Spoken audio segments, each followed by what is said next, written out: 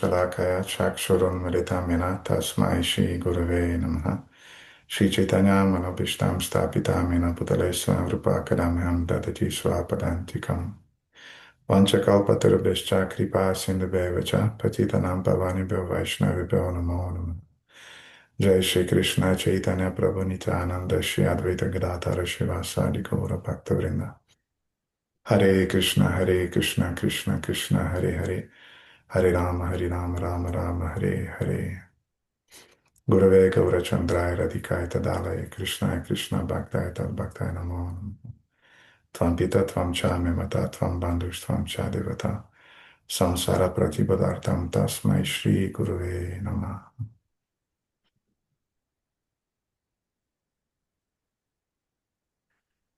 So, Hare Krishna, dear devotees, good morning to everybody.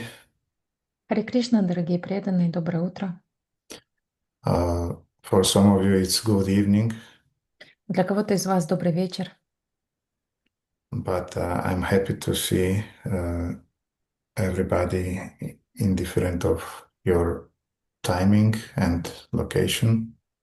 Я рад видеть всех вас, вне зависимости от вашего времени и вашего местонахождения. So we continue studying Gopalатапани Upanishad. Мы продолжаем изучать Гопалатапани Упанишад.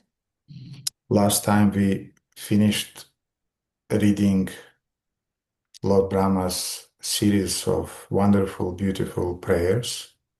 И в прошлый раз мы закончили изучать серию замечательных молитв Господа Брамы. Prayers that were a sign of his deep realizations as a result of meditating on the glory and the potency of Gopal mantra. И эти молитвы — это был признак его глубокой реализации в результате его медитации на Гопал-мантру. And as a result of his meditation on Gopal mantra, Lord Brahma, he realized Krishna from the point of view of majesty, Aishwarya, but also from the point of view of sweetness, Madhurya. И в результате медитации на Гопал-мантру он осознал аспект Господа, который называется Ашварья, и аспект Господа, который называется Мадхурья. And sweetness, Madhurya, sometimes is translated as charm and subordination, but not subordination of the jiva towards Sri Krishna, but subordination of Sri Krishna towards his devotees. И сладость Мадхурья иногда переводится как шарм, очарование и подчинение, но не подчинение дживы Кришне, а подчинение Кришны дживе.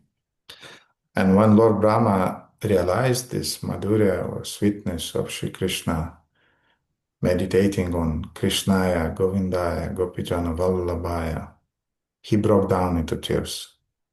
И когда Господь Брахма осознал всю сладость Господа, медитируя на Гопал-мантру, он разрыдался. And he felt this Dainya Bhava, which means a deep feeling of total humility and surrender, dependence on the Lord. И он почувствовал то, что называется Данья Бава. Это глубокое чувство зависимости и преданности Господу.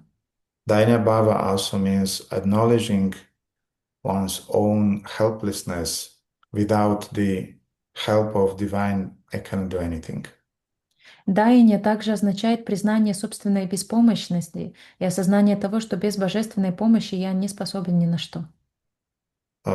Somebody wrote me a report, maybe it was Gandharvika Radha, and she wrote that I wasn't praying before because I didn't felt a need because I was a princess or something, but then I changed my mind and I understood that no, I have to be dependent. I don't remember exactly for what, but I really appreciated that point that yes, you got it. И кто-то из вас, я не помню, возможно, это была Гандарвика Радха, написала в отчете, что раньше я не видела смысла молиться, потому что я чувствовала себя принцессой, но в какой-то момент это изменилось, и тогда я поняла, зачем я должна молиться. И я был очень рад, что тот, кто написал этот репорт, он был, вот этот отчет, он понял, осознал то, что нужно. Because technically all the prayers of our previous Vaishnavas, they're written exactly in that mood of total dependence and in an acknowledgement of our own total failure, that with my own strength, power, intelligence, failure doesn't work. Потому что все наши молитвы предыдущих ачарьев, они написаны именно в этом настроении, настроении полной зависимости и признания того факта, что я абсолютно беспомощен, и мои собственные усилия — это полное разочарование. All of our successes in devotional service, even our little ability to follow the four regulative principles in the final end, they are also just a manifestation of Guru and Krishna's grace. Все наши успехи в сознании Кришны и даже наша способность следовать четырем регулирующим принципам в конечном счете просто результат милости Господа Кришны и Гуру. Our little taste for studying of Srimad Bhagavatam, our little taste for the name Namaruchi, everything that's coming from above as a grace, as a mercy. It's not our own realizations or achievements. Наше маленькое стремление изучать шастры, наш маленький вкус к тому, чтобы изучать шастры или вкус к святому имени Намаручи, все это является милостью свыше, то, что приходит к нам. And technically, our sadhana means a practice that is invoking grace. Sadhana is not a practice that is hijacking or breaking the spiritual world. И даже садана — это практика, которая призывает милость. Садана — это не детонатор, это не то, чем можно взорвать дверь в духовный мир. Mhm. So it's an appeal for a constant, daily, conscious appeal for mercy through the chanting, through reading, through rising early, and through following the principles. То есть садана — это стабильное, ежедневное призыв к милости, который мы совершаем через то, что встаем рано утром, повторяем нашу джапу или изучаем Священное Писание и так далее. So don't practice your sadhana uh, as a kind of like mechanical way to impose on Krishna that now he needs to accept us. Поэтому не практикуйте свою садану в настроении того, что вы сейчас сможете заставить Кришну проявиться перед собой или что-то другое заставить его сделать. Or now Gurudev is obliged to give me something. Или Гурудев сейчас должен что-то дать мне. Or now all the inhabitants of the spiritual world are obliged to accept me in the spiritual world. Или теперь все жители духовного мира обязаны принять меня в свои круги. No, Krishna, Guru, Vaishnavas, eternal liberated souls, they're not obliged with anything. Нет, Кришна, Гуру, Вайшнавы и вечно освобожденные души не должны ничего. So if they want to pour a little drop of mercy, Kripa Bindu Diya, they do it. If they don't want, they don't do it. И поэтому, если они хотят пролить на нас эту каплю милости, Крипа Биндудия, они сделают это. Но если не хотят, ничто не заставит их это сделать. So at the end of his prayers, Lord Brahma made a statement. В конце своих молитв Господь Брахма делает утверждение. Tasmat Krishna Paro Devo Devastam Dayetam Rasayetam Yajetam Bhajetiti Om Tat Sat Iti. This is a brilliant sutra mantra. Это потрясающая сутра-мантра.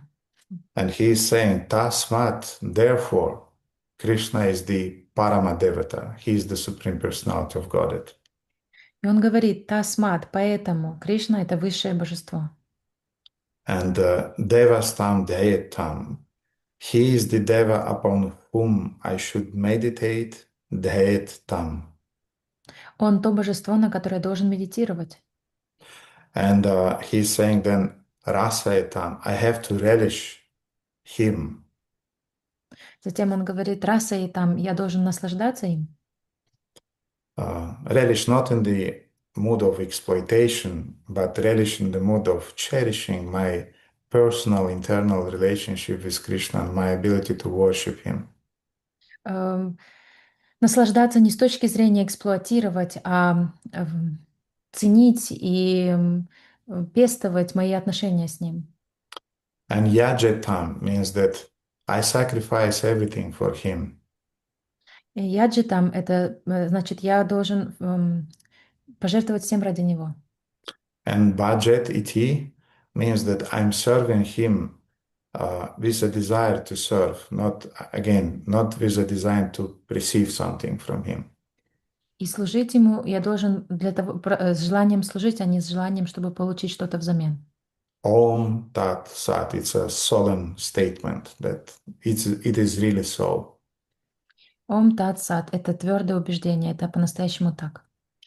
Now, as all of you remember, Gopaltapani Upanishad represents a dialogue between Lord Brahma and his disciples, four Kumaras. И как вы помните, Гопалтапани Упанишад — это диалог между Господом Брамой и его учениками, четырьмя кумарами. And the four Kumaras are asking questions, and Lord Brahma is replying, is answering. И четверо кумаров задают вопросы, а Господь Брама отвечает на них. And through his answers, he is revealing more and more, he is revealing Shri Krishna's glories and the potency of Gopal mantra. И через свои ответы он все больше и больше проявляет могущество Господа Кришны и могущество Гопал-мантры. And it's interesting to watch a dynamic that is happening between Lord Brahma and his disciples. И очень интересно наблюдать за динамикой, которая происходит между Господом Брамой и его учениками. Because guru-disciple relationships is a work in progress. It's not that immediately we have a bond, immediately we understand the psychology of each other. No, it takes time. Потому что отношения гуру и ученика — это процесс. Это не значит, что сразу моментально вы будете понимать друг друга или сразу моментально у вас возникнет какая-то связь. Нет, это то, что строится с годами. And in time, the spiritual master is revealing to the disciple more and more confidential truth to the degree that he is trusting him. И со временем духовный учитель открывает все больше и больше сокровенного знания ученику в той степени, в которой он начинает доверять ему. Mhm. And in other words, he's bringing closer his disciple. Другими словами, он приближает к себе учеников. And this is exactly the meaning of the word Upanishad, which means come closer, I want to tell you something important. И это именно то, что означает слово «Упанишад». «Подойди ближе, я хочу сказать тебе что-то». And we discussed with you that the word Upanishad has different meanings. И мы с вами обсуждали, что у слова «Упанишада» есть много разных значений. For example, the Upanishad means that by which the secret spiritual truths are revealed to you. Например, Упанишады также значит то, через что сокровенная духовная истина будет вам проявлена. Or that which is destroying the cycle of birth and death. Или то, что разрушает цикл рождения и смерти. Or that which is bringing the ultimate liberation. Или то, что приносит истинное освобождение. Upagamayati also means that which is bringing you closer to the Supreme Personality of Godhead. Также это означает то, что приближает вас ближе к Верховной Личности Бога. But the classical or popular translation of the word Upanishad means come and sit close to me, means to the spiritual master. I want to reveal to you something. Но классическое, самое популярное значение слова «Упанишад» означает «подойди ближе, я хочу открыть тебе что-то». То есть духовный учитель говорит так своим ученикам. Pay attention because I will tell you something important. И будь внимателен, потому что я скажу тебе что-то очень важное. So, in other words, you also as a disciple, when you are coming closer to the spiritual master, you are not supposed to make some pickpocketing, stealing of knowledge. Другими словами, вы, как ученик, когда вы приближаетесь к духовному учителю, вы тоже не должны как бы воровать это знание тут и там. Mhm. I was thinking this morning about a case. Сегодня утром я размышлял по одному поводу. Some devotees in Mayapur, last time when I visited, they told me that the whole of my deity, not only one devotee told me, but a few of them told me that we were inspired to worship Radha Krishna deities because of your example. В прошлый раз, когда я был в Майпуре, множество преданных сказали мне, что мы были вдохновлены поклонением Рады и Кришны из-за вашего примера. I'm sure that those devotees they received the blessings of their spiritual masters or their senior Vaishnavas, no problem with that. И я уверен, что эти преданные получили благословение духовного учителя и старших вайшнавов на это поклонение. But I was thinking that if I would be in their shoes, in their case, I would I would go to that devotee who inspired me to worship the deity, and I'll definitely ask for his blessings. Но я подумал, что если бы я был на их месте, и меня что-то вдохновило бы в преданном, например, поклоняться божествам, я бы точно подошел к нему и попросил его благословения на это вначале. Or for example, some devotees were saying that Radha Govinda Prabhu, I uh, compiled a whole seminar based on your seminar. Или иногда преданные говорят: Радагавинда Прабhu, я сделал целый семинар, который основывается на вашем семинаре. And I was giving this seminar in 4 or 5 countries. И я этот семинар прочел в 4 или 5 даже странах. Again, no problem because technically, in our, let's say, in our tradition, we are, Шамхада, как сказать, плагиат. М, не знаю. Uh, yeah, we are learning from each other. We are taking information from each other. I mean, it's okay. В нашей традиции мы берем информацию друг у друга и учимся друг у друга, это нормально. Mhm. But the culture, I mean, the classical Vaishnava culture is that when you are taking something from some other devotee, you receive his approval, receive his blessings, and then the picture is complete. Но технически, как это сделать правильно в нашей традиции, перед тем, как начинать что-то или же что-то взять у кого-то, вы просите благословения у этой личности. Тогда технически это будет полноценный и правильный процесс. Mhm. So Upanishad means you are not stealing, you are coming close, you are serving, and you are invoking grace of the spiritual master. You're not. Mhm. Упанишад означает, что вы не крадете это знание. Вы подходите ближе, вы служите, и вы призываете милость духовного учителя, и так получаете знание. It's not that you came, you listened, you steal something, and then you run away and you are doing your own thing. Это не так, что вы подошли, услышали что-то, какие-то обрывки, убежали и занимаетесь своими делами дальше. Because if you are doing like that, then that knowledge that you stole will remain just theoretical and it will not be transformational. Потому что если вы сделаете так, знание, которое вы получите, останется только на теоретическом уровне, и оно не станет причиной вашей трансформации. Mhm. So Upanishad means that you are becoming endeared by the spiritual master. Упанишад означает, что вы становитесь дороги духовному учителю. And then when you become endeared, you receive Upanayana, which means you receive initiation, you receive education. И затем, когда вы становитесь дороги духовному учителю, вы получаете то, что называется упанайна. Вы получаете инициацию. Mhm. And then things are working properly. Тогда все работает как нужно. Yasyadeve parabhaktirya thadeve tathagarauta sertikat hitahyasha prakashante mahatmana. That only unto those great souls, which means humble souls, who has bhakti towards the Lord and towards the spiritual master, all the imports of the Vedic knowledge is revealed. Тем, кто... Простите, Гурудев, я отвлеклась на сообщение, извините. So, dear devotees, I just want to remind you that please don't write any messages during the class, okay? Because it's distracting not only me, but Shamahada also, or the translators. And anytime you need to go, you just disconnect. Don't write anything that Gurudev, please bless me to disconnect.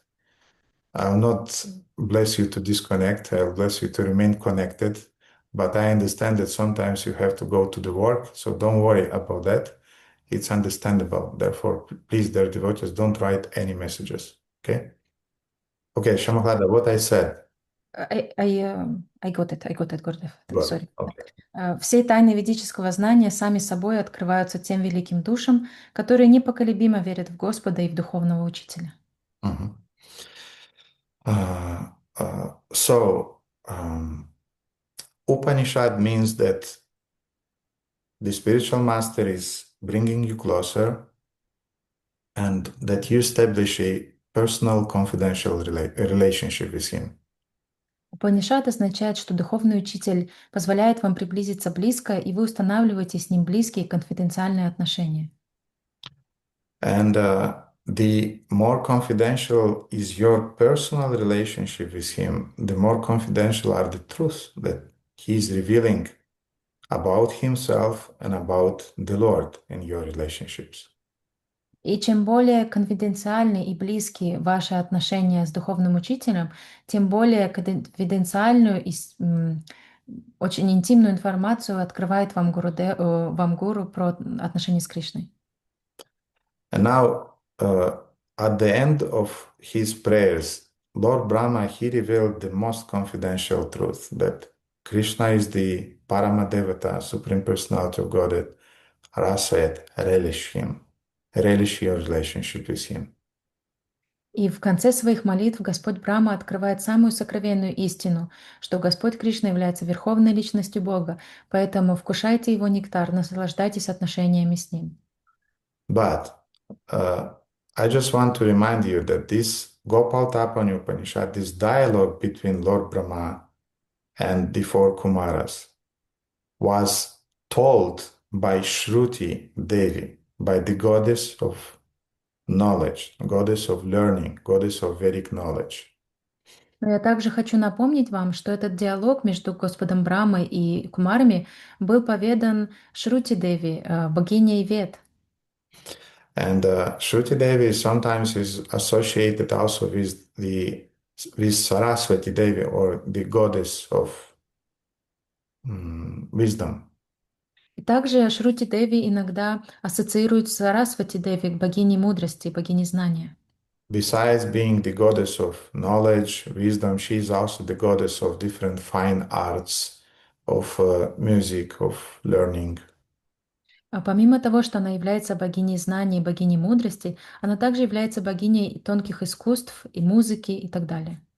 And by the way, she is the consort of Lord Brahma, the creator of the universe.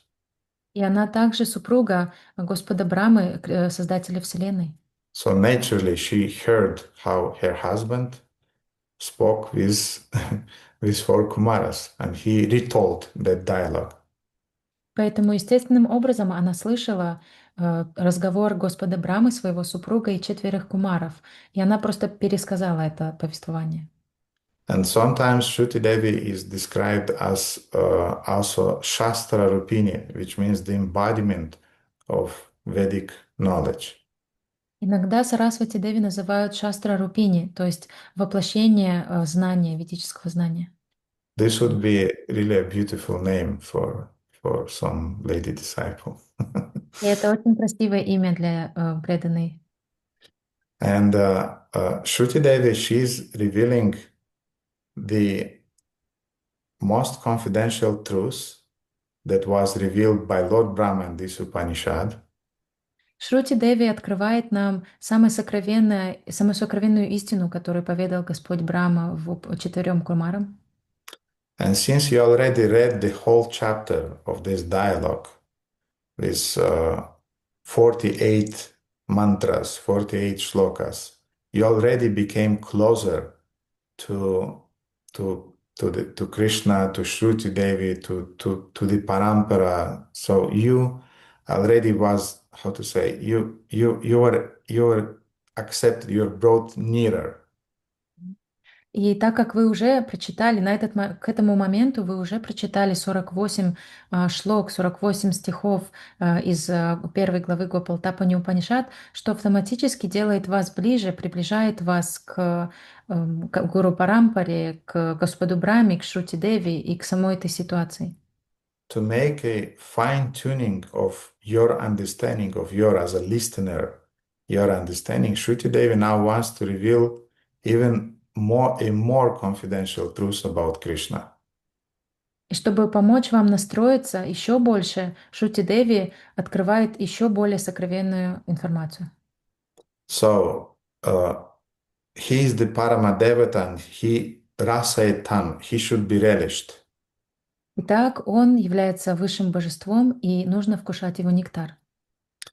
And to relish Shri Krishna, now Shruti Devi in the second chapter, Purvatapani, she would reveal a interesting, beautiful story about the personal relationship between Krishna and his devotees. И чтобы помочь преданному наслаждаться Кришной, ценить отношения с Кришной, Шрути Деви во второй главе открывает нам очень сокровенную историю, которая произошла между Кришной и его спутниками. So she recounts another narrative uh, which contain a conversation between the gopis and Shri Krishna and the gopis and Durvasa Muni. И она начинает рассказывать еще одну историю, в которой будет диалог между Кришной, Гопи и Дурвасой Муни. And today we will read the first few verses of this second chapter Сегодня мы прочитаем первые несколько стихов этой главы. of Uttara Tapani. Uttara Tapani means later Tapani, later chapter, the second chapter. Она называется Уттара Тапани или последующая глава. Who remembers, by the way, how the word Tapani is translated? Кто из вас, кстати говоря, помнит, как слово Тапани переводится? You already heard 15 lectures on Gopalатапani Upanishad. Вы уже прослушали 15 лекций по Гопалтапани Упанишад. Gaura Sevika. То, что проливает свет Yeah, солнца.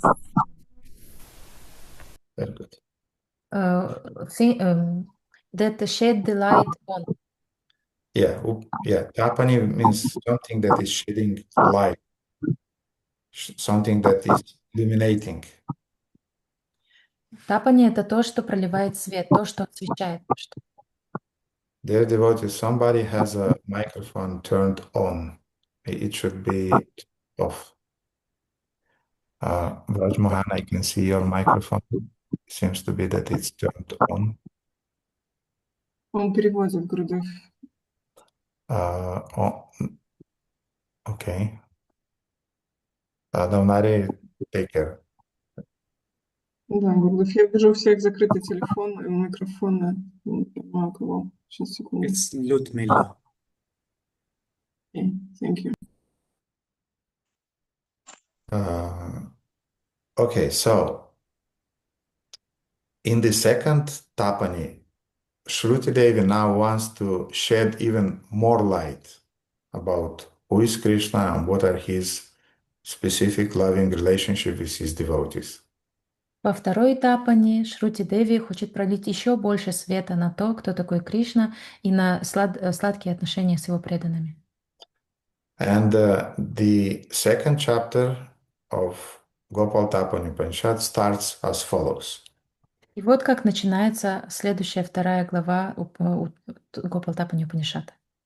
Ekada hi vraja striya swakamaha sarvarim usitva sarveshwaram gopalam krishnam uchire uvachata Krishna. Once the passionate coward woman of Vraja spent the night with the coward Krishna, who is the supreme lord of all. In the morning they engaged in a conversation with him as follows. Однажды, охваченные страстью пастушки Враджа, провели ночь с пастушком Кришной, Верховным Господом Всего Сущего. Утром между ними состоялся следующий разговор. Anukasmai brahmanya bhakshyam datadvyam bhavati, to which brahmana should food be given. Какому браману следует раздавать пищу? Durvasas iti. Krishna answered to Durvasa. И Кришна отвечает Дурвасе. Katham yasmo ti tirtva jalam yamunaya yatashayo bhavati. The gopis said, how will be able to cross the Yamuna's waters to achieve our goal? Гопи сказали, как сможем мы переправиться через воды Ямуды, чтобы достичь своей цели? Krishneti brahmachariti uktva margam vodasayati. Krishna answered, just say that Krishna is a brahmachari and the river will give way. Кришна ответил, просто скажите, что Кришна Брамачари, и река расступится перед вами. Thus, in this second chapter, Shruti Devi is narrating this beautiful story, which starts with this little conversation between Krishna and the gopis. Итак, Шрути Деви рассказывает во второй главе эту прекрасную историю, которая начинается с этого диалога. And this narration will be told by Shruti Devi just to confirm that Krishna really is the Paramadevata, that he should be Dayetam, Yajetam, Rasayetam, that he should be meditated upon, everything should be sacrificed for him, and we should relish our relationship with him. И эту историю Шрути Деви расскажет для того, чтобы подтвердить еще раз, что Кришна является высшим божеством, и что именно ему мы должны поклоняться, ему жертвовать все, и именно отношениями с ним мы должны наслаждаться. But Bhajetiti, he should be worshipped.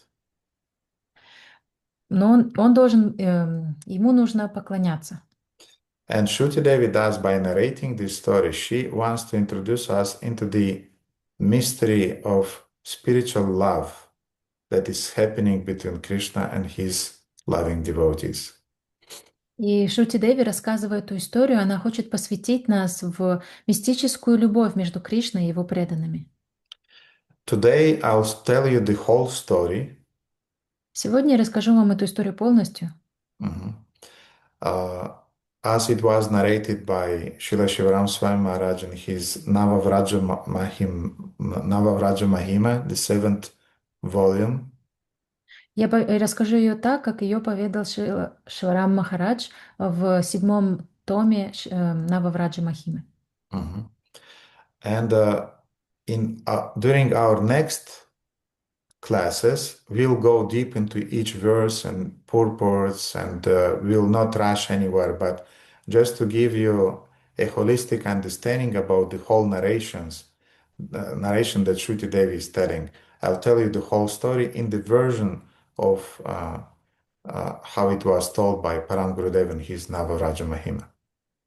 Уже в последующих лекциях, последующие дни мы будем углубляться и разбирать каждый стих за стихом, но сегодня я хочу рассказать вам эту историю полностью, чтобы у вас было целостное понимание обо всей этой истории. Я расскажу ее именно так, как ее поведал Парам Гурудев.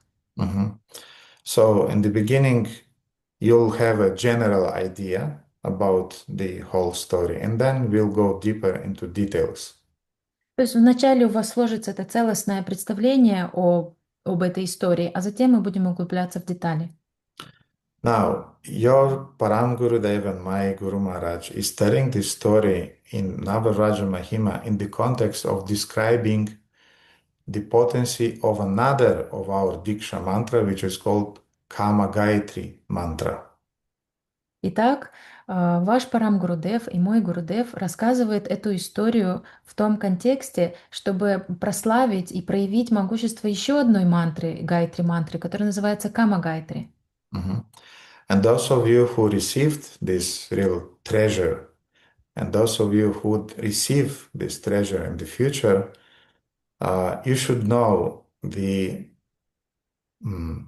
glory of this mantra too, because technically the two main mantras that we are receiving during the Diksha is the Gopal mantra and the Kama Gayatri mantra.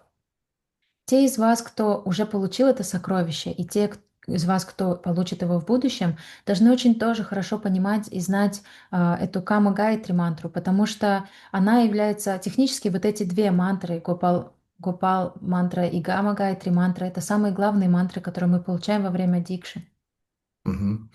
And both of those mantras were revealed by Krishna to Lord Brahma at the dawn of creation. И обе эти мантры были проявлены Кришной Господу Брахме в начале творения. First, uh, Lord Brahma received Gopal mantra. Вначале Господь Брахма получил Гопал мантру, He meditated for a few thousands of years or a thousand of years upon it. и он медитировал на нее 1000 или несколько тысяч лет. And then, as a result, the Lord revealed to him the second mantra, Kama Gayatri mantra. И затем в результате этого Господь проявил ему следующую мантру — Кама Гайатри мантру. Mhm. And Kama Gayatri, uh, in a sense, is an extension of Gopal mantra, В каком-то смысле Кама Гайатри — это продолжение Гопал мантры, but it has a very, very special Rasika flavor. но у нее есть особенный расика вкус. Mhm. So, Kama Devaya Vidmahe, Pushpavanaya Dhimahi, Tanananga Prachodaya. That's the mantra. Это то, как звучит мантра. Mhm. And the mantra is saying that let us meditate on Kamadeva, the divine Cupid, transcendental divine Cupid, who is shouting his transcendental flowery arrows into our hearts. И перевод звучит как «давайте медитировать на Верховного Господа, Верховного Купидона, который поражает нас своим луком из цветов». Let us meditate on him and be enthused by him. Давайте же медитировать на него и быть погруженным в него. Мгм.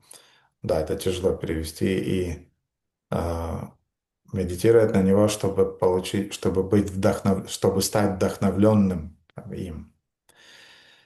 And the Ishta Devata of Kama Gayatri is Sri Krishna, Иштадевата Кама Гайатри — это Шри Кришна. in the same way as the Ishta Devata of Gopal Gayatri or Gopal Mantra is also Sri Krishna. И в Иштадевата Гопал мантре — это тоже Шри Кришна. Mhm. And the Ishta Devata of our Hare Krishna Mahamantra is also Sri Krishna. И Иштадевата Хари Кришна Махамантры — это тоже Шри Кришна. But in Kama Gayatri, as I said, there is a special Rasika flavor which describes Krishna in a little bit more Rasika way. Но Кама Гайатри содержит в себе этот расика вкус, который описывает Кришну немного по-другому. So Krishna is described as the transcendental Cupid. И Кришна описывается как трансцендентный Купидон. And there are two Cupids in the universe. И во Вселенной существует два Купидона. The mundane demigod Cupid and Krishna, Kamadeva, transcendental Cupid.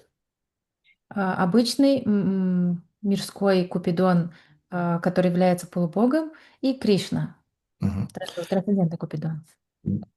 The mundane Cupid is living in the higher planetary systems, heavenly planets.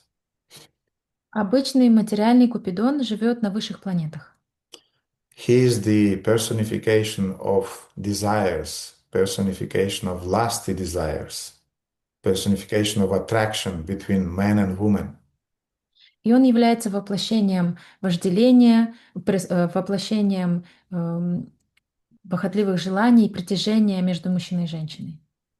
It's a mystery how two ugly frogs can be attracted to each other. It's just a mystery. Это полная тайна для нас, как две уродливые лягушки могут привлекаться друг к другу.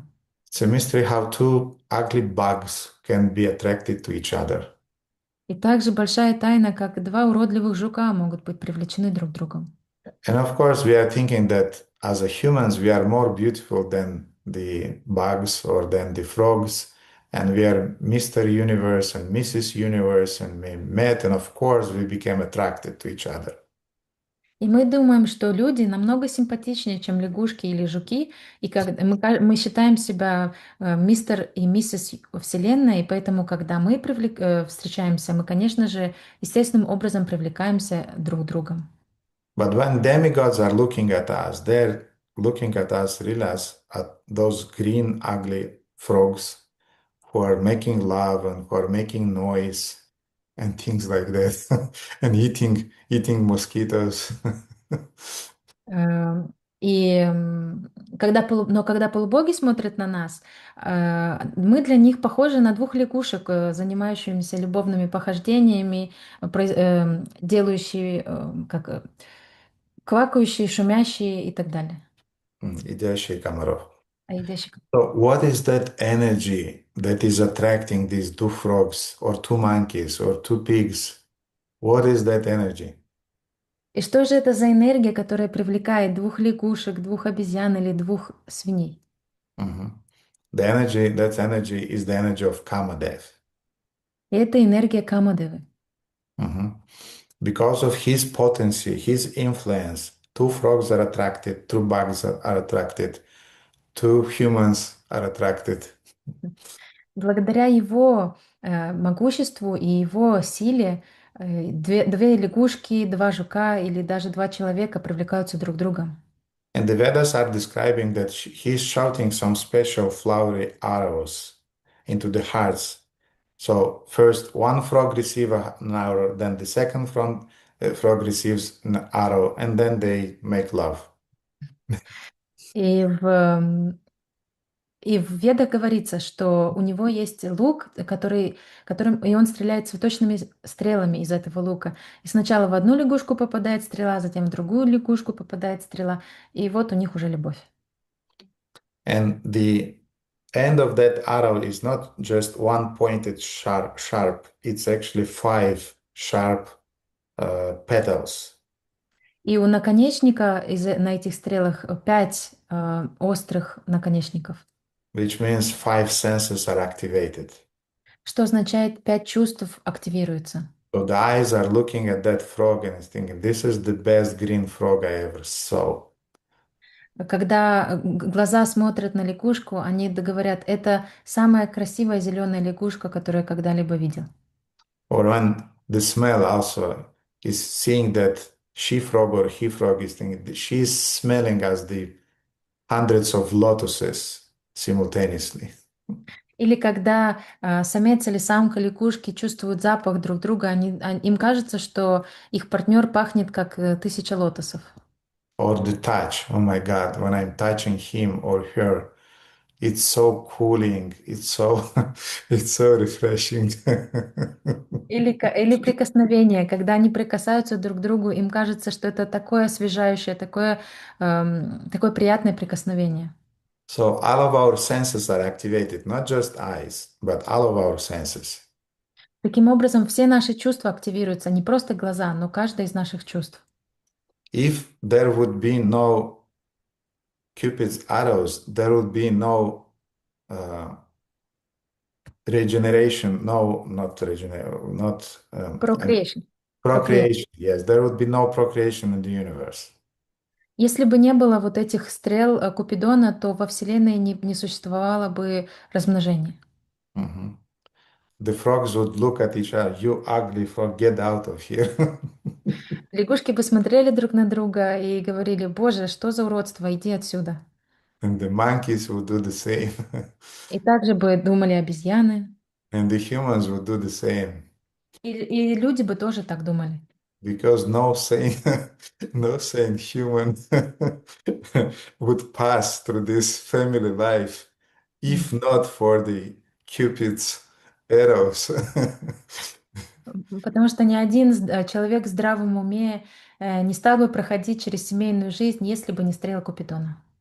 But because of Cupid's arrows, even after 30, 40, 15 years of living together, you're looking at her or at him, think, yeah, never mind your wrinkles, never mind that all of your teeth fell out, and never mind that you have a bald head and a big belly, you're still beautiful. Потому что только благодаря стрелам Купидона, несмотря на то, что вы уже прожили 20-30 лет вместе, несмотря на лысину, несмотря на живот, на то, что волосы выпали и зубы выпали, все равно он для вас самый красивый, и она для вас самая красивая. So that's the first Kamadeva, and I described his influence over the all living entities in the universe. Итак, это первый Камадева, и я описала его влияние на все существа во Вселенной. But there is the second transcendental Kamadeva, which is Shri Krishna himself. He's the original Cupid, actually. Но есть еще один трансцендентный Камадева, который является изначальным Купидоном, и это Кришна. And he is not the instigator of mundane lust. И он не внушает нам мирское вожделение. Mhm. He is the transcendental awakener of spiritual love in the hearts of devotees. Он трансцендентный Купидон, который пробуждает в нас духовную любовь, духовные чувства. And we spoke with you during this seminar that our acharyas define Shri Krishna as Bhajaniya Sarva Sadguna Vishesha. И мы с вами в этом семинаре обсуждали, что предыдущие ачарьи называют Кришну Баджания Сарва Sadguna Vishesha, which means that his transcendental nature is endowed with all noble and perfect qualities. что означает, что его трансцендентная природа исполнена трансцендентных качеств. Mhm. And he is so charming that anyone who is coming in contact with him И он настолько очаровательный, что каждый, кто вступает с ним в контакт, is irresistibly drawn to serve him.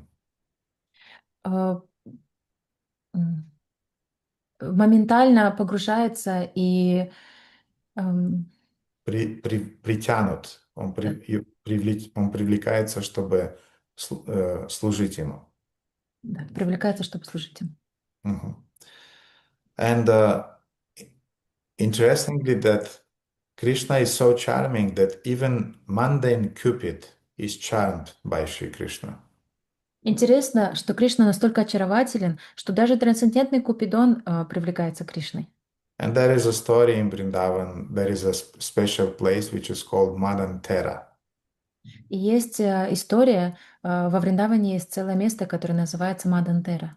When Cupid, he marked and he tried to shot an arrow to Shri Krishna, Когда Купидон прицелился, он попытался выстрелить своей стрелой в Кришну, but Krishna looked at him, но Кришна посмотрел на него, and just by his glance, the Cupid was knockouted, и просто благодаря взгляду Кришны Купидон упал в нокаут.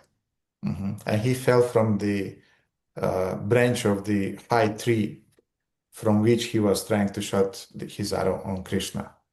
И упал с дерева, с высокого дерева, на котором он сидел, когда пытался прицелиться к Кришне. Therefore, one of Krishna's name is Madan Mohan, which means that he is bewildering even the Madana, which means he's bewildering even Cupid himself. И поэтому одно из имен Кришны — это Мадана Махана, что переводится как «он тот, кто привлекает самого Купидона». Mhm. And no one can resist his attraction, in other words. Другими словами, никто не может противостоять его привлекательности. His beauty, his sweetness, his charm draw the jiva back to his forgotten relationship with the Lord. Его красота, его очарование, его сладость притягивают к себе живое существо и притягивают его вернуться к тем вечным отношениям с Кришной, которые есть у каждого. So this should be our meditation when we are chanting our Kama Gayatri mantra. Такой должна быть наша медитация, когда мы повторяем Кама Гайтри. Mhm. And we should strive to be charmed again by Shri Krishna, to be attracted by him, and to be returned by him to our eternal home in the spiritual world. И мы должны стараться и стремиться к тому, чтобы снова очароваться Кришной, чтобы снова привлечься к Нему и чтобы снова захотеть вернуться в духовный мир. Mhm. So Kamadev is so attractive that the gopis, they're worshipping Shri Krishna by offering everything that they possess. И Кришна настолько привлекателен, что гопи поклоняются ему, предлагая все, чем они обладают. They offer him their hearts, their minds, their words, Они предлагают ему свои сердца, свои умы и свои слова. and they are offering him their bodies also.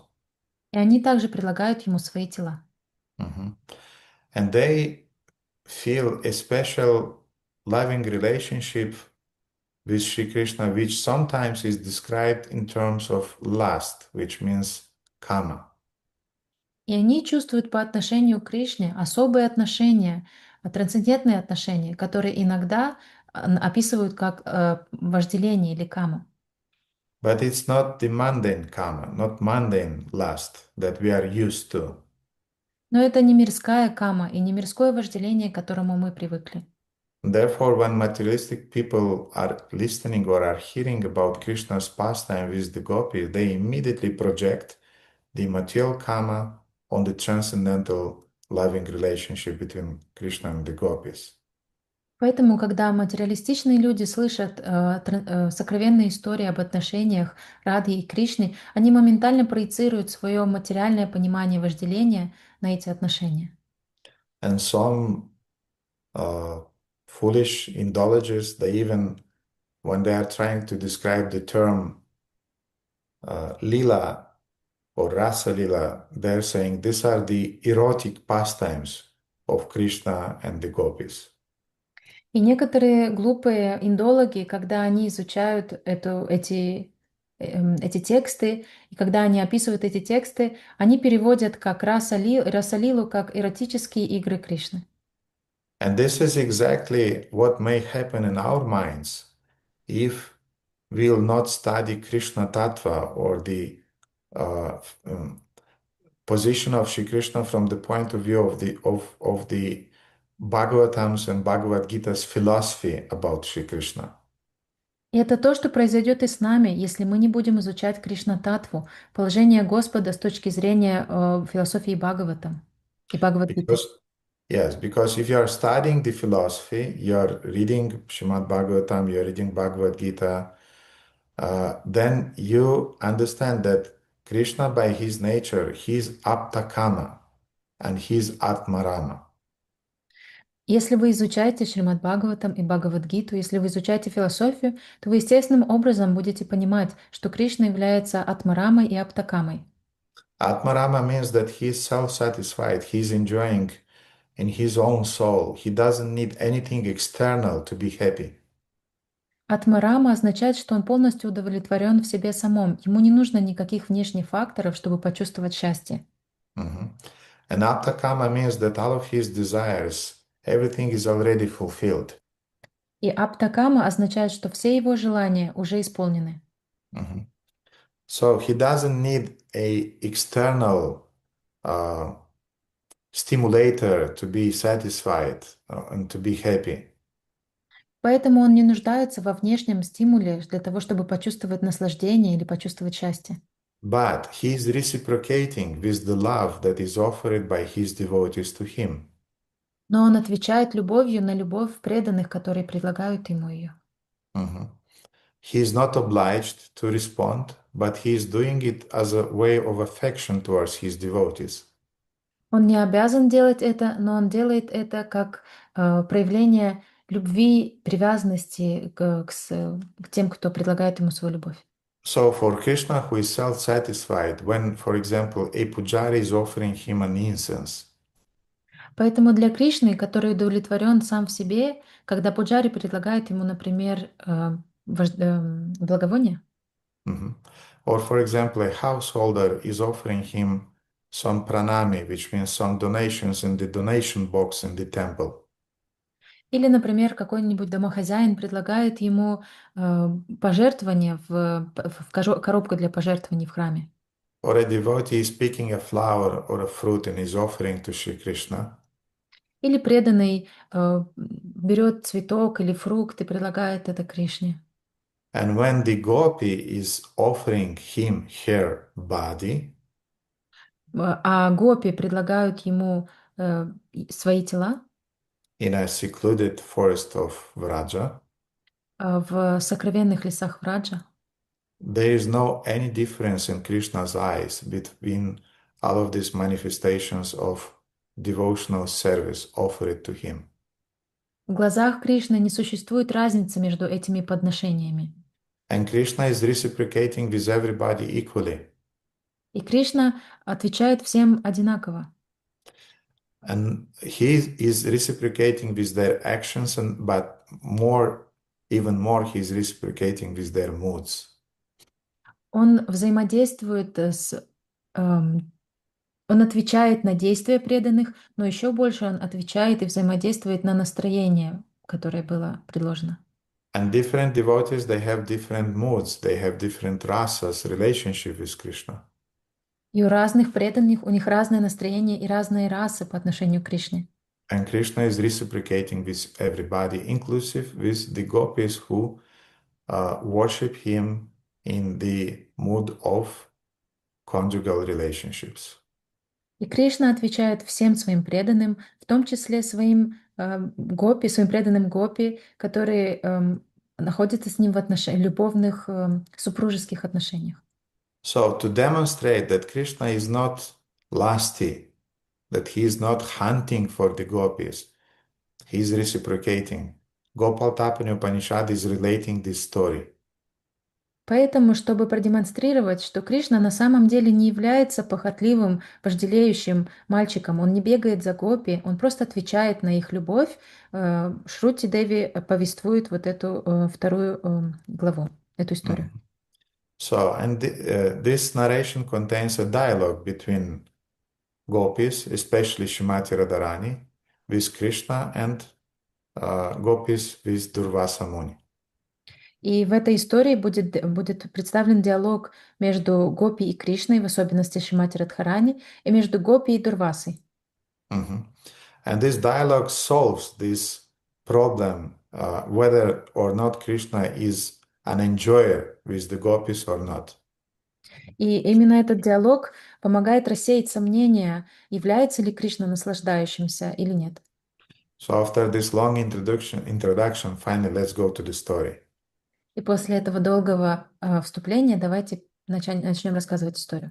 So once early in the morning, after having spent the entire night with Krishna, Однажды рано утром, после того, как они провели всю ночь с Кришной, the gopis already started to feel some sense of deep separation with him. гопи почувствовали сильное чувство разлуки с Кришной. And they asked Shri Krishna, they put a questions towards him.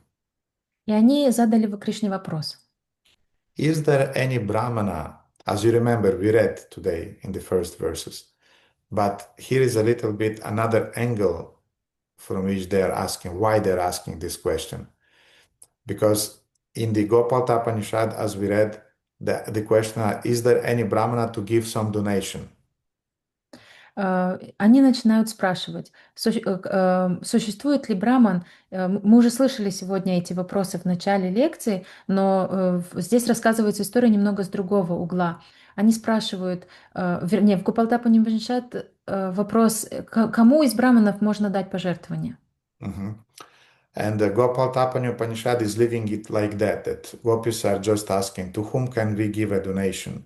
And Krishna is answering to Durvasa. И Гопалтапани Upanishad оставляет это так, без деталей. Гопи спрашивают, кому давать пожертвования, и Кришна отвечает, Дурвасе. But our previous acharyas, they're describing why they asked that question.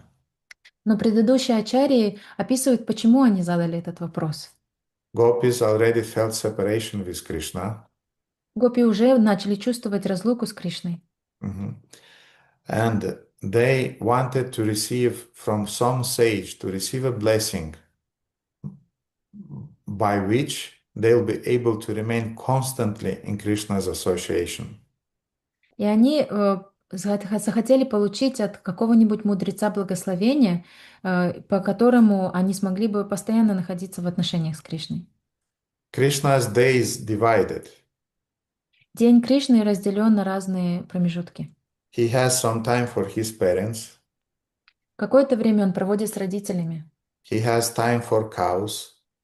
Какое-то время он проводит с коровами. He has time for his Gopa friends. Какое-то время он проводит со своими друзьями-гопами. He gives some time to demons also. И какое-то время он уделяет демонам. And at night, he is giving his time to the gopis. А ночью он посвящает свое время гопи. And when Krishna is with the gopis, the parents are feeling separation. И когда Кришна находится с гопи, родители чувствуют разлуку с Кришной. When Krishna is with his friends, then the gopis are feeling separation. Когда Кришна находится со своими друзьями, то тогда гопи чувствуют разлуку. Mhm. And each devotee would like that he'll be the whole day with Krishna. И каждый преданный хотел бы проводить целый день с Кришной. Even Mother Yashoda, each day in the morning she's saying, "I'm coming with you to the pasturing grounds." Даже мама Ишода, каждый день она говорит, я пойду с тобой на пастбище. Mhm.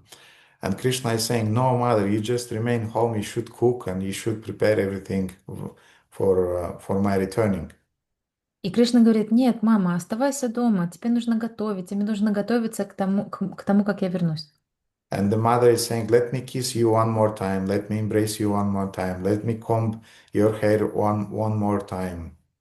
И мама Ишода тогда говорит, ну да, я тебя еще раз поцелую, ну да, я тебя обниму, позволь мне расчесать твои волосы еще раз. And Krishna already is feeling ashamed because all of his friends are looking at him. И Кришна уже чувствует себя смущенным, потому что в этот момент все его друзья смотрят на него. And he's kind of like pushing her away, that mother, I have to go. И он отталкивает ее таким образом, мама, ну мне надо идти. But of course, Yashoda is expressing her attachment and her feeling of separation with him. И, конечно же, Ишода проявляет так свою привязанность и свое чувство разлуки с ним. And if all the devotees will be put in a situation when they may ask for a benediction from some powerful person, Если любого из преданных поставить в положение, где они могли бы попросить благословения у кого-то могущественного, definitely all of them would ask, "Give us a benediction to remain always in Krishna's presence." то каждый из них точно бы попросил благословения находиться все время рядом с Кришной. Mhm. We know our state that we spend 2-3 days at the festival and overdose too much Krishna in our life. Мы знаем свое положение. 2-3 дня на фестивале, и у нас уже передоз, слишком много Кришны в нашей жизни. Where is my Netflix? Где же мой Netflix? Where is my YouTube? Где мой YouTube? Where is my bicycle? Where is my cat? Where is my whatever? Где мой велосипед? Где мой кот? И так далее. So we need to rest from Krishna. То есть нам нужно отдыхать немного от Кришны. Mhm. But the inhabitants of the spiritual world, that's actually their problems, that there is too less Krishna in their lives and they want more and more. Но для жителей духовного мира проблема в том, что им слишком мало Кришны в жизни, они хотят еще и еще. So, in that state of mind, gopis were asking Krishna, "Tell us about a sage who can bless us, that we always will remain in your company." То есть в таком настроении гопи спрашивают Кришны, скажи нам, кто кто этот мудрец, который мог бы благословить нас, чтобы мы всегда находились в общении с тобой. Mhm. And smiling, Krishna replied, I know such a sage. His name is Durvasa. И улыбаясь, Кришна сказал, я знаю такого мудреца, его зовут Дурваса. He has that power. У него есть сила такая. So go and feed him, go and please him, in other words. Поэтому идите и покормите его, или другими словами, идите и удовлетворите его. Now, this dialogue between Krishna and the gopis took part in the western part of Vrindavana, western side of the Yamuna River. Этот диалог между Кришной и Гопи произошел на западном берегу Ямуны. But Durvasa had his ashram on the eastern side of Yamuna River. Но ашрам Дурвасы Муни находится на восточной стороне Ямуны. So the gopis were a little bit perplexed because they were thinking how Krishna expect us to cross over the river. Поэтому гопи пришли немного в замешательство. Они подумали, как Кришна предполагает, что мы пересечем эту реку. And they asked Krishna, Krishna, Yamuna is quite deep, and how can we cross it in order to receive the blessings of Durvasa? И тогда они спросили Кришну, Кришна, Ямуна, глубокая река, как же мы пересечем ее, чтобы получить благословение Дурвасы? And Krishna replied that just humbly ask Yamuna to let you cross her waters on the strength of my celibacy. И Кришна ответил, просто подойдите к Ямуне и скажите ей расступиться в стороны, используя силу моего целибата. Mhm. And the gopis were already perplexed, but Krishna then made the final shot. И гопи уже были в замешательстве, но тут Кришна делает последний удар. Tell Yamuna that Krishna is a Nitya Brahmachari. He is an eternal Brahmachari. Кришна говорит, скажите Ямуне, что Кришна Нитья Брамачари, он вечный Брамачари. And then Yamuna will give you a passage. И тогда Ямуна даст вам проход. So the gopis just spend the night with Krishna. Итак, только что гопи провели ночь с Кришной. And before coming to them, he went to Chandravali's place. А перед тем, как он пришел к ним, он уже побывал у Чандравали. And there is a rivalry between the gopis of Shrimati Radharani and the gopis of Chandravali.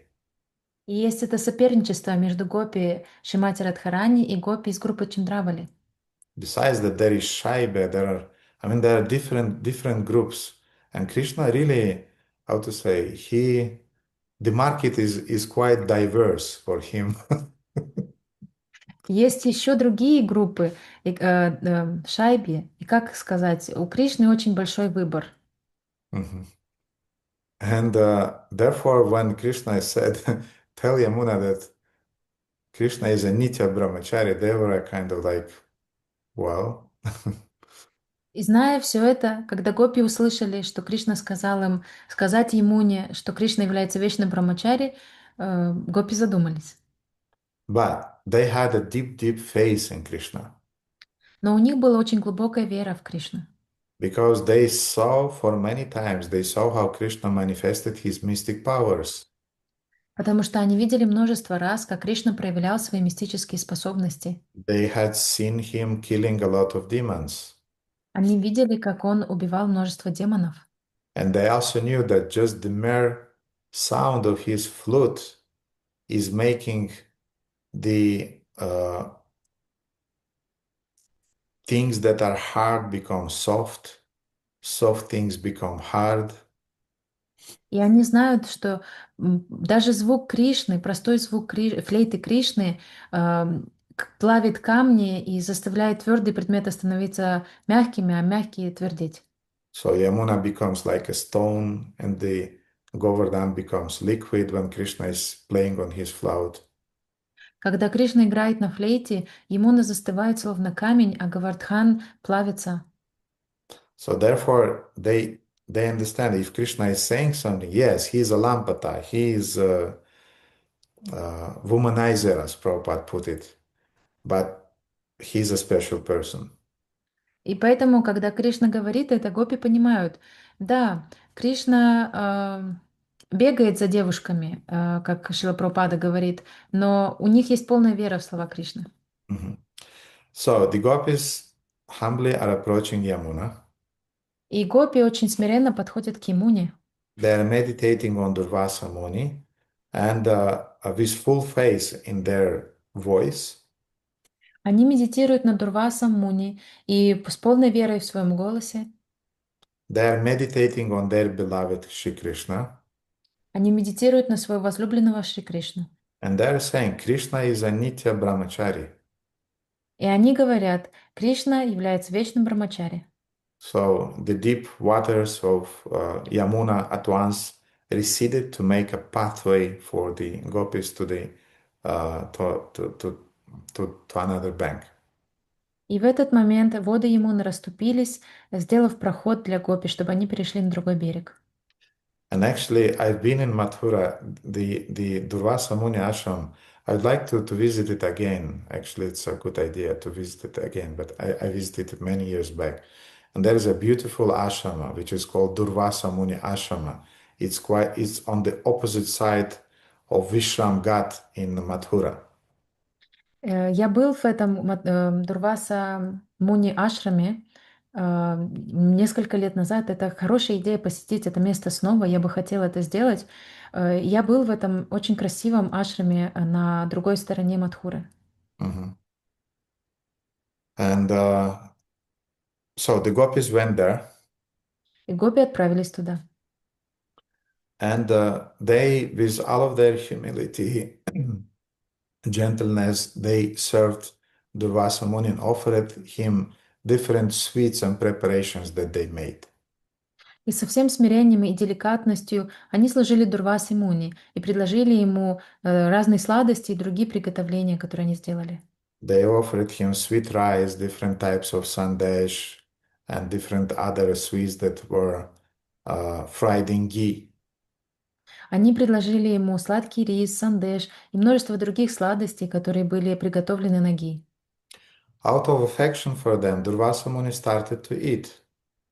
И в результате, как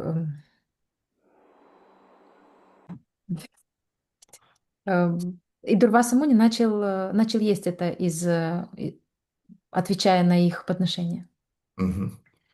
And Durvasa fed, not only ate, but he fed also all of his disciples, and also he fed even the animals that were living around the ashrama.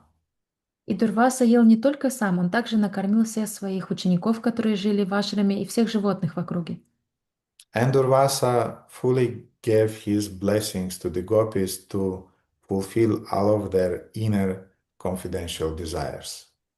И Дурваса дал все свои благословения гопи, чтобы они исполнили свои внутренние желания. The blessing that they will remain constantly in Krishna's company. И он дал им благословение, что гопи смогут вечно находиться в отношениях с Кришной. But then the gopis confronted with another problem. They had to go back to the other side of the river.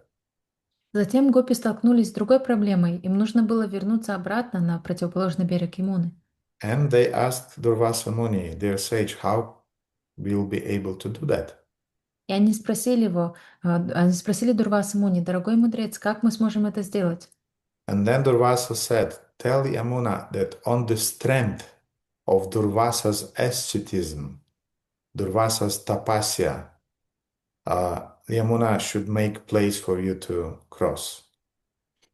И тогда Дурваса Муни сказал: скажите Ямуне, что силой аскезы Дурваса Муни она должна расступиться. By the power of my fasting, by the power of my austerities, and by the power of my self-restraint, Yamuna will give you the possibility to cross. И благодаря силе моего поста, силе моей аскезы, силе моего контроля чувств, Ямуна расступится перед вами. And now the gopis again became perplexed. И гопи снова пришли в замешательство. And this time all of them started to look at Gandharvika, which is another name of Shrimati Radharani. И в этот раз все из них посмотрели на Гандарвику. Это еще одно имя Шримати Радхарани. So Gandharvika is the chief amongst them. She's served by all of them. Гандарвика главная среди гопи. Ей служат все остальные гопи. And Param Gurudev is describing that the gopis were like some bees around a queen bee buzzing around her. Парам Гурудев описывает, что гопи были подобны пчелам, которые кружатся вокруг пчелы королевы, главной пчелы. And all the gopis looked at her and said, you're the sinner, we don't understand anything. You're the sinner, you go and talk with him. И все гопи посмотрели на Шримати Радхарани: мы ничего не понимаем, ты старшая среди нас, поэтому ты иди поговори с ним. But Shrimati Radharani is not just the senior, she's the most gentle, she's the most educated, she's the most attractive one.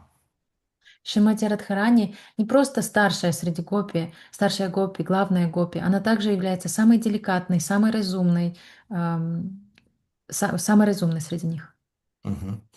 And therefore, they knew that she's the best person to go and to speak with Durvasa Muni, who, by the way, is the partial incarnation of Lord Shiva, which means that he can be very easily irritated. И поэтому они поняли, что именно Шримати Радхарани является самой лучшей, чтобы пойти и поговорить с Дурвасой, который в то же время является частичной инкарнацией Господа Шивы, и его очень легко разгневать. I think we'll speak more on the next classes about the controversial personality of Durvasa Muni. Я думаю, в следующие наши классы мы поговорим чуть больше о противоречивой природе Дурвасы Муни. Durvasa is a great devotee of Krishna, but he is not easy to deal with. Дурваса — это великий преданный Господа Кришны, но с ним очень сложно иметь дело. Therefore, charmingly, Shrimati Radharani very humbly asked Durvasa, the dear sage, can you please answer a few of our questions? Поэтому Шримати Радхарани очень очаровательно, очень деликатно подошла к Дурвасе и спросила его: «Дорогой мудрец, ты не мог бы ответить на некоторые наши вопросы? How can Krishna be a brahmachari? Как Кришна может быть брамачари? And how Durvasa Muni can be an ascetic who is fasting? И как Дурваса Муни является аскетом, который постится? You just devoured all of our sweets and all the rice that was cooked in ghee. How can you say that you're a fasting sage? Только что ты поглотил все наши сладости и все приготовления, которые мы сделали, ноги. И как ты можешь называть себя мудрецом, который постится? And yes, the name Durvasa means the one who is just drinking the juice of the Durva grass. Само имя Дурваса переводится как тот, кто пьет сок дерева друва. Дур. Durvasa means one who is not covered by any vasa, by any cloth. Дурваса также переводится как тот, кто не покрыт никакой одеждой. And Durvasa means the one who has a very bad temper. Дурваса означает тот, у кого очень плохой характер. So, dear Durvasa Muni, you just devoured our sweets, hundreds and tons of them. And now you're saying that you're a fasting sage. Дорогой Дурваса, только что на наших глазах ты поглотил сотни наших сладостей и при этом говоришь, что ты постишься? Now, again, very beautiful detail that when the sage was very pleased by this question, first of all. Еще одна интересная деталь, что мудрец был очень доволен таким вопросом. And you know, sometimes when you are asking a question to somebody, you immediately feel he is pleased by the question, not pleased, he is disposed to answer, he's not disposed to, he's not disposed, but what is the word? He's inclined to answer, or he's not inclined to answer. И вы сами знаете по своему опыту, что иногда, задавая вопрос, вы видите, нравится ли человеку или не нравится человеку ваш вопрос, хочет ли он на него ответить или он уклоняется от ответа. And if he is not inclined to answer, then you want to wrap everything that, okay, no problem. И если он не склонен отвечать на вопрос, то вы чувствуете желание все свернуть, как бы, да-да, ничего, не проблема. But if he's inclined to answer, then you come closer and you want to sit and you want to listen. Но если вы видите, что он хочет ответить на ваш вопрос, тогда вы подходите ближе, и тогда начинаете слушать внимательно. So when the gopis saw that Durvasa Muni was inclined to answer and he was very happy, all of them, like those beautiful bees, surrounded Durvasa Muni and sat around him. Поэтому, когда гопи увидели, что Дурваса предрасположен к тому, чтобы отвечать на этот вопрос, они, как пчелы, окружили его и сели вокруг Дурвасы. And how do we call that phenomena? И как мы называем этот феномен? Упанишад. Upanishad, yes. So Upanishad, they sat close to him to listen attentively. Это то, что называется упанишад. Они сели близко к нему для того, чтобы слушать. And Durvasa Muni, when he saw all these gopis seated near him, И когда Дурваса Муни увидел, что все гопи сидят вокруг него, he really felt inspired to give a very, very long lecture about the difference between this soul and different material elements. он почувствовал большое вдохновение дать очень большую и длинную лекцию о разнице между души и тела, Souls and different material elements. души и разных материальных элементов. The soul is different from water, the soul is different from air, the soul is different from ether, and so on and so on. Вода отлична от воды, вода отлична от огня, вода отлична от эфира и так далее и тому подобное. And we'll read some of those texts, some of those shlokas, not all of them, because they're very, very technical. И некоторые из этих шлок мы прочитаем, не все, потому что они очень технические. Mhm. But at some point, who knows, after some hours, Durvasa felt that, dear girls, do you understand what I'm talking about? Но спустя какое-то время, может быть, через несколько часов, Дурваса спохватился. Дорогие девушки, вы понимаете, о чем я говорю? Now, of course, the gopis of Braja, they're the most learned entities in all of the creation, material and spiritual creation. They are not simple village girls. They're sages in their previous lives. И, конечно же, гоп являются самыми разумными, самыми мудрыми живыми существами во всей Вселенной. Они не простые деревенские девушки, они были мудрецами в прошлой жизни. So it wasn't a problem for them to listen to this type of jnana, type of knowledge. То есть для них не было проблемой слушать эту гьяну, такой тип знания. But still, they could not understand what's the point. Why are you describing all those things to us? I mean, naturally, the soul is different from the elements. So what? Но они не могли понять, для чего Дурваса так подробно рассказывает все это. Для них было естественно понимание, что душа отличается от материальных элементов. И так, а что дальше? So Durvasa felt it, Дурваса это почувствовал. and he decided now to drop his explanation to give the gist. И он решил свернуть свое большое объяснение и просто дать суть. And he did it by asking a rhetorical question. И он сделал это, задавая риторический вопрос. How can I be a materialistic enjoyer? Как я могу быть материалистичным наслаждающимся? I am a self-realized soul. Я сама... Я, Сама- Самосознавшая. я сама осознавшая себя душа. So, how can I be a vishoy? Vishoy means an enjoyer. Как я могу быть вишой? Вишой значит наслаждающимся. In other words, Durvasa Muni was completely situated on the Brahma Bhuta platform. Другими словами, Дурваса Муни находился полностью на платформе Брамабуты. Yes, he ate all the foods that was offered to him, И да, он съел всю еду, которую ему предложили. but he did not do it in an enjoying mood. Но он не делал это в настроении наслаждения. He did it because Krishna ordered him to do it. Он сделал это, потому что сам Кришна приказал ему это сделать. So the gopis came to him and they told, Krishna told us to come to you and to feed you. And Durvasa heard it and okay, if Krishna is saying that I should eat all of those things, I'm eating them. He was a devotee. He wanted to please Krishna. Потому что когда гопи пришли, гопи пришли к Дурвасе и сказали, Кришна сказал нам накормить тебя и поднести тебе все эти подношения. И тогда Дурваса подумал, если сам Кришна хочет, чтобы я все это съел, я съем это. Он это делал в настроении служения.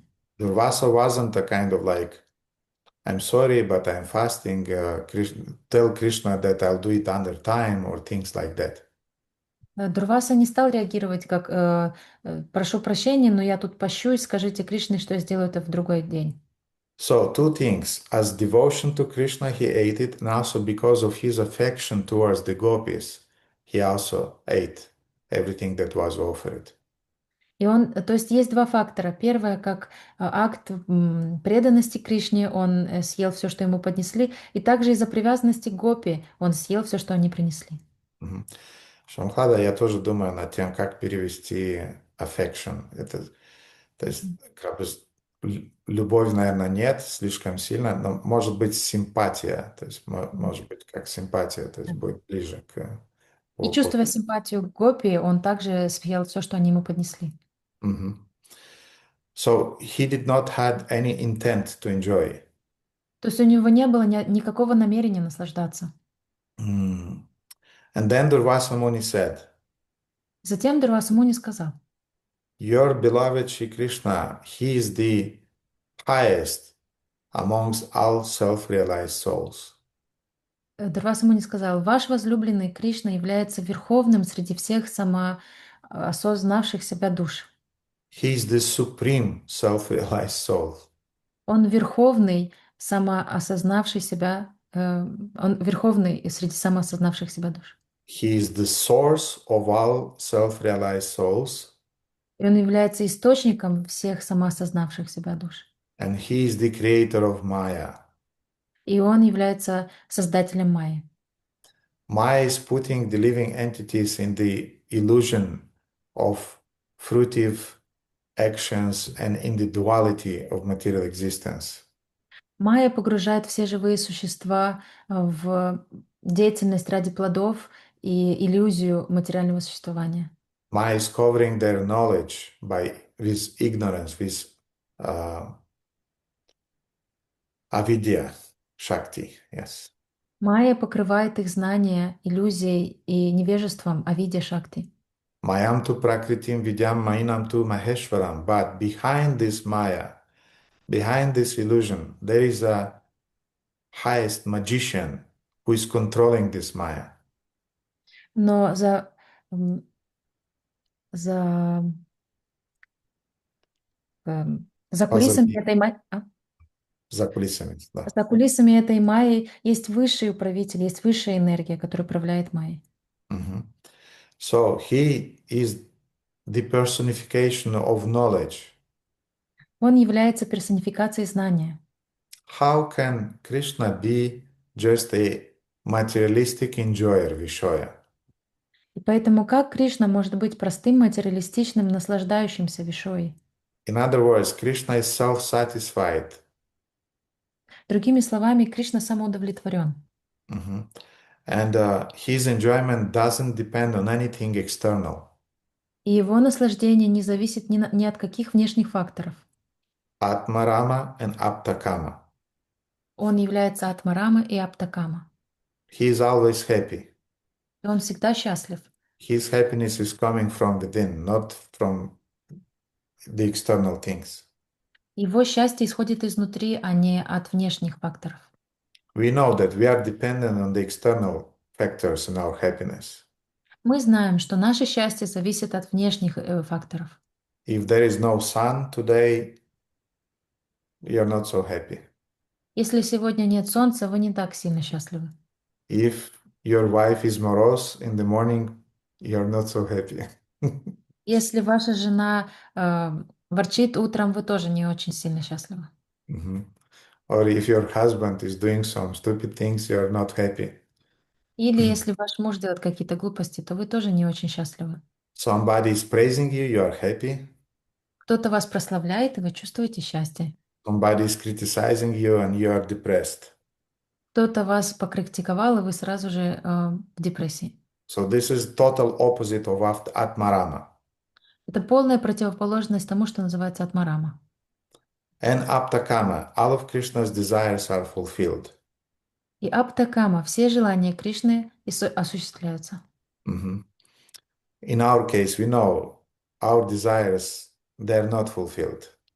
А в нашем случае мы знаем, что наши желания не исполняются. You want to buy an apartment, Вы хотите купить квартиру, and you see that the apartment is exactly what you want, и вы видите, что квартира — это именно то, что вам нужно. but the price is too high. Но цена слишком высока. Or you see that there is some strange neighbors. Или вы видите, что там какие-то странные соседи. Mhm. And so on and so on. I can give you hundreds of examples that you have some desire, but they're not so easy for us to fulfill. И так далее, и тому подобное. Вы сами знаете, что у нас есть множество желаний, но их совсем не просто осуществить.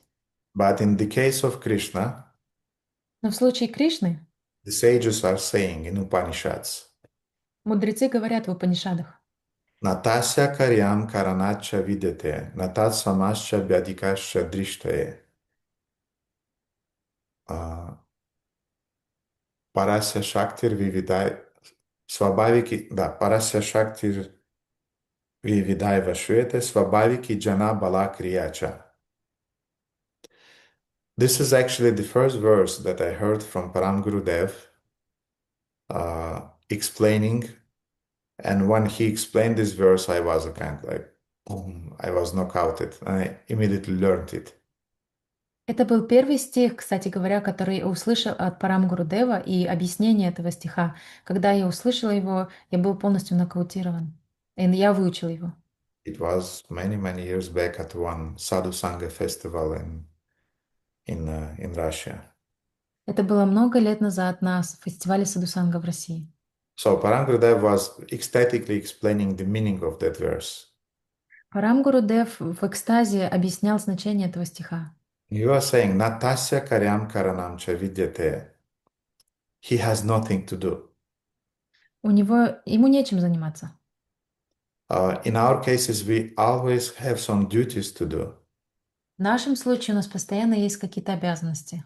You have to wash yourself. If you are not washing yourself, it becomes intolerable for the people around you.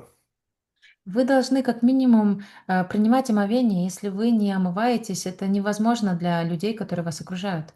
You have to eat. Вы должны есть. You have to sleep. Вы должны спать. You have to go to the toilet. Вы должны ходить в туалет.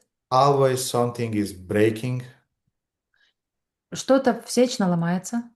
Yesterday my door got broken and no, we came after the program. I could not open my door. Вчера моя дверь сломалась. Мы, кстати, пришли из программы, и я не смог открыть дверь. Day before yesterday, we came late evening and after the program. I put the key in the door. I tried to open it, blocked, dead. Позавчера вечером мы поздно приехали с программы. Я вставил ключ в замок, попытался открыть дверь, и все сломалось. Заблокирована дверь. The whole story started, Shamasundar with Karuna Rasa, they found a man who came, and at night at 11:30 he started to drill my door. All the neighbors came shouting at us. Началась целая история. Каруна Рас и Шьяма Сундар начали искать службы, которые занимаются этим. В 11:30 ночи приехал человек, начал что-то сверлить. Все соседи вышли, начали на нас ругаться. Then yesterday he came again and he half fixed it. Вчера он приехал снова и наполовину отремонтировал Then замок. we with Shamasundar had to fix it completely. И затем мы с Шьяма Сундарой должны были доделывать и чинить полностью то, что он сделал. Shamasundar had to go back and forth between the apartment and the shop to buy different things, components to fix the thing. Шьяма Сундаре пришлось туда-сюда ездить из магазина в квартиру, чтобы покупать различные детали для починки. So it was just a little thing to fix the lock. То есть это была такая маленькая вещь, просто починить замок. But in the case of Krishna, when he has a desire to fix something, Но в случае Кришны, когда у него есть желание что-то починить, well, this would be nice to be such a manager and to have such a team that you're not even able to formulate your vision and your desire, and your teammates immediately are doing it in the best perfect way. о, как замечательно было бы быть менеджером в такой команде, что вы даже не успели еще произнести и сформулировать свое желание, но ваши сокомандники, те, кто те, кто в вашей команде, они уже сделали то, что вы хотели, на самом наилучшем образом. In our case, if the members of your team are doing at least 40 or 50% of what was bland, you're a happy manager. В нашей ситуации, если ваши подчиненные, члены вашей команды сделали хотя бы 40 или 50% из того, что было задумано, то вы уже очень счастливый и довольный менеджер. But in Krishna's case, Natasya Karyam Karanam Chavidete Natat Samascha Vyadikascha Drishtaye. When he did not even formulated his intention or desire, but all of his energies, Parasya Shaktir Vividvaiva Shvete, immediately are fulfilling all of his desires. Но в случае Кришны он даже еще не до конца сформулировал, что он хочет, но все его энергии уже сделали это. So that's the meaning of Aptakama. Таково значение слова «аптакама». Therefore, the sage Durvasa is asking the gopis, why do you think that he is depending on some enjoyment with woman? He's not dependent on that. He's Aptakama Atmarama. Поэтому Дурваса Муни спрашивает, почему вы думаете, что Кришна зависит от наслаждений, которые могут дать женщины? Он является атмарамой и аптакамой. So he is not enjoying in your company. Он не наслаждается вашей компанией. He is reciprocating with your love. Он отвечает на вашу любовь. That's how he is manifesting his affection towards his devotees. Это то, как он проявляет свою симпатию к преданным. Materialistic people, if they will be put in the Krishna's position, Материалистичные люди, если бы они оказались на месте Кришны, they would enjoy their senses like anything. они бы начали наслаждать свои чувства как можно больше. But Krishna doesn't perceive the gopis as the objects of his sense enjoyment. Но Кришна не воспринимает гопи как объект своего наслаждения, своих чувств. He's perceiving the gopis like other devotees who are offering to him something. Он относится к гопи как и к другим преданным, которые что-то ему предлагают. Some devotees are offering flowers, some devotees are offering garlands. Кто-то из преданных предлагает гирлянды, цветы. Some devotees are offering their bodies. Кто-то предлагает свои тела. And Krishna is accepting as a reciprocation. И Кришна принимает это и отвечает на это. And from another side, the gopis also, they are not concerned about their own enjoyment. They are concerned about pleasing Shri Krishna. И с другой стороны, гопи также, они не заботятся о своем собственном наслаждении, они заботятся о том, чтобы удовлетворить Кришну. And there's a beautiful quote in the 15th chapter of the Nectar of Devotion. И есть очень красивый стих, 15 глава «Нектара преданности», In which Srila Prabhupada is writing, в которой Шрила Прабхупада пишет: the transcendental land of Vrindavana is the place habituated by those who possess. I did not send you this quote, Shamlada. Да, я сделаю быстро, сейчас найду перевод. Можете пока прочитать весь стих, а я найду перевод. Я могу сам его перевести, чтобы не искать Шампан. The transcendental land of Vrindavana is the place habituated by those who possess an extreme desire to serve the Lord. Трансцендентная земля Вриндавана является местом, которое обитается теми, кто обладает экстремальным желанием служить Господу. And this extreme desire is specifically manifested among the gopis of Vrindavana. И это экстремальное желание удовлетворить Господа особенно проявляется среди гопи Вриндавана. So I was really blown away by this statement that this is the land habituated by those who possess the extreme desire to serve the Lord. То есть меня сбило с ног это утверждение, что это целая земля, на которой проживают те, кто хочет удовлетворить Кришну. You know that, for example, France has a special mood. This country has a special mood. Например, у друзей есть особое настроение. Или... France. У Франции есть особое настроение. Italians also has their own special mood. А у итальянцев свое настроение. Romanians, they have their own special mood. Также и у румынов свое настроение. Especially in Bucharest. Особенно в Бухаресте. So each places, each countries, they has their own moods. То есть у каждого места и у каждой страны есть свое настроение. which represents the collective mentality, karmic, collective karma of the people that are living there. И это настроение отражает коллективную карму, коллективный менталитет тех, кто проживает там. So the collective mentality of the inhabitants of the spiritual world who are gathered there, in other words, those who has the extreme desire to please the Lord. То есть коллективное сознание, коллективное настроение преданных, живущих во Вриндаване, это удовлетворить Господа. And this extreme desire is especially manifested in the gopis' hearts. И это экстремальное желание особенно проявлено в сердцах гопи. Therefore, the gopis of Vrindavan are considered to be the topmost among all devotees in all rasas. Именно поэтому гопи Вриндавана считаются самыми наивысшими, самыми совершенными среди всех рас. Aradhya Bhagavan Brajashatanayas Tadhama Vrindavanat Ramyakva Chidupasana Vrajavadu Varginayo Kalpita Shrimad Bhagavatam Pramanam Amalam Prema Pumartha Mahan Shri Chaitanya Mahaprabhu Tatarataro Naparaha. This is a beautiful verse by Shinata Chakravarti. Это очень красивый стих, который написал Шината Чакраварти. Radha Bhagavan Brajashatanayas, the worshipable Lord is Shri Krishna, the son of King of Nanda, of Vraja. Объектом поклонения является Верховный Господь Шри Кришна.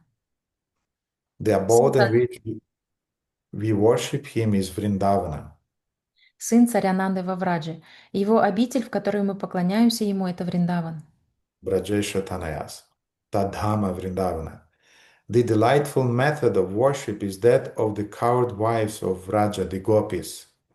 Самый восхитительный метод поклонения – тот, который явили жены пастухов Раджа, гопи. Ramyakva Chidupasana Vrajavadhu Vargina Yokalpita. The Holy Scripture, the Bhagavata, is the spotless authority which describes that mood. Священное Писание, Шримад Бхагаватам – это безупречное авторитетное свидетельство, которое описывает это настроение. And the highest goal of human life is Prema Pumartha Mahan, is achieving Krishna Prema, love towards the Supreme Personality of Godhead. А высшая цель человеческой жизни – Кришна Према – любовь к верховной личности Бога. So the gopis' love towards Sri Krishna is so elevated that even the great ascetics and sannyasis admires it. То есть любовь к гопи Кришне была настолько возвышенной, что даже великие мудрецы и саньяси выражали свое почтение к ней. And even devotees in other rasas are admiring that the total self-dedication and love. И даже преданные в других расах восхищаются полным преданием и полной преданностью в любви гопи. For example, Krishna had a close, intimate friend by the name Uddhava. Например, у Кришны есть близкий друг по имени Удава. And on pretext of going to Vrindavan and to see what's happening there and to console his members of the family, Krishna is sending Uddhava to Vrindavan actually to learn, so that Uddhava will get the association of Brijabasis and will learn more about Vrajabhava. И под предлогом того, чтобы Удава пошел во Вриндаван поинтересоваться о благосостоянии своей семьи и других преданных, Кришна отправляет Удаву в Вриндаван, чтобы он смог научиться этому настроению гопи. And Uddhava stayed in Vrindavan for a few months. И Удава оставался во Вриндаване несколько месяцев. And he was talking with all the Brijabasis constantly. He was talking about Shri Krishna. И он постоянно общался с Враджаваси, и все они говорили о Кришне. But especially Uddhava was really touched when he saw the dedication of gopis of Vrindavana. Но особенно тронуло Удаву отношение гопи во Вриндаване. And his emotions were expressed in a beautiful verse from Srimad Bhagavatam. И его эмоции проявлены в очень красивом стихе Шримад Бхагаватам. It's 10:47:61. Это 10:47:61. In which Uddhava is saying, the gopis of Vrindavana have given up the association of their husbands. В которой Удава говорит: пастушки Вриндавана бросили своих мужей, Sons and other family members. мужей, сыновей и других родственников. who are very difficult to give up, расстаться с которыми необычайно трудно. and they have forsaken the path of chastity to take shelter of the lotus feet of Mukunda Krishna. И сошли с пути целомудрия ради того, чтобы принять прибежище у лотосных стоп Мукунды, Кришны, Which one should search for by Vedic knowledge. которого следует искать, постигая Веды. Oh, let me be fortunate enough to become one of the bushes, creepers, or herbs in Vrindavana. О, пусть же мне посчастливится стать кустом, лианой или травинкой во Вриндаване, For the gopis trample them and bless them with the dust of their lotus feet. ибо, наступая на них, гопи благословляют их пылью со своих лотосных стоп. Mhm. Another example of how sannyasis are admiring the love of gopis is Lord Chaitanya himself. Еще один пример о том, как саньяси вдохновляются примером гопи и любовью гопи, это Господь Чайтанья. Lord Chaitanya was very, very strict in his sannyasa ashrama. Господь Чайтанья очень строго относился к обетам саньяса ашрамы. There was this case when a lady started to sing Был такой случай, когда женщина начала sing about Krishna's pastimes. петь об играх Кришны. Lord Chaitanya started to run towards her to embrace her. И Господь Чайтанья побежал к ней, чтобы обнять ее. And I don't remember who exactly it was. It was Govinda, Mukunda, some of his close associates. He ran after Lord Chaitanya and he fell on him, and the Lord fell on the ground. И я не помню, кто из близких спутников Господа Чайтани, был ли это Мукунда, был ли это Говинда, побежал за Господом Чайтани и прыгнул на него и повалил на землю.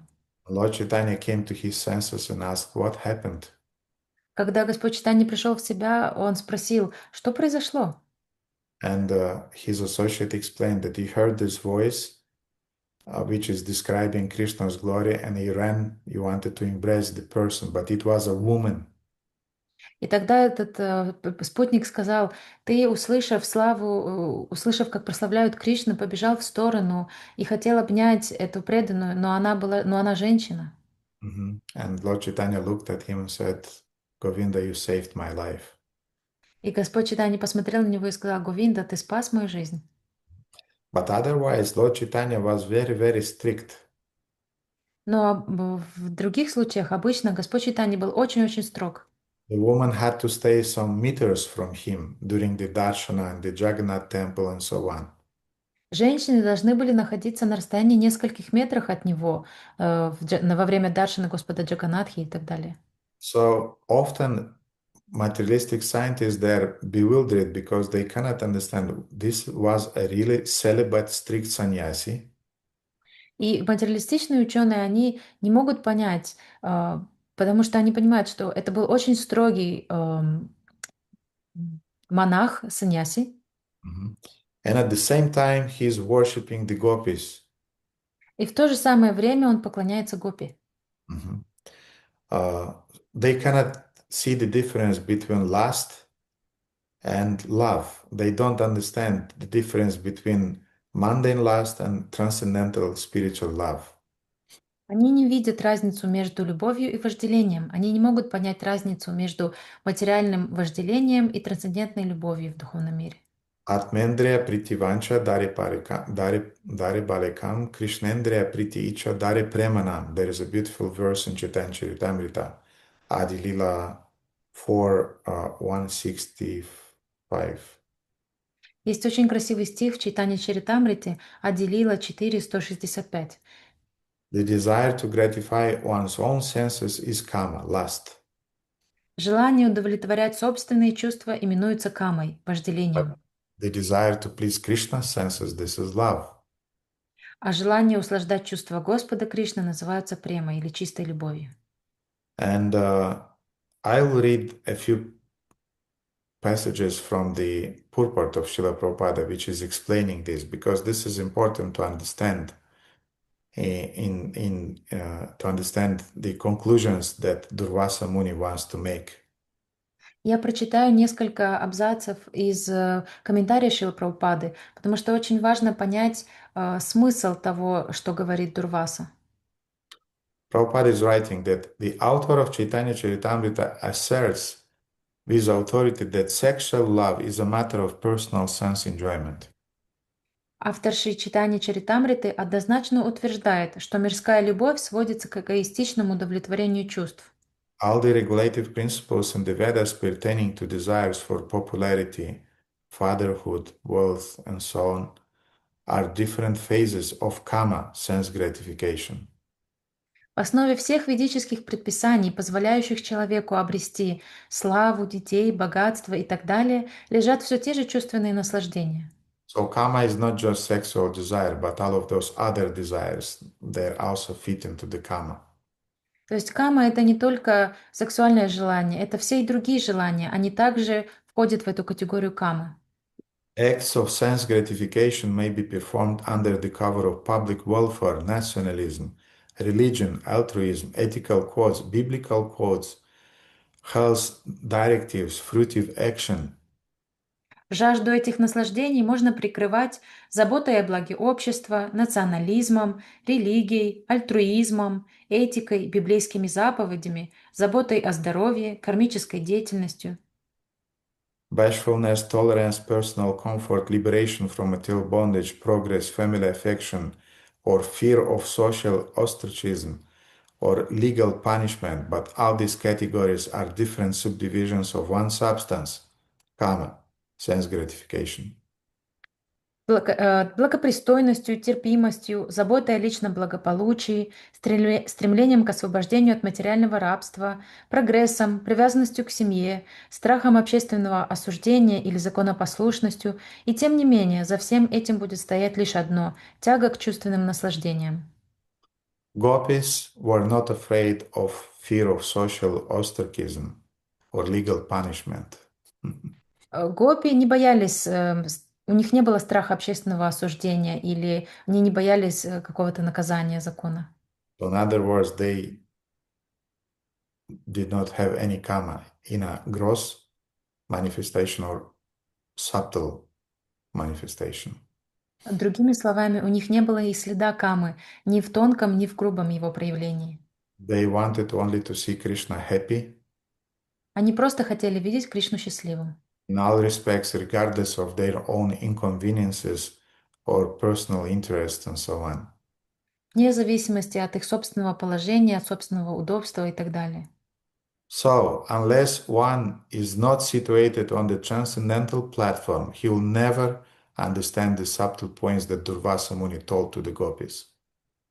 Пока человек не находит, тот, кто не находится на трансцендентной платформе, он никогда не поймет эти тонкости, которые Дурваса рассказывает Гопи. Durvasa Muni's detachment and ascetism Аскетизм и отречение Дурваса Муни and Kamadevas, Krishna Kamadevas, detachment and his desire to please devotees, и отречение и желание удовлетворить преданных самого Кришны, Камадевы трансцендентного. mhm, these things are not easy to grasp. Эти вещи очень сложно понять. You need to be in the mode, situated in the mode of, at least in the mode of goodness. Вы должны находиться хотя бы на уровне гуны благости. And then you can understand the dynamic of relationship between confidential devotees of the Lord and the Lord Himself. Тогда вы сможете понять, хотя бы понять динамику отношений, трансцендентных отношений между Господом и Его преданными. And that was exactly the point that Durvasa made in his speech to the gopis. Это именно то утверждение, которое делает Дурваса Муни в своих словах для Гопи. And in the next classes, we'll go deeper into the verses. We'll see some details. Also, we'll discuss them. В следующий раз, на следующих лекциях мы будем углубляться в детали, в разных стихах, будем изучать их подробнее. Mhm. And we'll try to extract some more divine pearls of wisdom from this transcendental dialogue between Krishna and the gopis and Durvasa Muni. И постараемся извлечь еще больше этих божественных жемчужин, мудрости и знания, которые мы видим в разговоре между Гопи и Кришной и Гопи и Дурвасой. So, dear devotees, are there any questions regarding the things that we discussed today? Дорогие преданные, есть ли у кого-то какие-то вопросы в отношении того, что мы сегодня обсуждали? First, we'll discuss the topic that we already spoke about, and then if you'll have questions regarding other topics, we'll answer to them too. Вначале мы обсудим темы, связанные с тем, что мы обсуждали сегодня. Если у вас есть еще какие-то вопросы, мы обсудим их потом. Okay, Radhakanta, please. Харе Кришна, Гурудев, спасибо большое вам за лекцию. У меня вопрос. Вот Кришна Атмарама удовлетворен сам в себе. И при этом мы знаем, что Кришна не зависит от любви своих преданных. И, вернее, наоборот, не так сказала. Он Атмарама, то есть он независим. И при этом, что ему не хватает, почему мы надеемся, что нас радостно встретят в духовном мире, потому что для каждого из нас у него есть желание своих отношений с нами. Как это совместить? Что, с одной стороны, он попадает под влияние и под зависимость от любви своих преданных, и в то же время он Атмарама. Спасибо. There is this controversial thing that Krishna, as you described, is Atmarama, so he is self-satisfied, he doesn't need anything from outside, but at the same time we know and we're expecting that he is waiting us in the spiritual world and he wants a relationship with each and every one of us. So how to combine these two moods, that he's self-satisfied, but at the same time he is expecting and he is eager for relationship with his devotees.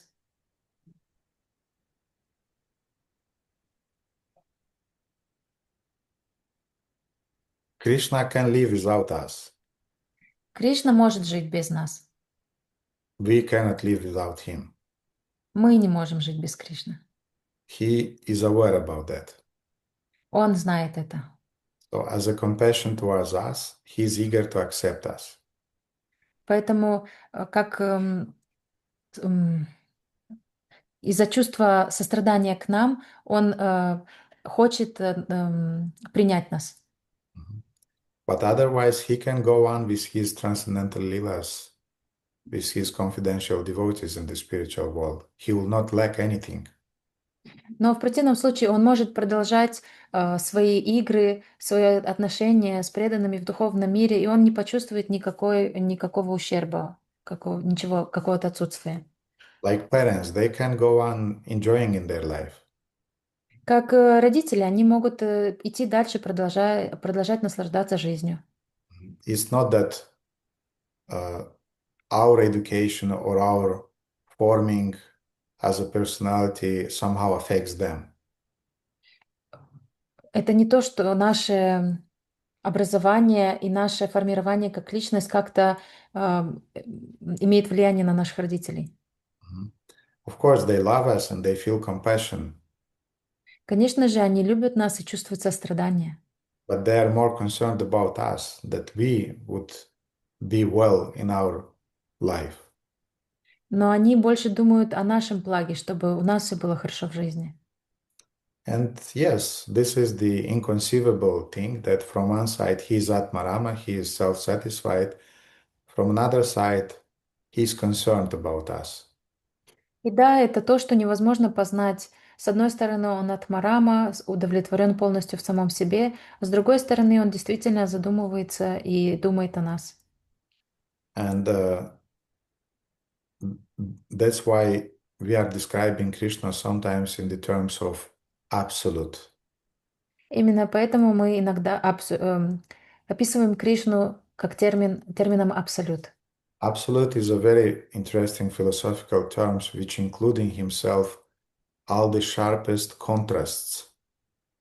Абсолют — это очень интересный философский концепт, который включает в себя самые большие противоположности. Man, woman, Мужчина и женщина. black, white, Черное и белое. big, small, большое и маленькое, concerned and totally detached. а, обеспокоенный и полностью отреченный. Mhm. So all of those things, they simultaneously take place in Krishna. Are happening in Krishna. Therefore, he's absolute. И все эти вещи находят место в Кришне. В одно и то же время они все находятся в Кришне. Именно поэтому он абсолют. Therefore, from one side, he's Atmarama. Поэтому, с одной стороны, он Атмарама, From another side, Shastras are describing him as dependent on love. с другой стороны, шастры описывают его как тот, кто зависит от любви. So there are different types of dependence, Есть разные степени зависимости, разные виды. разные виды зависимости. You can be dependent on coffee, Можете зависеть от кофе. from cigarettes, У вас может быть зависимость от сигарет and other substances. Don't ask me, but you know. и других субстанций. Даже не спрашивайте меня, каких, вы сами знаете. So Krishna is also dependent. Кришна тоже зависимый. There is a substance that he cannot control himself. Есть такая субстанция, от которой он не может себя контролировать. That substance is called love. Это вещество, эта субстанция называется прем. And the more he gets, the more he wants. И чем больше он получает, тем больше он хочет. So, на русском мы говорим, есть наркоман, Кришна, он такой бхактиман. Он зависит от любви. So it's a play of words in Russian, but he's dependent on love. And Love addicted. We can call love him love. addicted, yes, he's love addicted. So from one side, Atmarama, from another side, love addicted. То есть, с одной стороны, он атмарама, с другой стороны, бхакти зависимый. From one side, Mugdata. No, from one side, Sarvagyata. He knows everything. С одной стороны, он сарвагьята, он знает все. From another side, Mugdata. He is covered by transcendental illusion and he forgets that he is the Supreme Personality of Godhead. С другой стороны, мугдата, его покрывает трансцендентная иллюзия, и он забывает, что является верховной личностью Бога. Mhm. Under the influence of his internal yoga maya potency. Под влиянием своей внутренней энергии йога-майя. So generally we should understand that Krishna can do without us, but we cannot do without him. То есть мы должны понимать, что Кришна может прожить без нас, но и мы не можем прожить без Кришны. But if from our side we are offering him love, he is interested because he is dependent on love. Но если со своей стороны мы предлагаем ему любовь, это его заинтересовывает, потому что он зависим от любви. But again, I described it in material words. Но снова я это попытался описать материалистичными терминами. Because his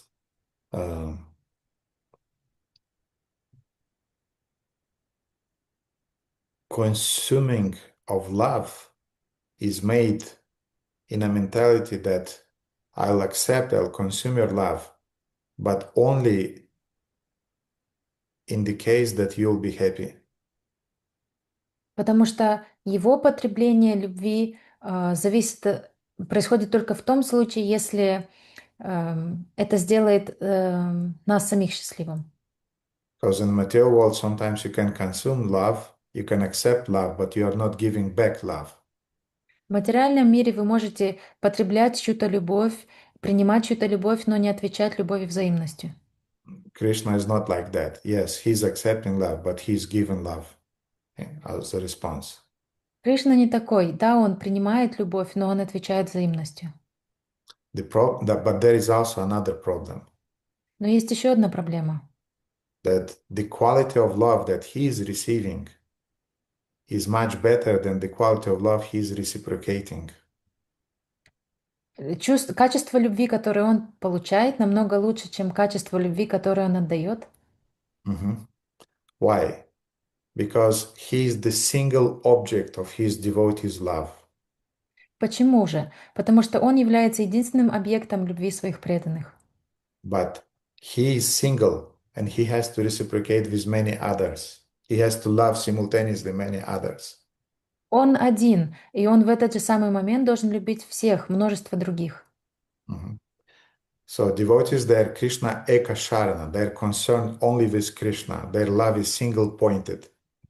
А преданные, они Кришна Эка Шаранам, их любовь однонаправленная, они сосредоточены только на Кришне. But Krishna's love is spread around everybody. He's not focused on just one living entity. He's focused on absolute quantity of living entities simultaneously. Therefore, his love is not of such a high quality. Но любовь Кришны, она не сосредоточена только на одном объекте, она размыта и распределена на все объекты, на все живые существа во Вселенной, поэтому она не такого высокого качества. Therefore, Krishna accumulates some debts towards his devotees because he's receiving much more than he's able to return. Поэтому Кришна накапливает такие долги по отношению к своим преданным, потому что он получает всегда намного больше, чем может дать. And husbands should be very, very careful not to accept more care and love from their wives than they are returning. И мужья должны быть очень аккуратными в том, чтобы не принимать от своей жены во много раз больше любви и заботы, чем они способны дать взамен. Because then karmically you'll be in debt. Потому что кармически вы будете находиться в долгу. And then in next life you'll change. You'll change your roles. И тогда в следующей жизни вы поменяетесь. Mhm. So Krishna is aware that he is in debt. То есть Кришна хорошо понимает, что он находится в долгу. And when this debt is accumulating, И когда этот долг накапливается, he decides that, okay, now it's time to pay back. он решает, да, пришло время расплатиться по долгам. He's coming in a form of a special avatar in which he's returning his karmic loving debt. И он приходит в этот мир в форме особой аватары, в которой он расплачивается за свой кармический долг любви. And he's returning much more than the living entities actually deserve. И он тогда дает намного больше, чем живые существа по-настоящему заслуживают. Any idea, Radhakanta, who is that avatar? Есть ли у тебя какие-то идеи, Радаканта, кто это? Но это, скорее всего, Господь Читания, который всем дает любовь к Богу. Mhm. It's a Lord Chaitanya that spread the love of Godhead. Yes, that's Lord Chaitanya, who is giving much more than we deserve. Да, это Господь Читания, который дает намного больше, чем мы заслуживаем. Anything else on that, Radhakanta? Еще что-нибудь по этому поводу, Да, Радаканта? Гурудев, если можно, я бы хотела немножко уточнить несколько вещей. Вот прям про последнее, что вы сказали, непонятно. Кришна копит долг по отношению к тем, кто его любит, а долг отдает тем, кто его не любит. Это как? Это что за логика такая? I want to clarify one thing that Krishna is accumulating debts from devotees who loves him, but when he comes as an avatar, he distributes love to those who doesn't love him. How is it possible? It's a very, very beautiful question. Это очень красивый вопрос. But no, first of all, he's returning his debt to his dear devotees. Но в первую очередь он отдает долг именно своим дорогим преданным. For example, Hanuman is coming in the form of Mukunda. Например, Хануман приходит в форме Мукунды. All of his eternal associates are coming in the form of different devotees in the Leelas of Lord Chaitanya.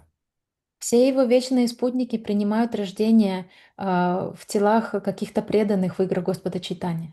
His associates from Vaikuntha, from Dwaraka, from Mathura, everybody is gathering in the Leelas of Lord Chaitanya in different forms, in the forms of different devotees.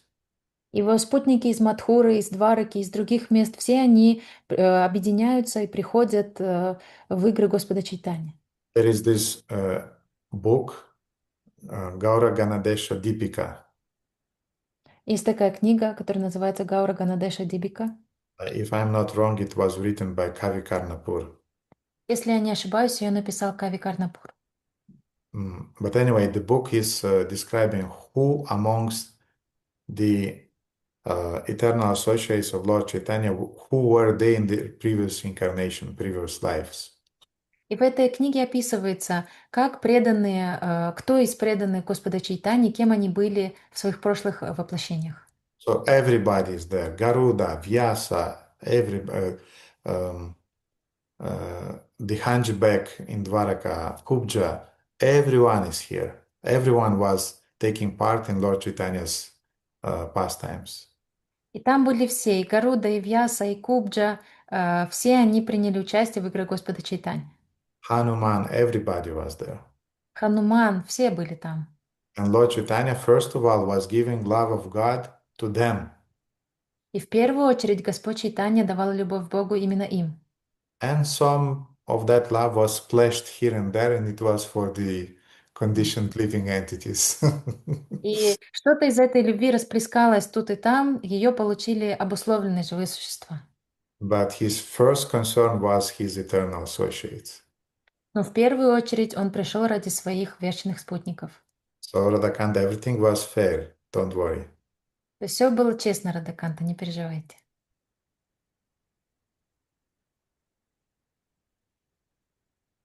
Я поняла. Спасибо большое, Гурдев. Можно еще один вопрос по теме? Да. Вопрос про... В самом начале лекции вы говорили про благословение. И я много раз слышала в ваших лекциях, вы цитировали, по-моему, Бхакти Тиртху Свами Махараджа, который говорил, что мы должны быть духовными попрошайками, beggars постоянно, да, вот во всем. И вот вопрос про благословение. Понятно, что мы не сходим с ума там на каждое движение попросить благословений. Но что это значит и как реагировать, когда ты просишь благословения, ну, действительно, в настроении, что, ну, пожалуйста, я понимаю, мне нужна помощь, без этого никак. Ну, например, вот когда-то к нам приезжал режиссер, который снимал фильм про Вриндаван, и к нему подходили, просили, ну, я лично подходила, просила благословений на посещение Вриндавана когда-нибудь с детьми, вот. И ну, несколько раз я сталкивалась с такой реакцией, что преданный, он то ли очень смиренный, ну, конкретно этот и вообще там, какие я могу дать благословения, я сам пришел за благословениями, либо просто, ну, вот прям вот уходит в сторону, сливается. И тут непонятно, либо ты ерунду просишь, либо это очень смирение, либо как на это реагировать. Второй, третий раз подходить, ну тоже как-то неразумно. И вот непонятно, как с этим быть. Я говорю именно о благословениях, когда ты действительно что-то серьезное для себя просишь. Вот подскажите, пожалуйста. Mhm. In the beginning of the lecture, you said that it's important to ask blessings before we start something. And I also heard many times from your lectures that you are quoting Bharti Tirtha Maharaj that we should become transcendental beggars who are begging the mercy and the blessings from all the devotees.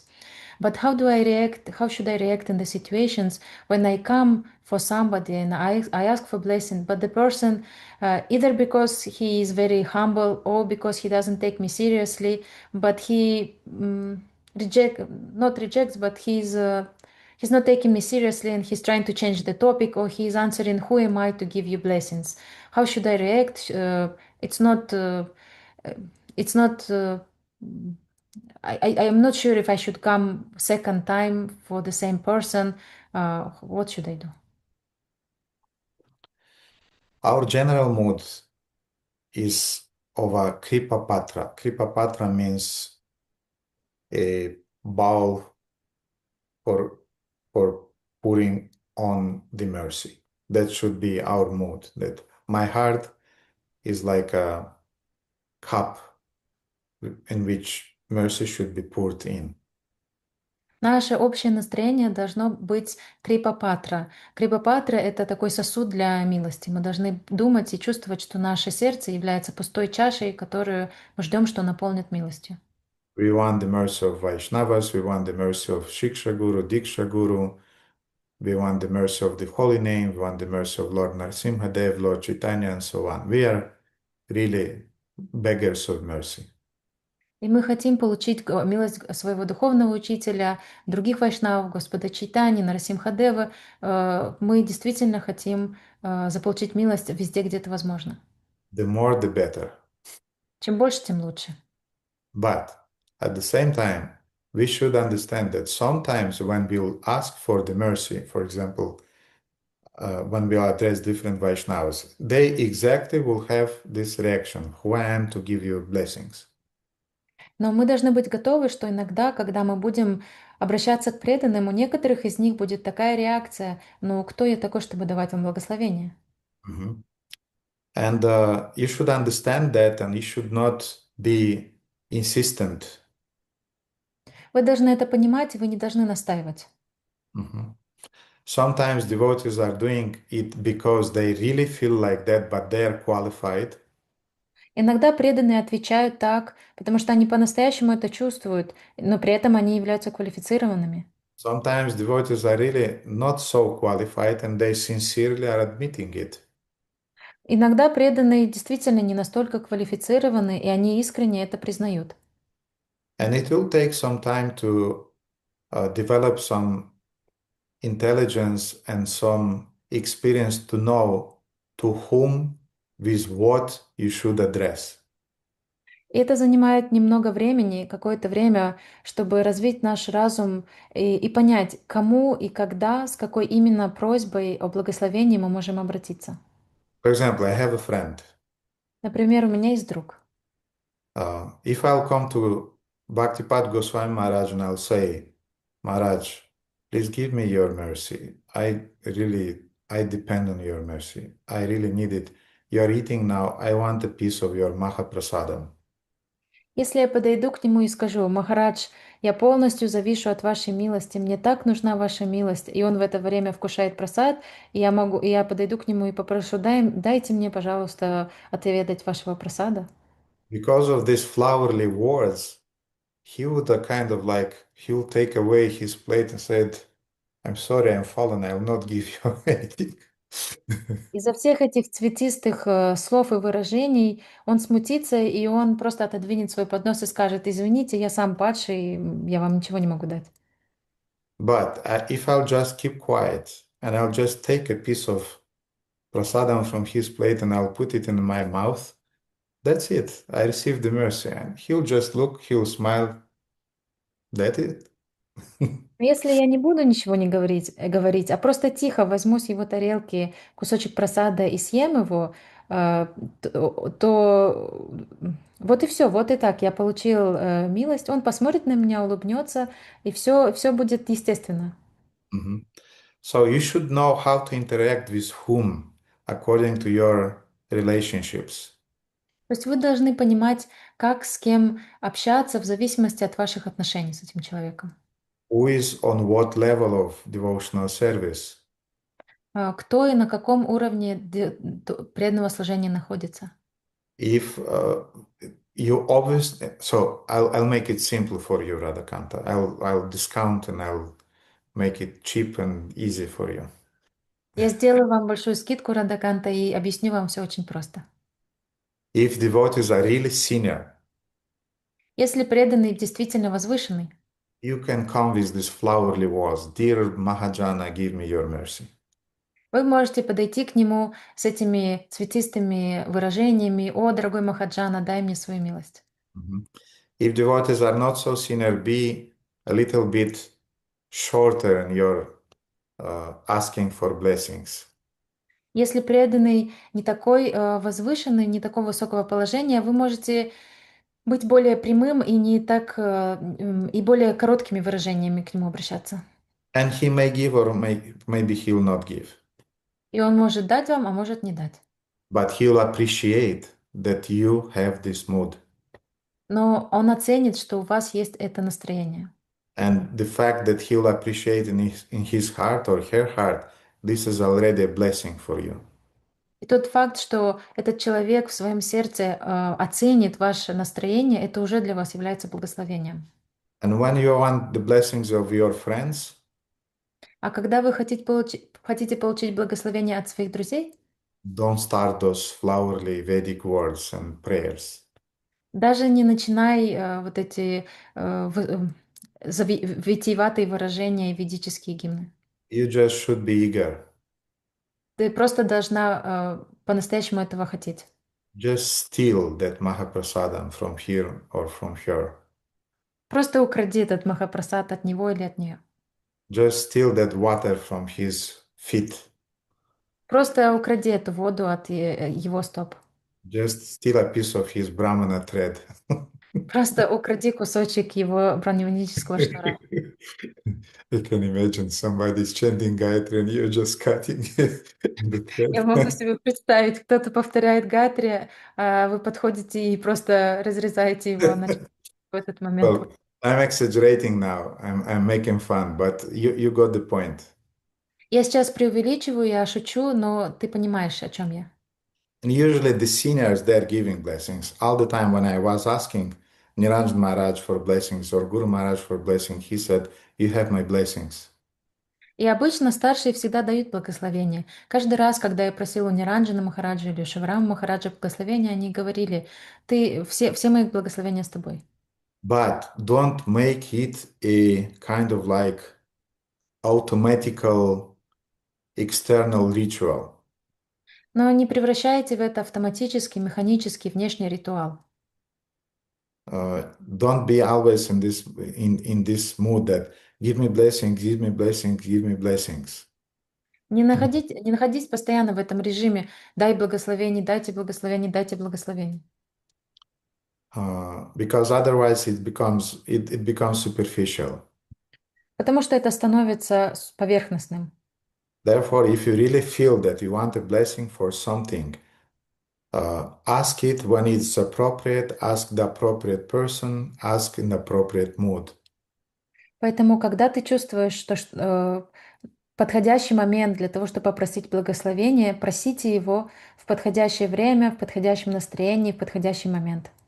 And even if despite of those proper time, proper mood, proper words, the devotee still will say that I'm not qualified, don't worry.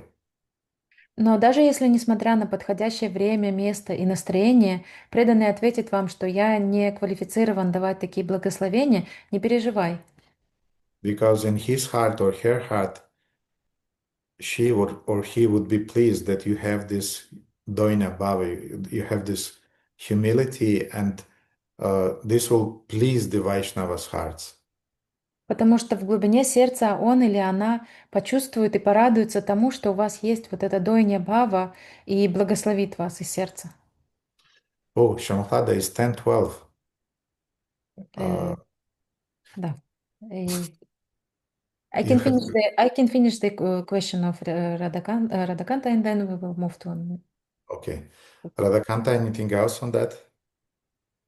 Да, Гурдев, маленькое тоже уточнение. Ситуация наоборот. А можно спросить? Okay. Да я что-то так автоматически. А когда, ну, я не осуждаю, вы просто подскажите, как внутренне на это реагировать, когда наоборот ситуация, например, садится киртани, киртан не получится, пока вы не благословите, и все харибол, харибол, харибол. Ну, как бы не трудно, но вот то, о чем вы сказали, вот это автоматизм, просто как попугай повторяешь, да? Потом этот же, например, человек садится потом на лекцию, все ничего не получится, если вы не благословите. Харибол, харибол, харибол. И вот это вот постоянно благословить на то, благословить на то. Как внутри реагировать или снаружи? То есть, если ты не будешь ничего говорить, ну будешь как бука среди всех. А если вот как все, ну тоже такое ощущение, ну что ты как попугай, просто как, не знаю, дети в хоре поют. И вот внутри, как на это реагировать, чтобы это не стало вот именно что автоматизмом, показушничеством, или просто чтобы не выделяться? Как вообще на это реагировать? Спасибо. What, what about other situation when we are the one we are the one that is asked to give a blessing, and when we feel and see that this become superficial and mechanic for the person who is asking the blessings, if I don't say anything, I look grumpy. But if I say yes, Haribol, Haribol, you have my blessing, then it's automatic. So how should I act? Radhakanta, where do you find these situations? Таканта, где ты находишь такие ситуации? All the time. Каждый раз.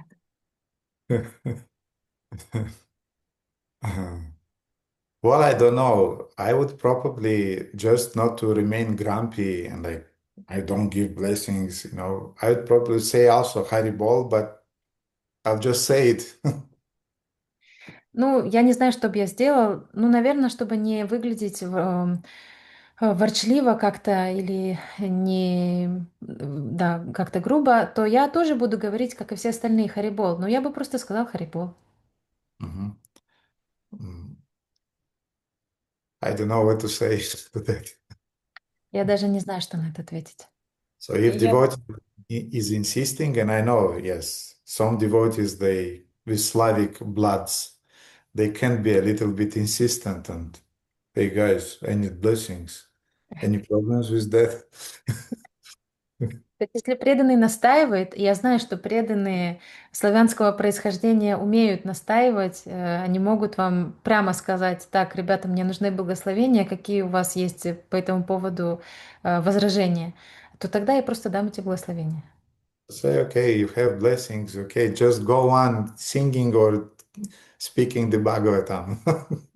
А тогда, да, я буду реагировать так, что да, вот мои благословения, просто э, продолжай делать то, что ты делал, петь киртан или, или давать лекцию по Бхагаватам. But you personally do the right thing. Но ты лично делай правильные вещи. Я поняла, Гурудев, спасибо огромное. Я поняла, что мне надо вообще просто сосредоточиться на сути и меньше обращать внимание на кучу деталей. У меня просто вот была как раз недавно ситуация, когда преданный попросил благословения на одно, потом через 30 минут на другое. Я в какой-то момент, ну, так в полушутку, ну, это не сдержанность, да, видимо, моя. Я сказала, что опять, что ли, благословение? Ну, то есть, он так на меня покосился. Я, в общем, решила уточнить у вас. Thank you, Gurudev. Now it's become clear for me that I should focus more on the essence and less on the details. But just recently I faced the situation that every 30 minutes devotee was coming to me and asking for blessings. And I was really shocked and even reacted in this way that once again you ask me for blessing. So that's why I asked this question. Thank you You very much. know, sometimes I'm a kind of like melancholical and I really miss my beginner days in Krishna consciousness. Иногда, знаешь, иногда я чувствую это меланхолию и скучаю по своим первым дням в сознании Кришны. But when I'm hearing this, what is happening, uh, sometimes according to your questions, when I'm hearing what kind of leelas are you playing in your transcendental Krishna conscious kindergarten nowadays, I'm a kind of like, oh, I'm so happy that I'm not in the kindergarten anymore. Но когда я слышу твои вопросы, и тогда я могу понять, что происходит в вашем трансцендентном детском саду, то тогда я чувствую, Боже, как хорошо, что я больше уже не в детском саду. But you have to live through it, Radhakanta, through this transcendental kindergarten, and you have to become mature, and meanwhile tolerate the all the things that are happening in the kindergarten. Но ты должна прожить это, ты должна прожить этот опыт, ты должна стать зрелой в свое время, но пока этот момент наступит, ты должна проживать свою жизнь в своем трансцендентном детском саду. And meanwhile, just learn to behave properly and be more concerned about yourself, not about what other devotees are doing right or wrong. Но тем временем сосредоточься больше на своем собственном, на своей жизни, на своем поведении и задумывайся больше о том, что ты должна делать, чем о том, что другие делают хорошо или плохо. Все, большое вам спасибо, Гурудев. У меня есть еще один вопрос не по теме, но если можно, как если останется время, я после всех его задам. Спасибо вам большое. Харе Кришна. Окей, Джива Госвами. Шамхлада, спасибо большое за перевод. Бегите на работу. Харе Кришна. Харе Кришна, дорогой Гурудев, спасибо большое. Вопрос по сегодняшней лекции, вернее, про обстоятельства, при которых Шримати Шрути Деви пересказывала беседу Брахмы, Господа Брахмы и 4 кумаров. Была ли конкретная личность, которой это было рассказано? Или это, ну, в общем, на благо всех? И вообще, нужно ли задаваться таким вопросом, простите, Харе Кришна? I've got a question about circumstances in which Srimati Radharani told Srimad Bhagavatam, told the story about Brahma and four Kumaras. Has she told? Did she tell it to a particular person or in general to the welfare of everyone? Vishwanatha Chakravarti Thakur is not mentioning this. Вишванатха Чакраварти Такур об этом не упоминает. And I also was thinking to whom Shruti Devi is revealing this truth from Gopaltapani Upanishad. И я тоже задавался вопросом, а кому Шрути Деви рассказывает эту историю из Гопалтапани Упанишад. And since nobody was mentioned, И так как никто не был упомянут, I took it that Shruti Devi just was revealing this for Vyasadeva to be written down by Vyasa. то я понял это так, что Шрути Деви просто рассказывает это для Вьясадевы, чтобы он записал это. So that Vyasa will present it to us. Так, чтобы Вьясадева смог презентовать Шримад Бхагаватам нам. Не Бхагаватам, а Гопалтапани Upanishad.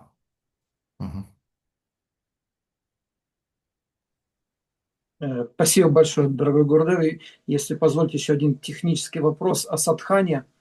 Вот по вашему наставлению, по вашей милости мы начинаем, по крайней мере, начинающие преданные, у которых нет Дома Божеств, мы начинаем наш день с такой короткой утреннего блока, там, Гуру Аштака, Гуру Вандана, Туласи Пуджа, Нрисимха Пуджа. Вот, и, простите, сегодня буквально я задался таким вопросом по пятницам. Вот по вашей милости мы опять же можем быть участниками вашей личной пуджи. Вот это именно по пятницам для понимания наше, то задание, та пуджа и эта пуджа, которую мы наблюдаем, они не перекрывают друг друга, то есть все сохраняется в силе. То есть по пятницам мы тоже должны начинать день с этого. Спасибо. I've got another technical question. With your blessings, we start our day with morning prayers, and on Fridays we also have a privilege to watch you doing puja. And my question is particularly about Fridays. On days when we watch you doing puja, do we still have to chant our morning prayers separately, or is it enough? If you feel that you want to chant your own morning program afterwards, you can do it. Если вы чувствуете, что вы хотите прочесть свои утренние молитвы после нашей утренней программы, вы можете это сделать. Otherwise, I hope that my morning program somehow is compensating the lack of your own morning program. В противном случае, я надеюсь, что моя утренняя программа в какой-то степени компенсирует отсутствие вашей программы утренней. And yes, maybe I'm not singing always, at least I'm not singing Gurvashtakam or Guruvandana. Возможно, я не всегда пою, я Гурваштаку или Гурувандану. But what is the main idea of Gurvashtaka and Guruvandana? Но что является главной идеей Гурваштаки и Гуруванданы? Is the worship of Sri Guru. Это поклонение Гуру. And in my puja, that's how I'm starting the puja. I'm doing a little Guru puja for my Gurudeva. I'm offering all those pranama mantras to Diksha Guru, to Shiksha Guru. A lot of them, maybe 5-6 mantras are there, which are dedicated just to Sri Guru. И то, как я начинаю свою утреннюю путшу, я первым делом посвящаю молитвы своему Гурудеву. 5-7 молитв, как минимум, посвящены Гуру. Then I'm doing Gauranga Puja, I'm worshipping Lord Chaitanya. Again, I'm offering 5 upachars, 5 items. Затем я делаю Гауранга Пудшу, я предлагаю 5 упачар. And also I'm chanting at least 3, 4, 6 mantras that are glorifying Lord Chaitanya. И я также воспеваю как минимум 3-6 мантр, прославляющих Господа Чайтанью. Then I'm doing that for Narasimhadev, the same thing. Затем я то же самое делаю для Нарисимхадева, Then for Giriraj Shila. для Гирираджа Шил. Then for Shalagram Shila Gopijana Vallabha, which I'm chanting 4 shlokas from Brihad Bhagavatamrita, which are glorifying Gopijana Vallabha. И для шилограмм Шилы Гопи Джана Валабхи я воспеваю 4 шлоки из Брихат Бхагаватамриты, воспевающего Гопи Джана Валабху. So what I want to say is that maybe I'm not singing the standard morning prayers that we are singing usually in ISKCON temples. Что я хочу сказать? Возможно, я не воспеваю стандартные молитвы утренние, которые мы воспеваем в Искон, But I'm singing other prayers. I'm saying other prayers which contains the same content in themselves. но я произношу другие молитвы, которые содержат в себе ту же самую суть. And has the same idea to worship Shri Guru, Gauranga, Radha Krishna, Lord Narasimhadev.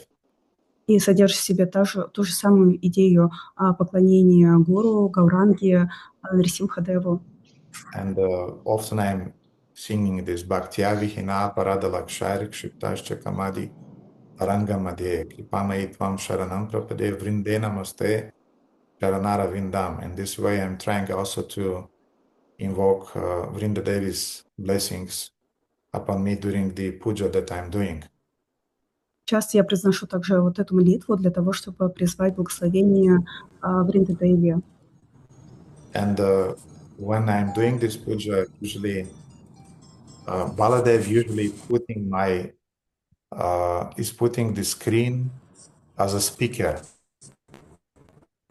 И когда я делаю эту пуджу, Бладев обычно пинет скрин спикера. Iamona, poți te rog să oprești microfonul pentru că se aude gălăgie.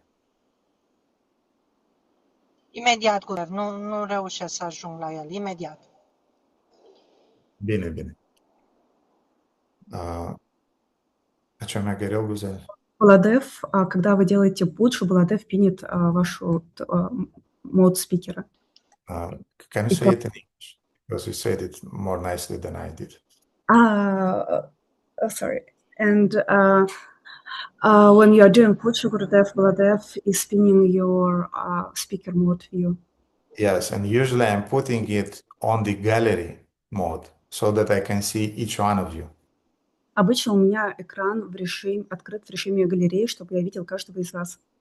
So Baladev is trying to pin me that it will be just my face there, but I want to put it back to the gallery, and usually I'm putting it back to gallery so that my mindset is that everybody of you are participating in the puja that I'm doing. И Баладев закрепляет экран спикера, но я снова хочу закрепить экран галереи обратно в это время, когда он это делает, потому что я хочу видеть каждого и ваше участие в пудже.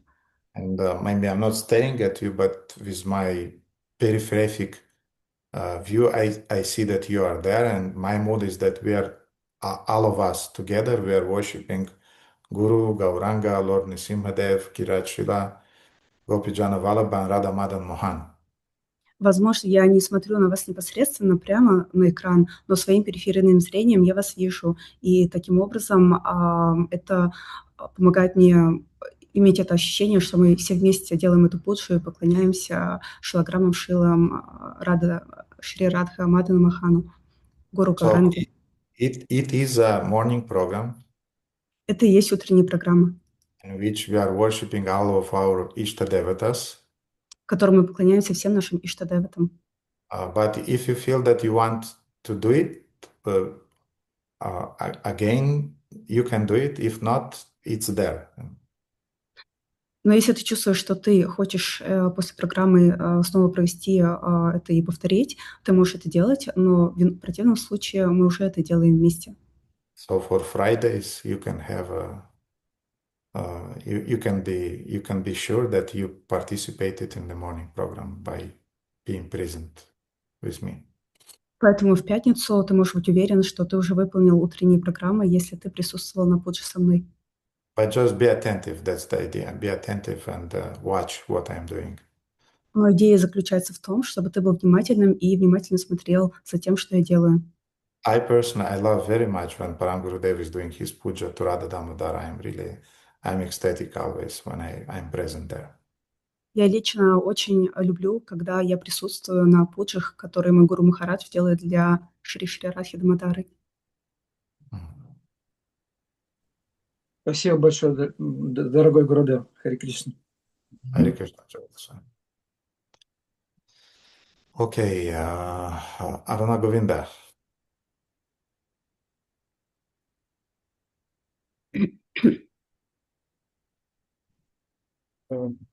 Благодарю вас за сегодняшнюю лекцию. У меня родился такой вопрос, как по-настоящему желать наслаждать чувство Господа. Сейчас с примером, потому что у нас в основном, ну, у меня, по крайней мере, идет не так. Я медитирую приготовить пир. И я выбираю блюда и продукты в соответствии со своими предпочтениями. И, ну и так как мы преданные, мы же не будем просто есть. И это уже как следствие предлагаем. Но хотелось бы наоборот. Хотелось бы думать, как доставить удовольствие чувствам Кришны, а не своим. Как этому научиться? I've got a question about how do you really want to satisfy God's feelings. How it happens now. For example, I'm going to cook feast and I buy groceries and choose a menu according to my taste. But I'd like to do the opposite, do it according to Lord's taste, and how to learn to do it. So there are 3 stages of offering food to Krishna. Есть 3 стадии предложения пищи Кришне. The first one is the most basic, the most, let's say,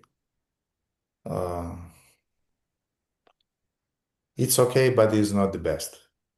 Первая – это самая базовая стадия. Она как бы окей, но это не лучший вариант.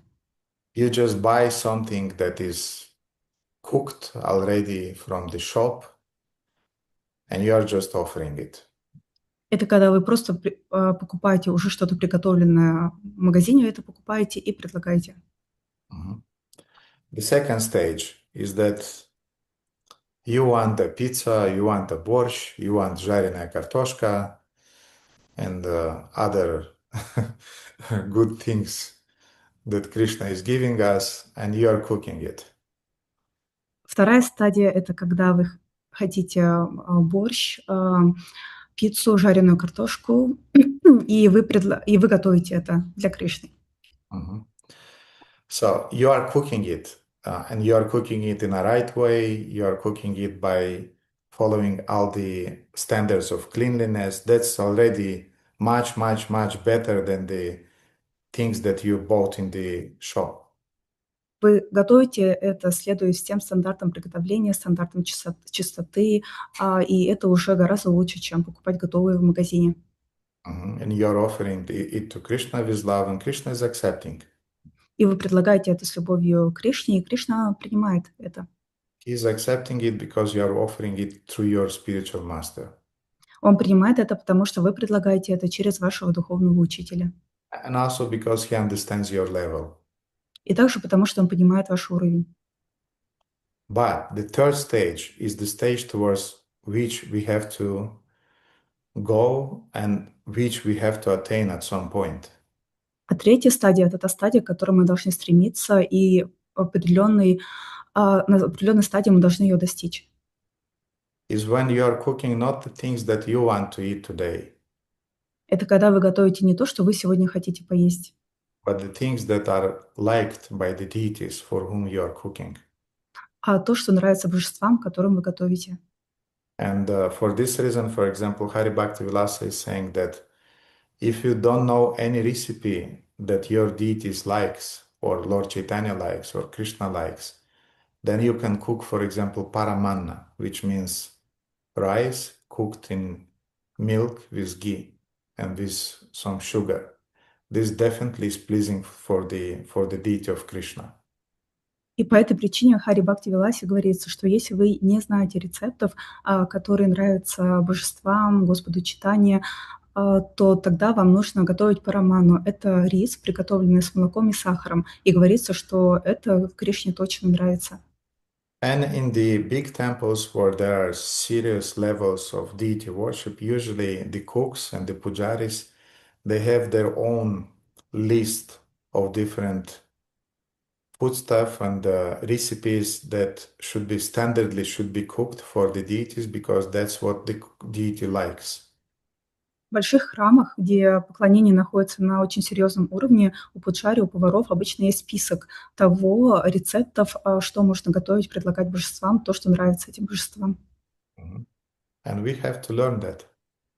И мы должны этому учиться. But at the same time, many of us, we would not survive by eating those pakoras, samosas, halavas, and sweet rice in the morning, all those mangala sweets. We'll get sick very, very quickly. Но в то же самое время мы бы не выжили, если бы мы ели на завтрак и все эти покоры, самосы, сладкий рис и другие манго-сладости, которые предлагаются божествам. Мы бы очень быстро заболели. Therefore, if you really want to cook for Krishna, you cook in the temple, and then you cook the standard things that it's really pleasing to the deities. This is the highest standard of prasadam cooking. Поэтому вы можете в храме готовить то, что действительно нравится божествам. Это самый высокий стандарт приготовления. But when we are cooking at home, then unfortunately, we have to be careful regarding what we are able to digest. Но когда мы готовим дома, мы, к сожалению, должны быть внимательны к тому, что мы в состоянии переварить. And therefore, we should cook according to taking into consideration also our ability to digest and our health. Поэтому мы должны готовить также в соответствии с тем, что мы можем переварить, и в соответствии с нашим здоровьем. And I told devotees many times that I was doing it always, and I'm still doing it. At home, yes, I'm cooking things that are, from one side, they are more or less Vedic, and from another side, they're healthy for my body. И дома я готовлю то, что, с одной стороны, более-менее ведическое, с другой стороны, полезно для моего здоровья. But when I'm coming to some temple or temple program, I'm eating the prasadam that is cooked there. I'm not saying, I'm sorry, I have a diet, things like that. Но когда я иду в храм, я ем тот прасад, который приготовлен там. Я не говорю, извините, я это не буду, у меня диета. So this should be our attitude, that when prasadam is cooked in the temple for the pleasure of the deity, this is the best prasadam we ever can take. Таково должно быть наше отношение. Когда это прасад, приготовленный в храме для божеств, который им нравится, то тогда это лучший прасад. И мы должны его принимать, почитать. If we want to cook really for Krishna's pleasure, then we have to use the temple's kitchen and be a part of the team of cooks who are cooking just for the Lord's pleasure. Если мы хотим готовить действительно для божеств, тогда мы должны принимать участие в храмовом служении на кухне и готовить там вместе с другими преданными для божеств. When at home, the standard is simpler. Когда дома, то стандарты попроще. And Prabhupada was following also his liking and his way of eating. He was eating standard things: khichdi, little salad, dal, rice, some sweets, according to what he was liking and what he was digesting. И Прабхупада тоже следовал своим предпочтениям, своей диете, тому, что он может переварить. Он соблюдал стандартную диету, ел немного кичри, немного салата, немного дала, риса, немного сладостей. But I would say, dear devotees, dear disciples, please avoid eating grains cooked by materialists and bought from these karmi shops. Don't do it, please. Моя просьба к вам, преданные ученики, пожалуйста, не ешьте зерно, приготовленное материалистами, не покупайте такого рода продукцию в магазинах кармических. I try to avoid it as much as possible. Я старалась избегать этого как только возможно, везде, где возможно. Even when I'm traveling, I mean, this is the last thing I'll buy, some grains cooked by materialists. Даже когда я в разъездах, путешествиях, это последнее, что я куплю. Это зерновая продукция, приготовленная материалистами. Sometimes it's happening that the trip is 2 days, it's long, and you have to eat something then. But even then, I'm choosing something that is without much grains in it. Иногда приходится что-то покупать, когда, например, была долгая поездка, ты весь день в пути и нужно что-то перекусить, но даже тогда я стараюсь не покупать то, я стараюсь покупать то, где не содержится зерна или содержится меньше его. Either I'm eating just some fruits, some nuts, but otherwise, if you have to eat something warm, it can be some soup, but not bread, not burritos and all of those garbage. Либо я ем просто фрукты, орехи, либо, если вам нужен какой-то теплый перекус, тогда это может быть, например, какой-то суп, но не буррито и подобная ерунда.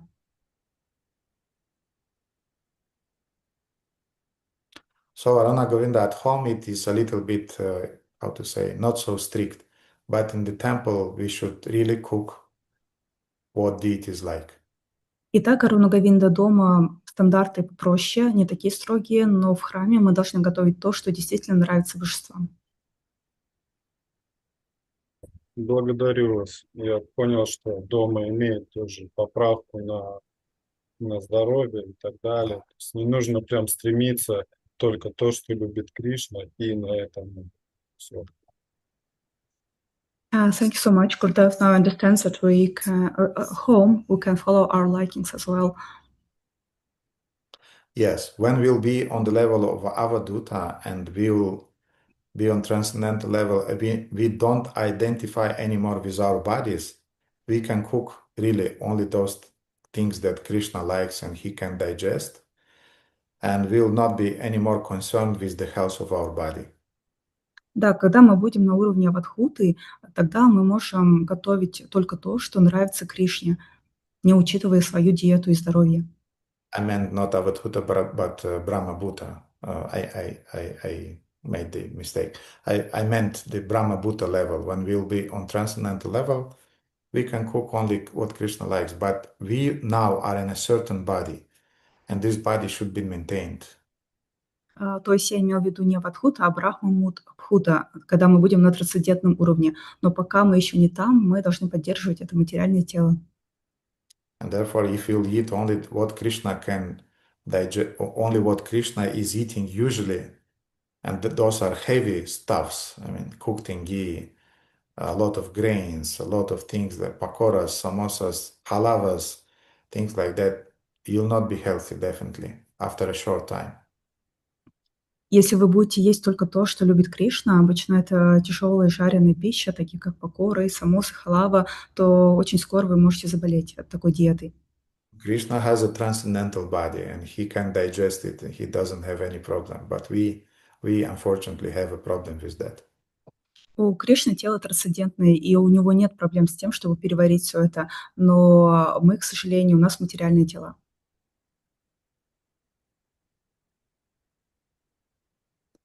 So at home we cook simple, but when we go to the temple, strive to eat temple prasadam.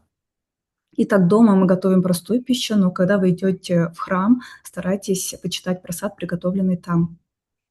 Don't play this game that I have a diet and la la la. I don't do this. Не играйте, Yeah, you have to honor temple prasadam. не играйте в эту игру, о, у меня диета, я это не буду, а не делайте этого, почитайте храмовый прасад. Maybe you'll not eat much, but you can at least honor it a little Во- bit. Возможно, вы не сидите его много, но, по крайней мере, чуть-чуть вы можете его почтить. Mhm. Okay, Vraj Mohan. Hare Krishna Gurudev, thank you for the lesson.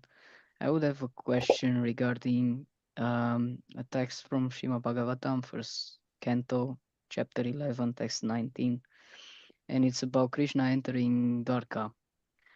He stated there that all the prostitutes of Dwarka were greeting Krishna. In the commentary, Srila Prabhupada says that even 5,000 years ago, there were prostitutes which were necessary citizens for the upkeep of society. And the fact that they were devotees of the Lord. And my question is, how can we understand this, knowing that one's job and activities impact their consciousness? And it's harder for them to keep the remembrance of Lord without being impacted by Tamogun, by Rajogun. And this basically makes them forget the Lord and decrease their devotion. So these are a bit contrary, but I would like to know what is your point on this one. Thank you. Mhm. Mhm. Мой вопрос касательно стиха из Шримад Бхагаватам 1.11.19. Там говорится, что когда Господь прибыл в Двараку, сотни знаменитых куртизанок тоже направились туда в своих экипажах.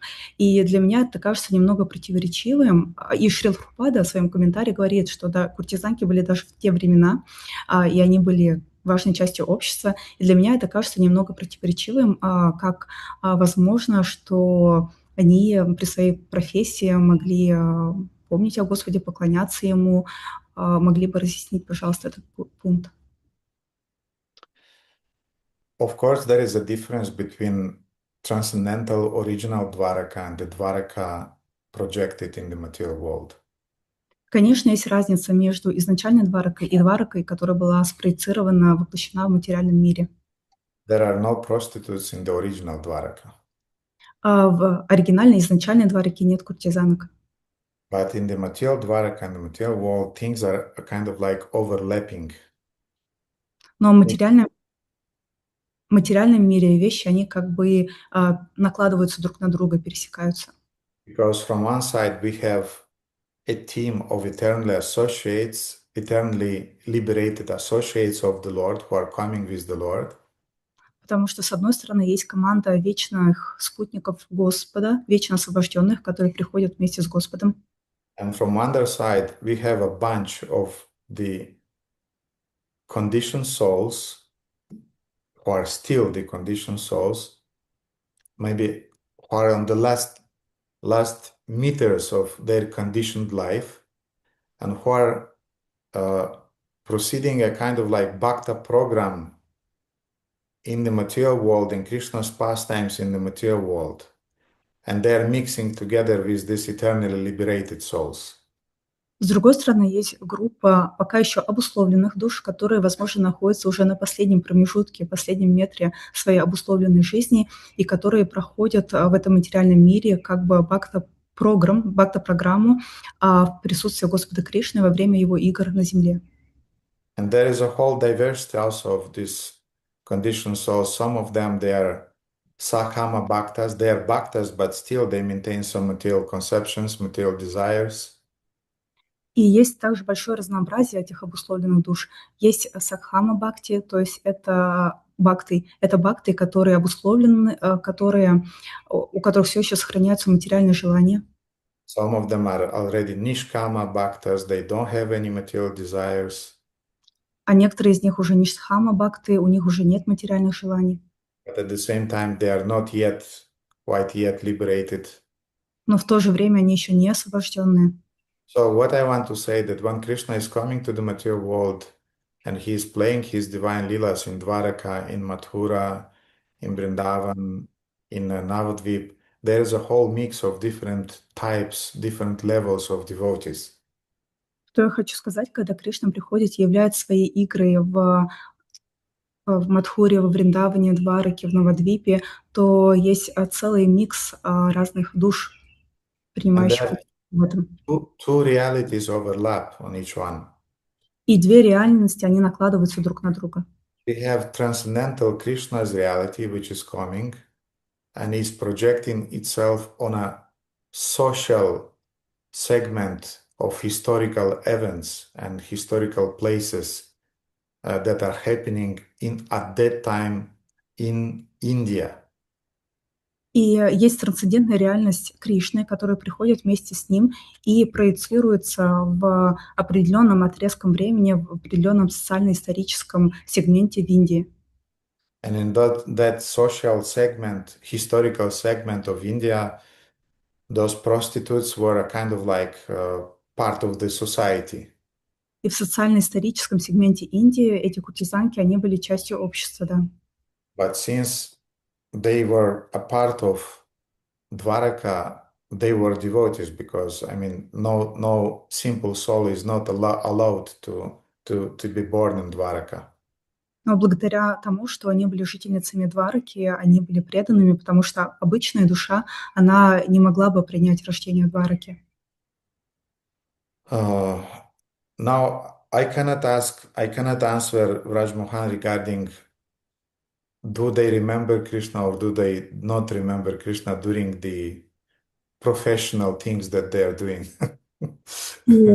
Хан, я не могу ответить на твой вопрос о том, помнят ли они о Кришне или не помнят о том во время исполнения своих профессиональных обязанностей. Somehow they were managing to maintain their devotion despite that mix of ignorance and rajas.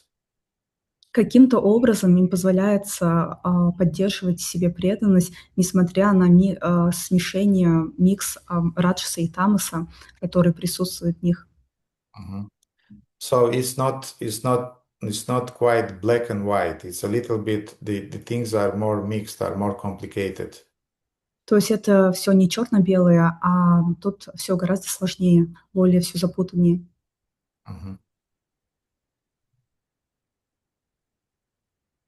Thank you.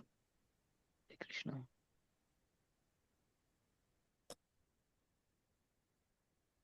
They are on their way to final perfection, let's say like that, Braj Mohan.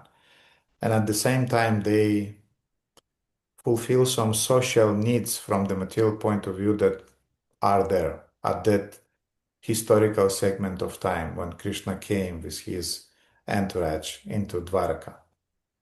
Скажем так, Брадж Махан, у них есть свой собственный путь к достижению финального совершенства, и в то же время им нужно выполнять социальные потребности, потребности общества, которые были на тот момент в этом социально-историческом сегменте. Because we can ask also about hunting. Потому что у нас может таким же образом возникнуть и вопрос об охоте, например. Krishna was hunting with Arjuna in the forest. Кришна охотился с Арджуной в лесу. The 5 Pandavas were hunting in the forests. 5 пандавов охотились в лесах. And they were doing, there was also liquor drinking. I'm not saying the Pandavas were drinking, but in the society at that time, in the Vedic society, there was also, this phenomena was existing. И также в это время в ведическом обществе пили ликер. Я не говорю, что пандавы это делали, но этот феномен был в это время в ведическом обществе. Things were much more controlled than it's nowadays. То есть вещи были более контролируемыми в то время, чем в наше время. The conditioned souls always would strive to eat meat. Обусловленные души всегда будут стремиться есть мясо, to engage in illicit sex, заниматься незаконной половой жизнью and to take some intoxicants. И принимать интоксиканты. So those things are a natural part of the material existence. Эти вещи являются естественной частью материального существования. But when Krishna came with his abode, he Krishnaized those things and kept under the control. Но когда Кришна приходил, он кришнаизировал все эти вещи и держал их под контролем. And he kept them under the control in such a way that those souls who were still engaged in those things, they were on the last stage of purification, and as a result of associating with Krishna, soon their perfection, their path to perfection will be opened for them. И он держал их под контролем таким образом, что эти души, они все еще занимались этой нежелательной деятельностью, но они были на финальной стадии своего материального существования, и благодаря общению, какому-то взаимодействию с Кришной, они очищались. So that's my understanding, Braj Mohan. I cannot add anything to what I said. Таково мое понимание, Брадж Махан. Thank you. You're welcome. Okay, Jamshid. Hare Krishna, dear Julgav. There's no echo. All good? It's okay, yes. Humble obeisances, Hare Krishna, dear devotees. My question may not be well formulated this time, but it's related to the previous lesson on Gopalатапани Upanishad. And in essence, the question is,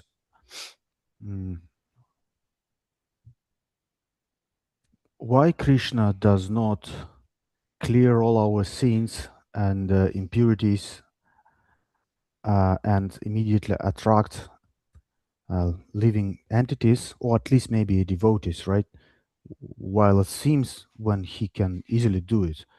Now, the background to this question is, in my understanding, it has always been the case that, for example, yes, Krishna is the most attractive, and when we or living souls, living entities, they come into contact with Krishna, Krishna is immediately able to purify them. And it was stated during the last class that the living entity is voluntarily is willing to surrender and start rendering service.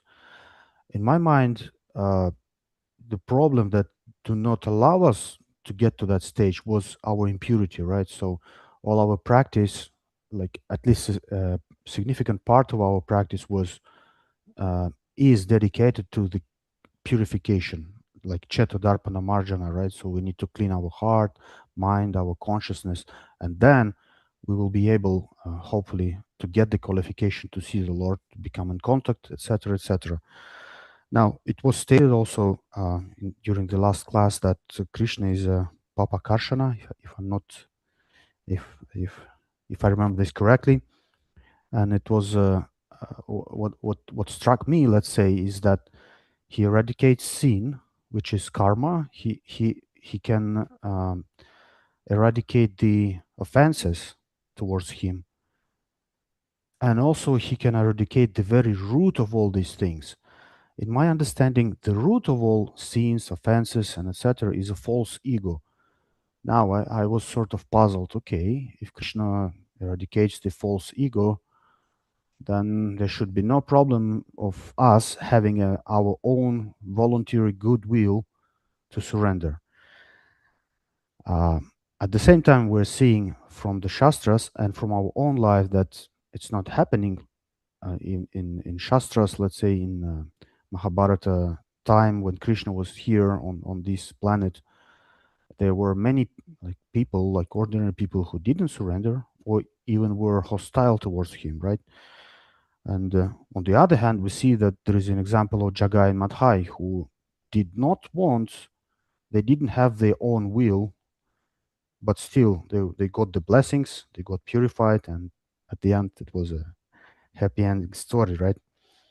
And I understand, for example, if in Shastras there would have been a statement that yes, Krishna can purify sins, eradicate all the problems, and attract if there is a good will, your own voluntary will. But it seems that there is no such a statement there.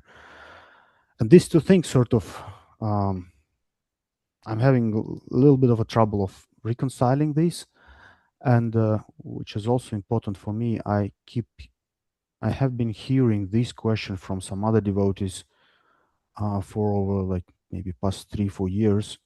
And hopefully, if you can elaborate on this, it would be beneficial for me and also for some other devotees. Так, теперь на русский. Я переведу сам тогда, да, наверное. Мой вопрос относится к предыдущей лекции, и он достаточно долгий, как уже преданные, наверное, поняли.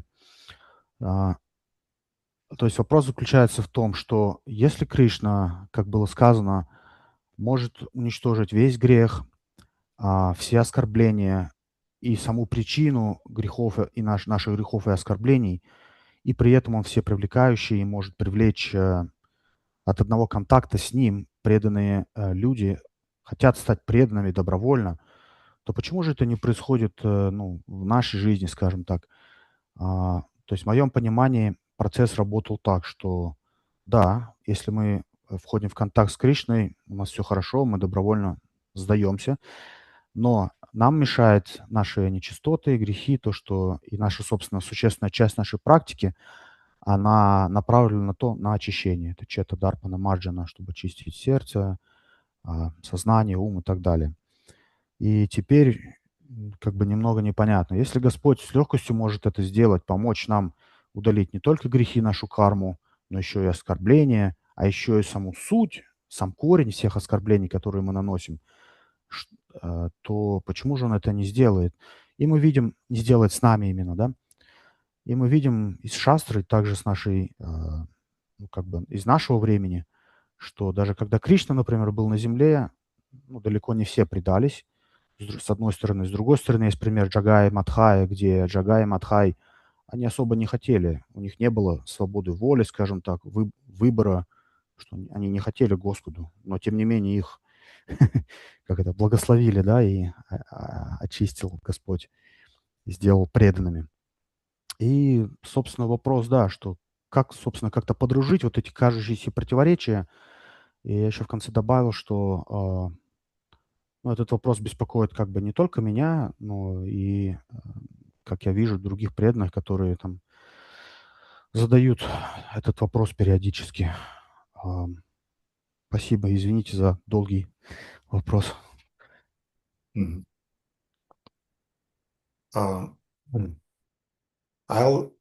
I'll probably not give a standard answer to that, Jamshid. So sorry, Gurudev. I was muted and I didn't hear the first part. So sorry. Yeah, in my answering, I probably will not give a standard answer to your question, Джамшед, я дам тебе, возможно, нестандартный ответ на твой вопрос, but I'll try to give an answer that will give you a clue how to understand this problem. но я дам тебе такой ответ, который даст тебе подсказку о том, как понять эту проблему. Have you ever tried to bake some bread? Ты когда-то пытался испечь хлеб? I'm sure you did. Я уверен, что I'm sure Guzel usually is doing it, but я уверен, что в основном это делает Гузель, но тем не менее. so when you are putting the bread in the oven, there is Когда, a certain temperature that should be there. когда ты печешь хлеб и кладешь хлеб в духовку, то есть определенная температура, до которой духовка должна нагреться.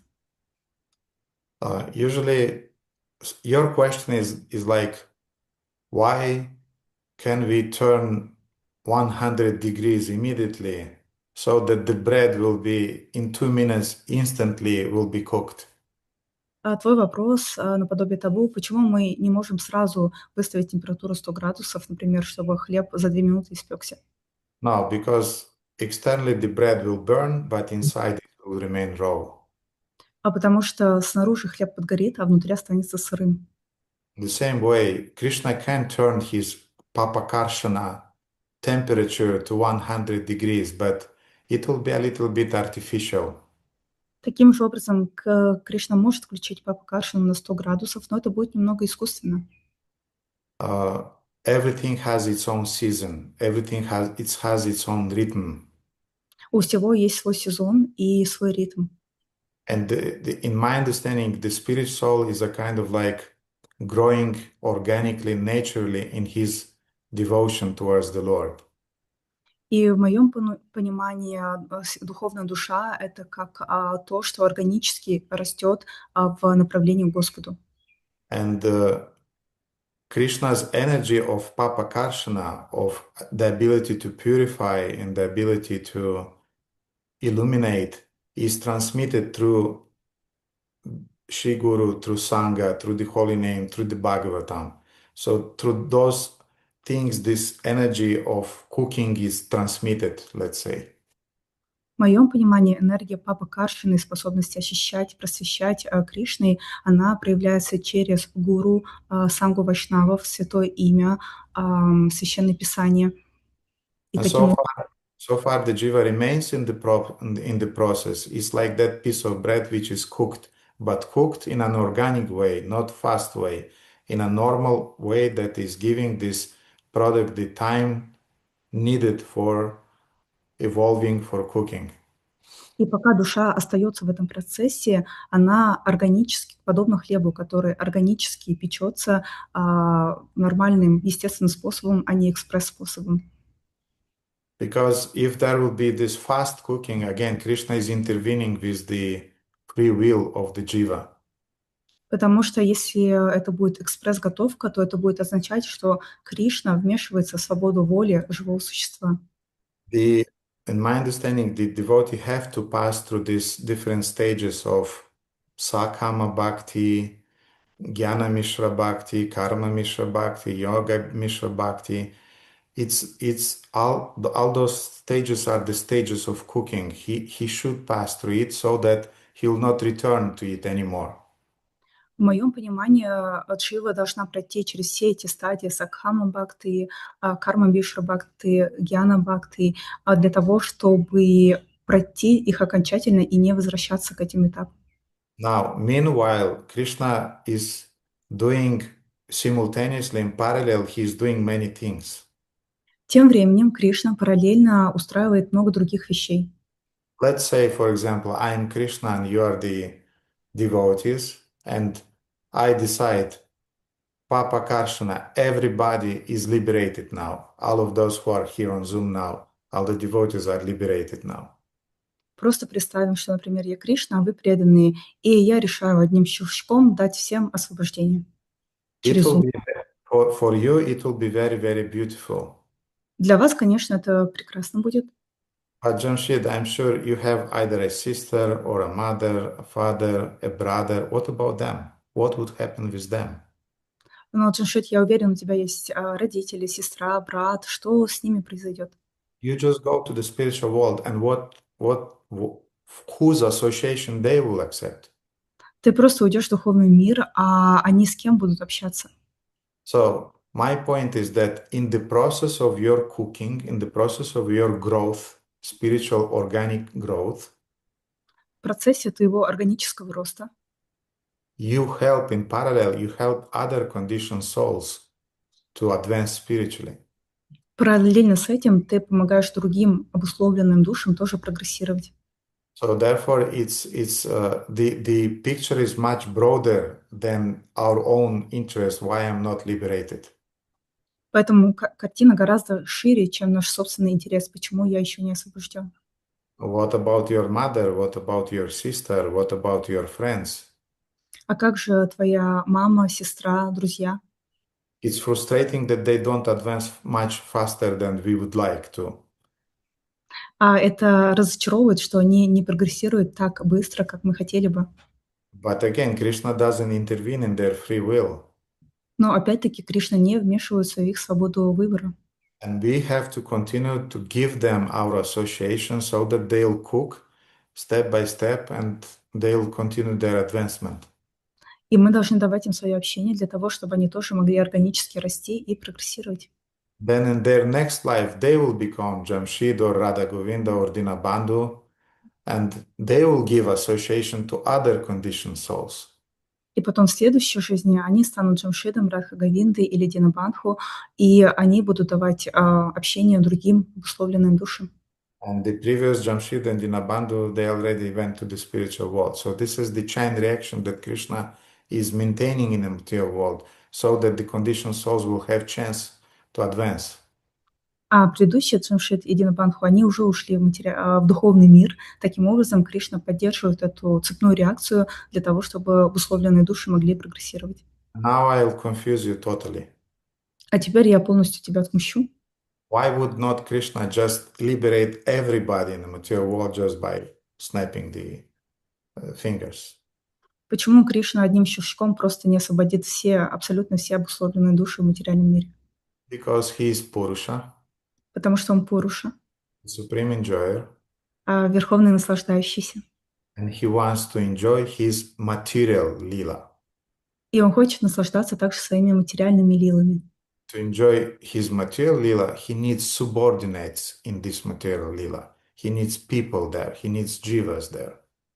А чтобы наслаждаться своими материальными лилами, ему для этого нужны дживы в этом материальном мире, подчиненные. Our problems as the conditioned soul is that we take part in Krishna's Srishti Lila, material Lila, but we are not conscious of it. И наша проблема в том, что мы, как обусловленные души, принимаем участие в материальных лилах Кришны, в Шриштхи Лиле, но мы этого не осознаем. So we are the stuff that is providing things in the material lila that Krishna is enjoying. То есть мы как персонал, который организовывает вещи в этом материальном мире, которыми Кришна наслаждается в своей материальной лиле. And now the question can be, this is unjust because he is enjoying and we are suffering. И сейчас может возникнуть вопрос, но это как-то несправедливо, что он наслаждается, а мы страдаем тут. And Bhaktivinoda Thakur is replying to that in Jayava Dharma. И Бхактивинод Такур отвечает на это в Джайавадхарме. Don't worry, not you as a jiva is suffering, your false ego is suffering and your mind is suffering. You as a jiva soul, you are not suffering, you are just cooked and organically you continue your evolution. Он говорит, что не волнуйся, ты как душа, ты не страдаешь, твое ложное эго страдает, твой ум страдает, но как душа ты продолжаешь, ты не страдаешь, ты продолжаешь органически расти. So the picture is much broader, what I want to say, Jamshid. То есть я хочу сказать, что картина гораздо шире. And we are concerned with our well-being, but Krishna is concerned with our well-being and also with the well-being of other living entities. And also he wants to enjoy because he has the right to enjoy. He is the Supreme Purusha, not we. Give him the right to enjoy. Мы простите, Гурудев, мы как обусловленные души, мы хотим благополучия для себя, но Кришна хочет благополучия и для нас, и для других обусловленных душ. Поэтому дайте ему право наслаждаться этой материальной лилой. Он имеет право на это, потому что он верховный наслаждающийся. Jamshid, if still you have some questions you can ask, so we can discuss, we can go on. Если у тебя еще остаются вопросы, ты можешь задать, мы можем обсудить дальше. I personally don't really have questions, let's say, but I've heard another level of this question that the devotees are asking, and I was really curious about it. Let's put it that way.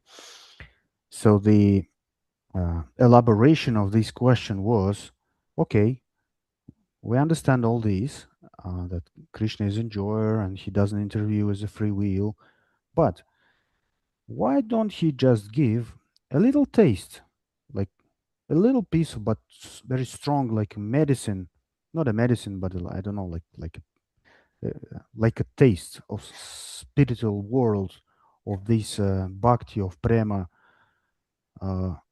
let's say in the very beginning or in very difficult situation when devotees are not sure, etc., just to encourage devotees.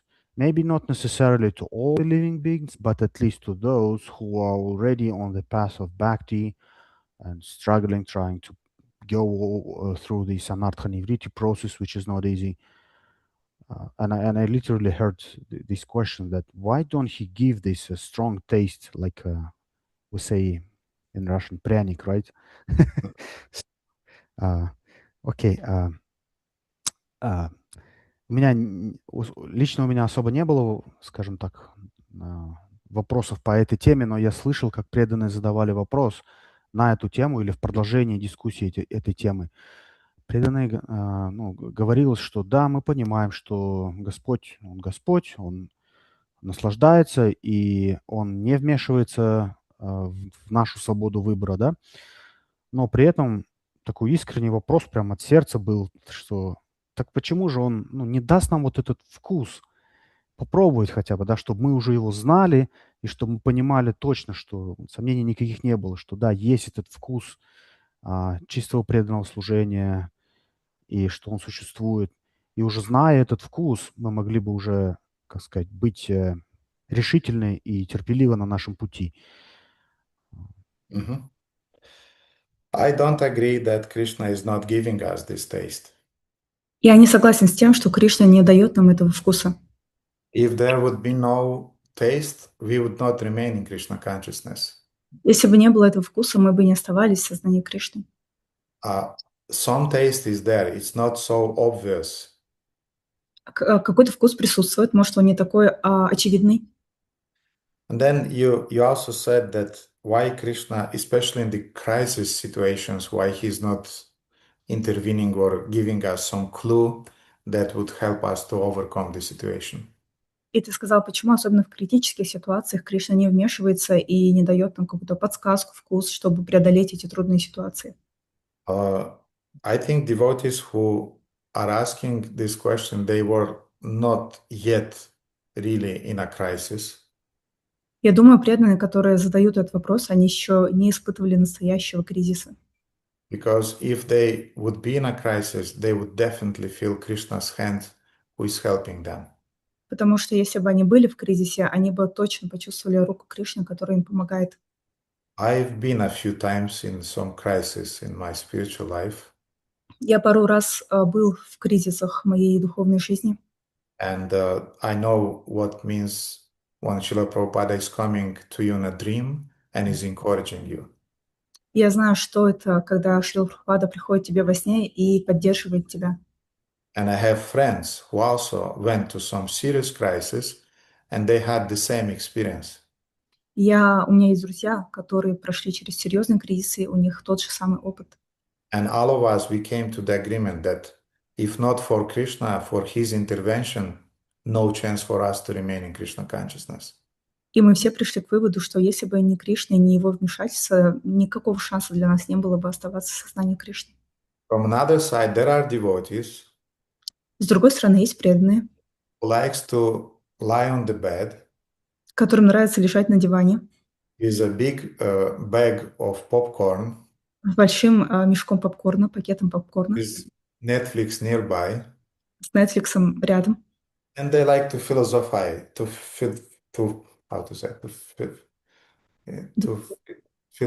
философствовать, как сказать, Гузель? Speculate. To speculate, yes. Yeah. And they like just to speculate. Why would not Krishna take away all of my anarthas just like that? Им очень нравится философствовать, спекулировать на тему того, почему бы Кришне не избавить меня от всех анархов одним щелчком пальца. In other words, why would Krishna not arrange things in a way that I would remain in my comfort zone and I'll just continue advancing spiritually? Другими словами, почему бы Кришне не устроить все таким образом, чтобы я оставался в своей зоне комфорта и при этом духовно прогрессировал? But what about you confirming your devotion? А как же насчет подтверждения твоей преданности? What about you confirming your faith and dedication to Krishna?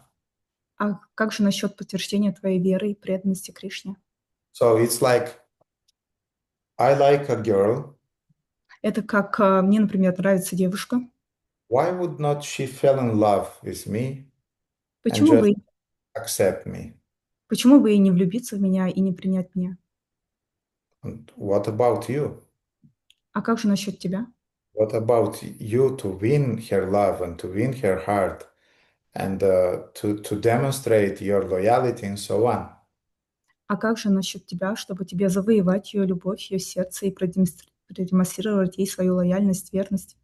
Krishna also wants to be convinced that you really love him. Кришна тоже хочет быть уверен в том, что ты действительно его любишь. It's not just about our faith in him, it's also about his faith in us. Это не только о нашей вере в Кришне, но также и о вере Кришны в нас. In the same way that we need time to develop our faith in Krishna, Нам нужно время, чтобы развить свою веру в Кришну. also needs time to develop his faith in us. Но Кришне тоже нужно время, чтобы развить веру в нас. And therefore, the time is passing, and Krishna is seeing us in different situations, and if in different difficult situations we confirm our commitment to remain in Krishna consciousness and to go on serving Him, He's taking us seriously at some point. Поэтому проходит время, Кришна видит нас в разных жизненных ситуациях, трудных ситуациях, и когда мы, проходя через это, доказываем свою верность Кришне, свою решимость преданному служению Ему, тогда Он убеждается в нашей верности. And especially he gets convinced when in a very, very difficult situation. И особенно он убеждается, когда мы проходим через очень-очень трудные ситуации. And he somehow is appearing, is manifesting, either through a devotee, through a dream, and through other things. And we grab that mercy and we say, yes, Krishna, thank you for being there for me. I go on in my commitment to serve you. Then Krishna is convinced, yes, this is a serious devotee. И он проявляется в этих трудных ситуациях либо через преданных, либо через сны, либо каким-то еще образом. И когда он проявляется, его милость таким образом, мы ее хватаем и говорим: да, Господь, спасибо, я хочу оставаться тебе верным, преданным служению, тогда это его убеждает.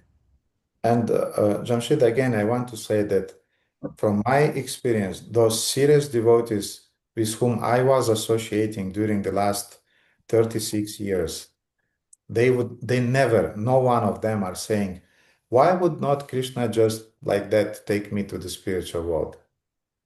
И за свои 36 лет общения с преданными, по-настоящему серьезные преданные, они никогда не задавали такого вопроса: почему бы Кришне вот просто щелчком меня не освободить и не забрать все анархии?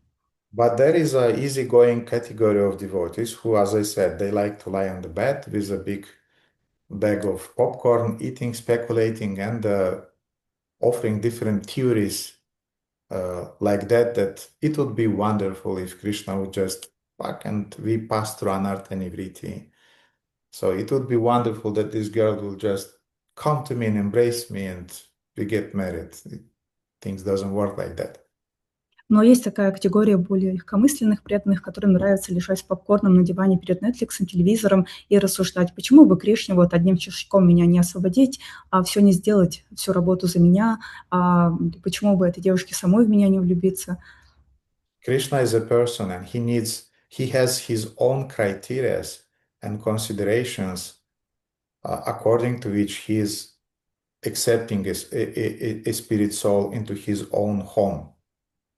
Кришна — это личность, и у него есть свои собственные критерии, согласно которым он принимает душу в свою духовную обитель.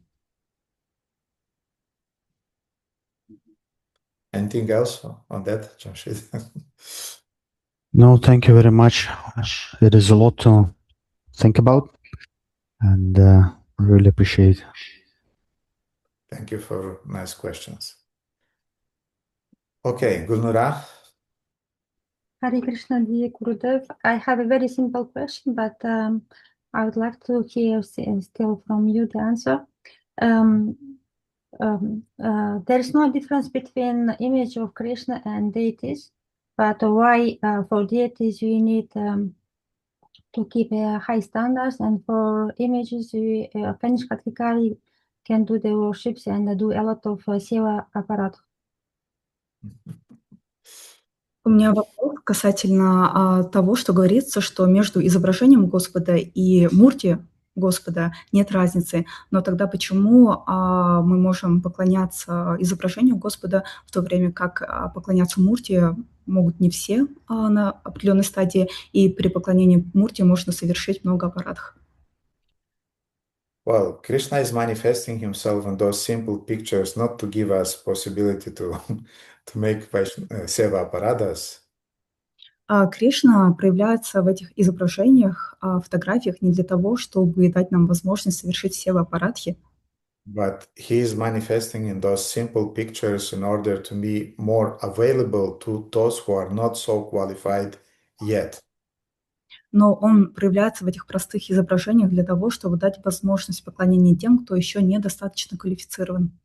Otherwise, if your consciousness is there, you can interact with Krishna through a simple picture. В противном случае, если вы делаете это с полной осознанностью, то вы можете взаимодействовать с Кришной даже через простое изображение. If you are a materialist, even if you are worshipping a 3D deity, you will not interact with Krishna, you will see some just stone statue. Если вы материалист, то даже поклонение мурти вы не увидите Господа, вы будете видеть просто камень. Therefore, in order to build our qualification, it is recommended by our tradition first to start to worship Krishna in this simple form of pictures. Поэтому для того, чтобы начинать, рекомендуется с поклонения обычным изображениям Господа. Our offenses are not taken into account, Наши оскорбления не принимаются в расчет. and step by step we build or we develop our qualification needed later to worship the deities. И шаг за шагом мы развиваем нашу квалификацию, которая нужна для того, чтобы поклоняться Мурти Господа. Plus, when you are worshiping the deities, you are taking some commitment. Плюс, когда вы поклоняетесь Мурти Господа, то вы берете на себя определенные обязательства. To awake, to put them to sleep, to feed them, to make the aritis and other things. Будить их, укладывать спать, кормить, делать арати и другие вещи. That's the condition why Krishna is manifesting himself in the murtis. Это условия, при которых Господь соглашается присутствовать в Мурти. But if you are not able to take a commitment to follow those standards, Но если вы не можете взять на себя такие обязательства по соблюдению таких стандартов, then you can worship Krishna in a simple picture тогда вы можете поклоняться Кришне на обычных изображениях. or photography. Yeah. And you'll receive the same benefit, but your mistakes or your little inaccuracies and things like that, they will not be taken in account. И ваши небольшие ошибки, неточности, они не будут приниматься в расчет. But if you are consciously offending Krishna, even in the form of the picture, you will receive reactions definitely. Но, конечно, если вы сознательно оскорбляете Кришну, даже в форме изображения, тогда, конечно, вы получите реакции. Anything else on that, Gulnara? I understood. Thank you very much. And I have a second question. Is it possible to ask? Yes. Can you please tell me what is Sharanagati and what is the stages of Sharanagati? Пожалуйста, рассказать мне, что такое Шаранагати и каковы стадии Шаранагати. Sharanagati is another word for the word surrender. Шаранагати – это другое синоним слова предание. So when you are saying in Sanskrit, you should surrender, you say, you should Sharanagati, you should surrender. Когда на санскрите вы говорите, вы должны предаться, то вы говорите, вы должны Шаранагати, точно, значит, предаться. And Sharanagati is a process. It's not just a sentiment. Шаранагати – это процесс, это не просто чувство, сентимент. And there are different items or different components that are speaking that you really surrender. И есть несколько компонентов того, которые говорят о том, что вы действительно предались.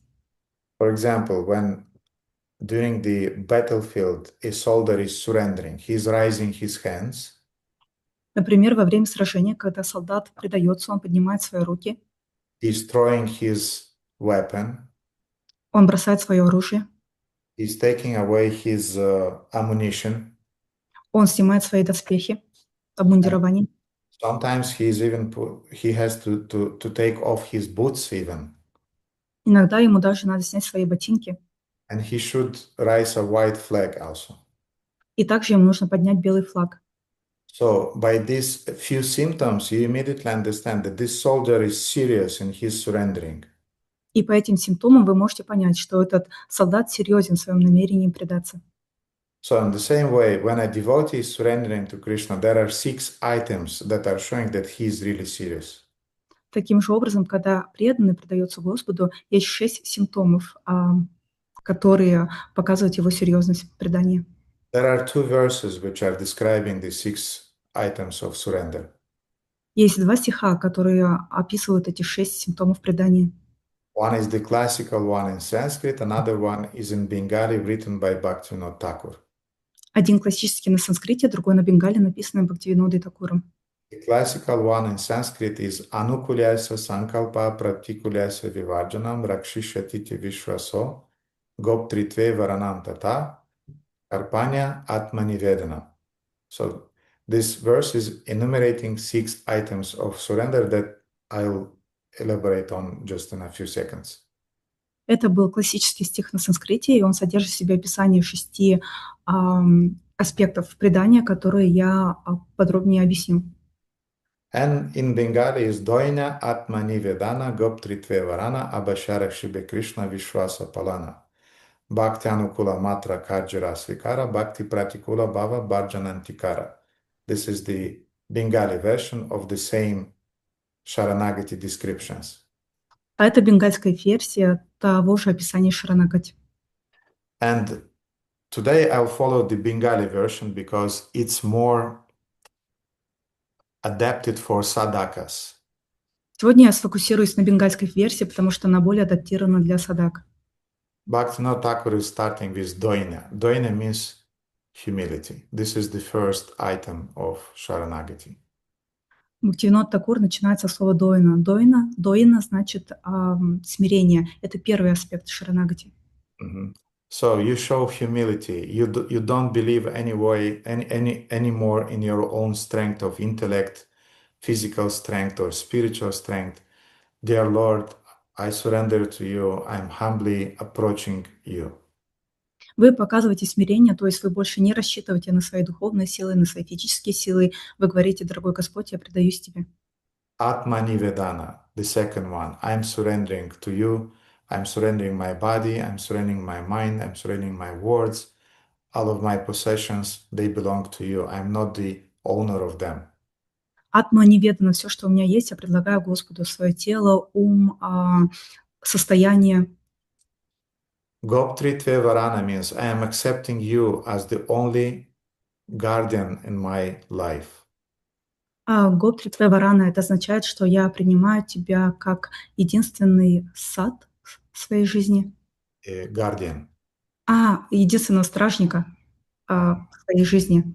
I'm not depending on demigods, on Shiva, on Parvati, on Ganesh, on different stars, on different amulets, on different things like that, mystical amulets, mystical kavachas, mantras, yagyas. I surrender to you. You would guard me. Я не завишу от полубогов, от Ганеши, Парвати, от планет, астрологических амулетов, яги и других вещей. Я предаюсь тебе. Пожалуйста, направляй меня. Avasharak Shibe Krishna, I know that you will remain my only protector in life. Я знаю, что ты останешься моим единственным защитником в жизни. So, Doina Atmani Vedana Goptritve Varana, you are my only Lord. Abhasharak Shibe Krishna Vishwasa Palana, I'm convinced that you'll always protect me. This is the fourth. And now the fifth one, Bhakti Anukula Matra, means to accept everything that is favorable for devotional life.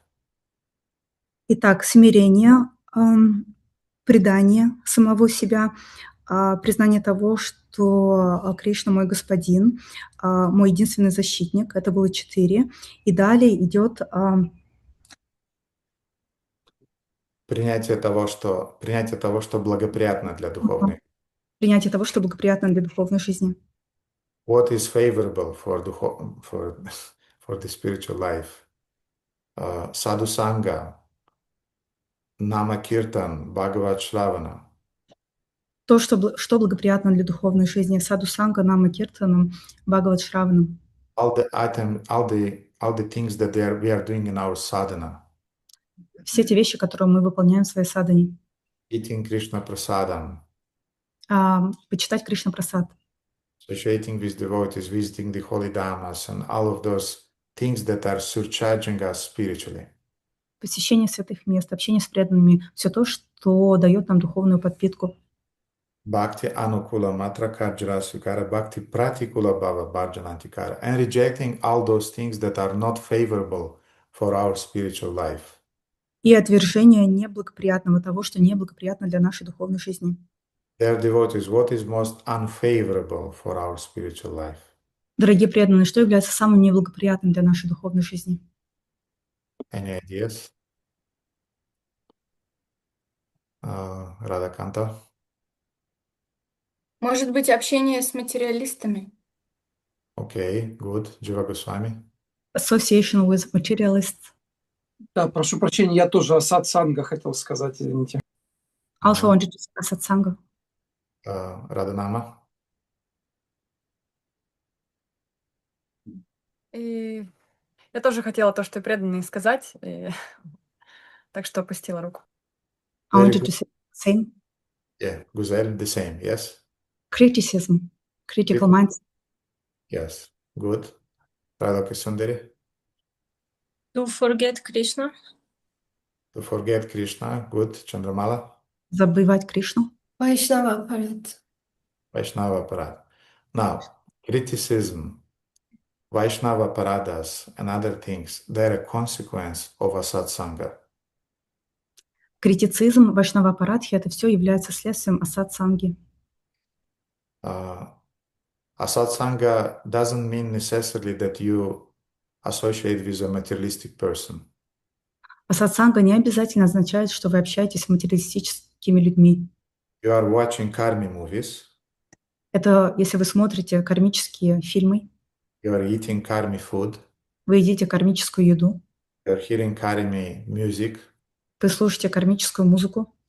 Those things are also a satsanga. Все эти вещи тоже асат-санга. Sometimes you need professionally to do it, then you have to do it, but you don't invest your heart and affection into that. Иногда вам нужно с профессиональной точки зрения это делать, но тогда делайте это, но не инвестируйте в это свое сердце и душу. Because sangha happens when two things are there. Потому что санга имеет место быть, когда две вещи происходят. Proximity and attachment.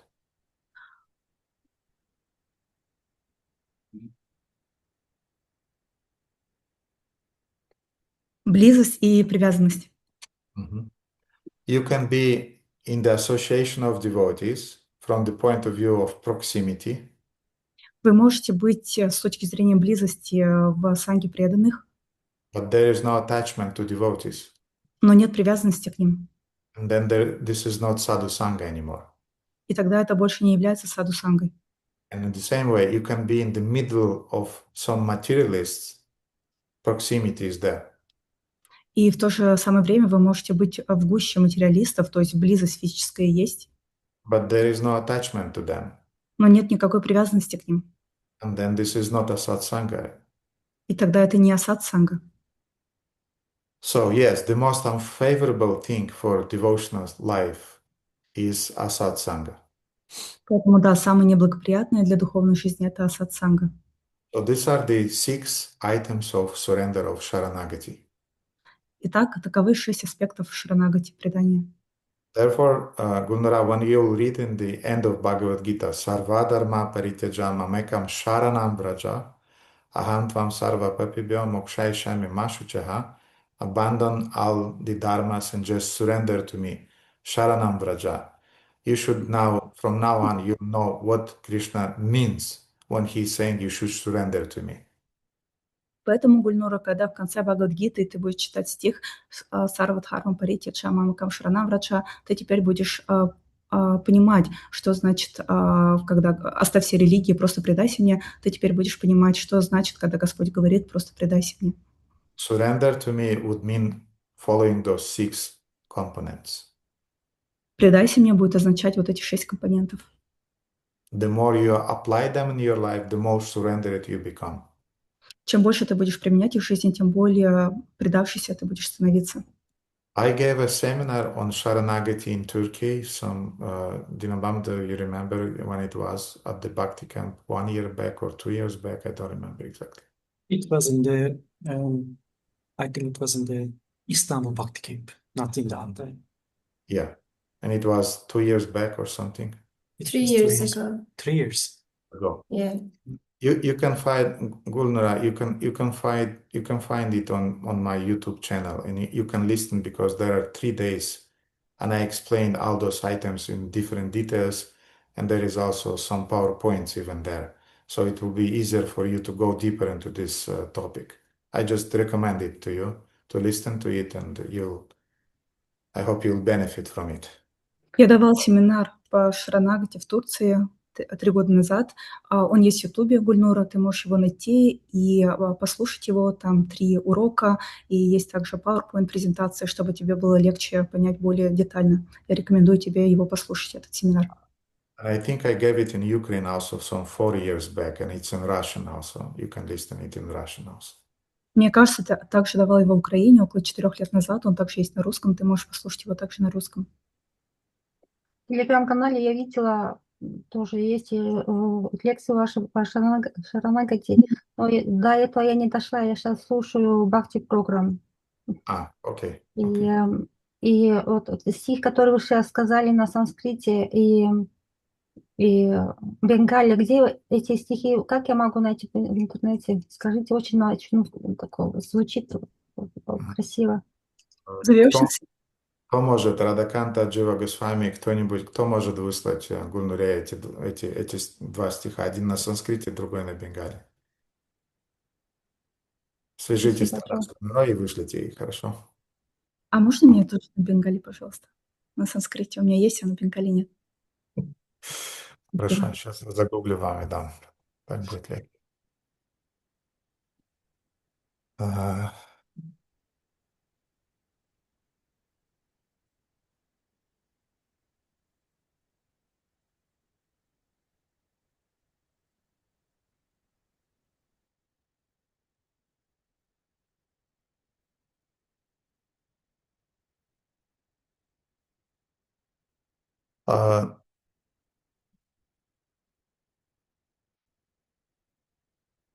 Sorry, Gulnura and I asked for those beautiful verses Gurudev cited in both Sanskrit and Bengali, and Gurudev is actually searching for them to share with us. Who can find quicker this is in the Sharanagati of Bhaktivinoda Thakur first song.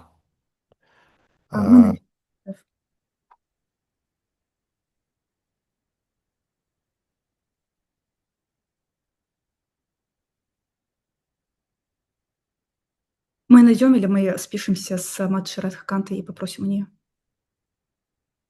чтобы вы не теряли время. Хорошо, вы просто меня завели, как вы уже... Сейчас, вот.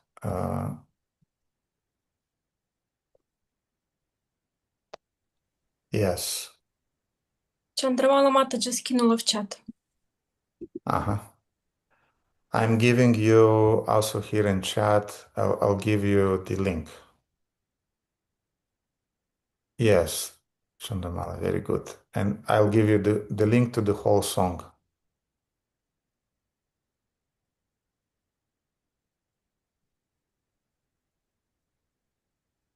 So it's in the song of introductory song to Sharanagati cycles of bhajans written by Bhaktivinoda Thakur. Thank you, Gurudev. Okay. Anything else, dear devotees? Radhanama, пожалуйста. У меня вопрос про Арчану, про Пуджу, раз уж там был вопрос про изображение божеств. Мне хотелось узнать, вот есть, когда мы предлагаем пачары, парфенарий на Пуджи, я насколько знаю, что там есть как бы три уровня или как 3 определения, что это значит. Ну, например, то есть какие-то элементы, они олицетворяют вот первоначальные элементы там земли, огня, воды, эфира. Вот. Потом, например, также это задействуются наши органы чувств, зрение, например, когда мы предлагаем дипу. Есть еще какой-то, как сказать, смысловое значение. Например, вот меня очень всегда вдохновляло, когда мы предлагаем асану божеству, что мы так предлагаем постоянное место в своем сердце. Что отводим место постоянно Господу. Вот. Но насколько это нужно все помнить именно во время арати? Или мы просто во время арати медитируем на то, что мы хотим доставить Господу удовлетворение? Потому что, очень много, да, получается, что во время пуджи очень много, тогда нужно, как сказать, медитировать сразу обо всем. Вот, да, пока на этом закончу. I'm good.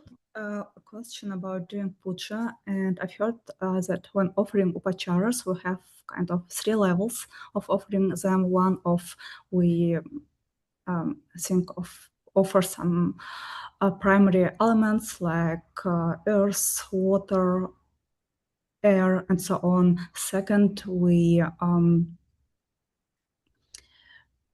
meditate on other things, and third, we are offering, for example, when we are offering lamp, we offer our mind to Krishna. And my question is about, is it important to focus on all that stuff? Because it might take really a lot of time when you meditate upon all that stuff, or is it just important that we do it with devotion or with attitude to please Krishna? Mhm. What time is it now, Radhanama, in your place? А, Раднама, у тебя сейчас сколько времени? Почти 7 вечера. 7 p.m. Mhm. Okay. And Guzel, your time is? 4:45 a.m. So 5 a.m. Okay, good. Radhanama, do you have a driver license? А, Раднама, у тебя есть водительские права? Нет. Okay, it's not that I'm giving some hints. It's not about that. Не то, чтобы я хочу дать подсказки. Намек. Yeah, this is the metaphor or example that I want to give. Не то, чтобы я намекал на что-то. Это метафора, которую я хочу дать. So when you are driving, usually you are looking at the driving signs. Когда вы водите машину, обычно вы смотрите на знаки дорожные. You have just a few seconds to look at the sign and to do what the sign is saying. И у вас есть всего несколько секунд, чтобы увидеть знак и действовать в соответствии со знаком. So each sign is explained in maybe 10, 15, sometimes 20 phrases. И у каждого знака есть объяснение, которое состоит из 10-20 фраз. So sometimes the explanations are quite long. Иногда объяснения этих знаков реально длинные. And you should know them. И вы должны знать их. But then when you are driving, you are not remembering all those explanations, paragraphs there, and footnotes and things like that. You are driving, you have 1 or 2 seconds to take in consideration and to drive left, to drive right, or to stop. Но когда вы уже в пути и водите машину, у вас нет времени, чтобы вспоминать эти параграфы из 10-20 фраз, ремарки, которые к ним есть. Вы просто смотрите, и у вас есть пару секунд, чтобы принять решение и повернуть направо, налево и так далее. So in the same way, we should know the meaning of the arati. Таким же образом мы должны понимать, знать значение арати. There are different approaches, different types of meditations during the arati. Есть несколько подходов, несколько типов медитации во время арати. Yes, that I'm offering all the material elements that I received from the Lord. I'm offering them back through those upacharas that I'm offering during the arati. Да, она включает в себя то, что все те материальные элементы, которые я получаю от Господа, я предлагаю их обратно Господу через эти упачары. Water, fire, soil, ether, air, everything I'm offering back to you with love through the incense, through the dipa, through the water, through the flowers, and so on. Земля, вода, огонь, воздух, эфир, все, что я получаю, я предлагаю обратно Господу через упачары, через благовония, цветы, воду. That's one type of meditation. Это один тип медитации. Then another type of meditation is to serve the Lord as a king. Другой тип медитации – это служить Господу как королю. And when you are worshiping a king, you are using this arati paraphernalia. Когда вы служите королю, царю, вы предлагаете, вы делаете это с помощью этих параферналей. And the third type is the meditation that Mother Yashoda is doing every morning. А третий тип – это то, что мама Ишода делает каждое утро. When she's taking the dipa and she's looking at Krishna's face and she's seeing all those scars and marks that are on his body, and she's thinking where he got it. Because when he went to the bed, he was normal, everything was okay. but she doesn't know that during whole night Krishna was active. И она берет светильник и осматривает его лицо, его тело, вид, эти вмятины, шрамики, складочки, и удивляется, откуда он получил все эти шрамики. Когда он вчера ложился спать, он был совершенно нормальный. Она не знает, что всю ночь он проводил Раса-лилу с гопи. So as a pujari, we should know all those meanings, we should know the details, we should know the philosophy. Как пуджари мы должны знать все эти детали, их значения и философию, которая за этим стоит. But there, during the puja, we have to count 4, 3, 2, 7, and so on, and we should do it punctually. Но во время пуджи нам надо считать 3, 4, 7, и нам нужно делать это пунктуально. And if some bhava, spontaneous emotions is coming, it's coming, but you don't invoke it artificially. Если в это время приходит какая-то бхава, эмоция, то пусть приходит, но вы не должны вызывать ее искусственно. But on our level, our devotion is manifested in the punctuality of how accurate we are doing the ritual in itself. На нашем уровне бхава проявляется в пунктуальности и в том, как точно мы выполняем ритуал. Of course, we should know, as I said, we should know the meaning of the ritual. Конечно, как я сказала, мы должны понимать, знать значение ритуала.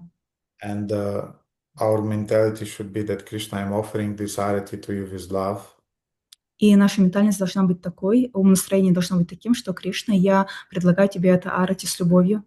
Then in time, by doing arati on the level of Vaidhi Bhakti, step by step, more emotions will be there, and it will be a more maybe slow and more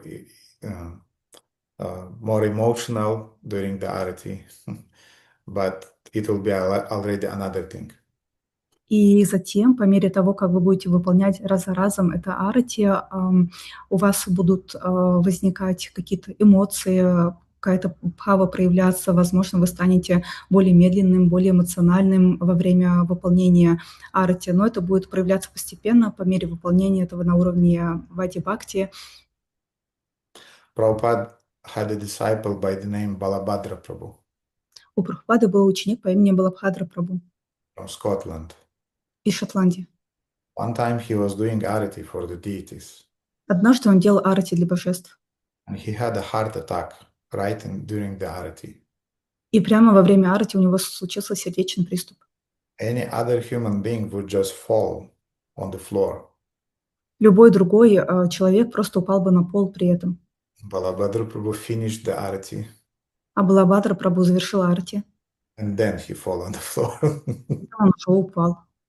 But he finished his arati. So Но он завершил свою арати. that was his devotion. Такова была его преданность. Anything else on that, Radhanama? Что-то еще, Раднама, по этому поводу? Я еще хотела уточнить. Я слушала, как это называется? В общем, с Садхусанги была запись вопросов-ответов, ну, с русскими преданными. И там кто-то задал вопрос, что если, например, некому петь на арати, ну, бывает в храме такое, к сожалению. Да, вы сказали, что лучше просто проводить пуджу, но, например, не петь. Ну, как сказать, мне старшие преданные сказали, что надо и петь, и проводить арати. И у меня такой немножко диссонанс. Я знаю, что у нас преданные так умеют делать. Я тоже стараюсь этому учиться, но у меня как будто... Ну да, какой-то... Я немножко как бы рассыпаюсь в этот момент. Я не знаю, как бы на что медитировать. Тут вроде и арати, и пуджа, и, в общем... Ну, можно ли как-то найти какой-то компромисс? Не знаю, как-то вот научиться этому. Recently at Sadhu Sangha Festival, you had a section of questions and answers with Russian-speaking devotees, and one of questions was, if there is no one in the temple to sing arati, then what should we do? Should the pujari sing the arati? And you said, no, pujari just does the puja.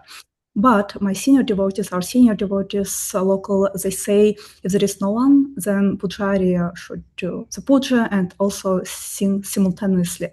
And this kind of confused me, because I know there are devotees who can do it, and I try do it as well. I try learning it, but it kind of distracts me and difficult to focus. And that's my question. Radhanama, I based my answer on the experience I have from watching what pujaris are doing in New Vrajadama. Радханама, мой ответ базировался на моем опыте, который я получил, наблюдая за пуджари в Нью-Врадждхаме. Sometimes during the evening aratis there are no devotees who can sing. Иногда, когда нет преданных, которые могут петь, Then the pujari is just doing the puja. I never saw them singing. и тогда пуджари там просто делают пуджу. Я никогда не видел, чтобы они одновременно пели. But in your case, if your senior devotee is insisting that you should sing, please sing. Но в твоем случае, если старший преданный настаивает, чтобы ты пела, тогда, пожалуйста, пой.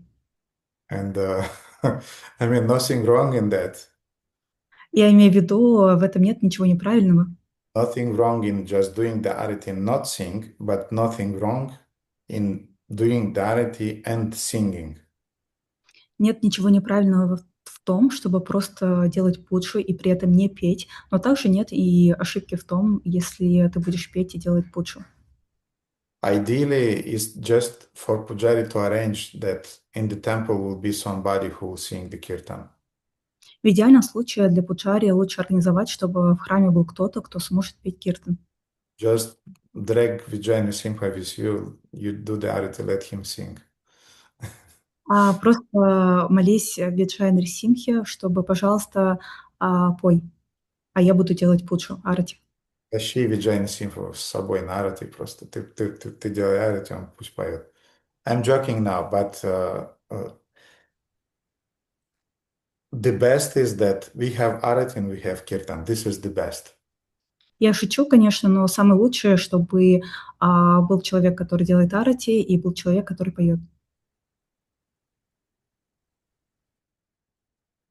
Ну да, было бы, конечно, хорошо, но не всегда это получается устроить. You can sing a simple melody, simple tune when you are doing arati, if senior devotees are insisting.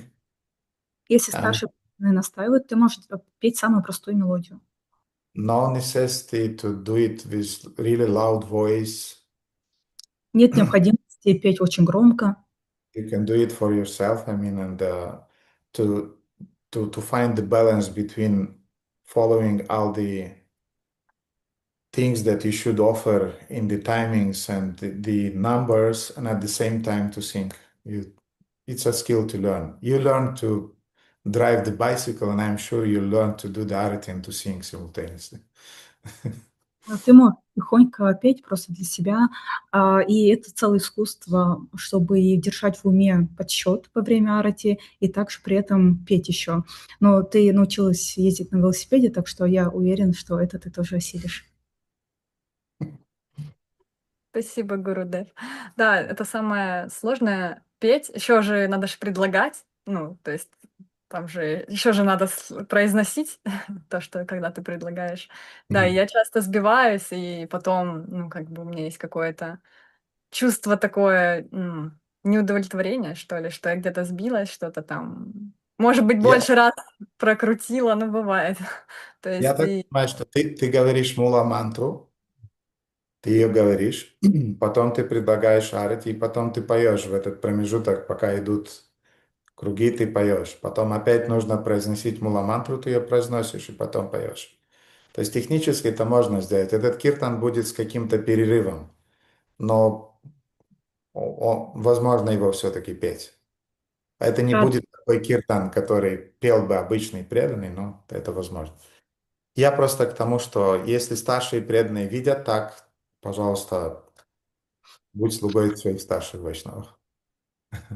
Radhanama Machi mentioned, I mean, it's the most difficult part because when offering upacharas, you also have to recite certain mantras, and you have to sing also at the same time. And sometimes I just get distracted, and I'm worried that I might have forgotten something, or I might have offered some items too many times.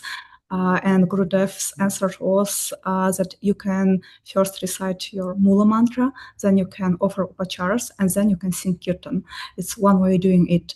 And I mean, if your senior devotees insist on it, just do it as service to them, be their servant.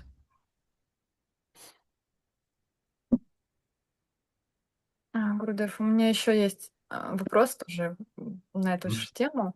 Один старший преданный как-то давно сказал, что когда мы вот просто поем арати там в храме, вот он именно про вечернее говорил, что перед этим у нас как бы должна быть такая медитация, что вот эта служба арати в целом, она должна принести благо всей общине.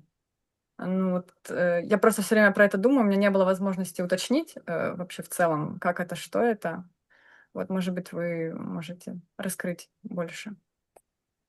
I've got another question about Gaura Arati in the temple, and one of senior devotees mentioned some time ago that before singing Gaura Arati in the temple, we should meditate that it will benefit the entire community, the entire Sangha. I hadn't really time to think over it. Maybe you could elaborate on it. I don't think that it's written somewhere as a final prescription. Я не думаю, что где-то это написано как финальное предписание, что так нужно делать. But at the same time, I don't think it's wrong. It's a wrong meditation. В то же самое время я не думаю, что это неправильная медитация. Like Pujari, when he or she is doing the puja, he's doing in the name of the whole community. Это как пуджари, когда он делает арати, пуджу, он делает это от имени всего комьюнити. And all the devotees who are present, by watching him or her doing the arati, everyone is benefited. И все преданные, которые в это время присутствуют во время арати, они все получают благо. So in the same way, when we are singing the Gaura Arati in the evening and we are concerned or we are meditating that all the community will receive benefit from this Gaura Arati, I think it's a good meditation. It corresponds with a mentality. I'll say it immediately. Guzel just translate. Таким же образом, когда мы поем в храме Гауру Арати вечером, мы можем медитировать на то, чтобы это принесло благо всем членам общины и всей общине. Я думаю, что это хорошая медитация. Because the mood of a devotee is sarve bhavantu sukhinaha, sarve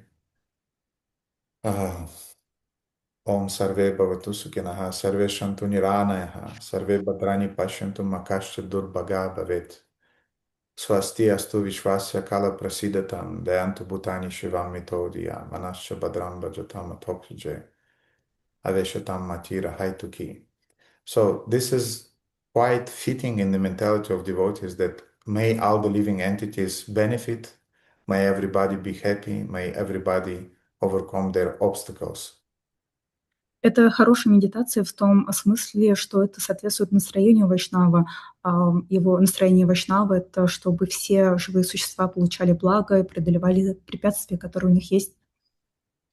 And I think this creates a kind of like community spirit amongst devotees, and this is a good thing. И это также создает общность внутри ятры, и это хорошо. But again, as I said, I don't think there is anywhere a kind of like fixed prescription that everybody is obliged to do that. Но опять-таки я не думаю, что где-то есть предписание такое строгое, что все обязаны это делать.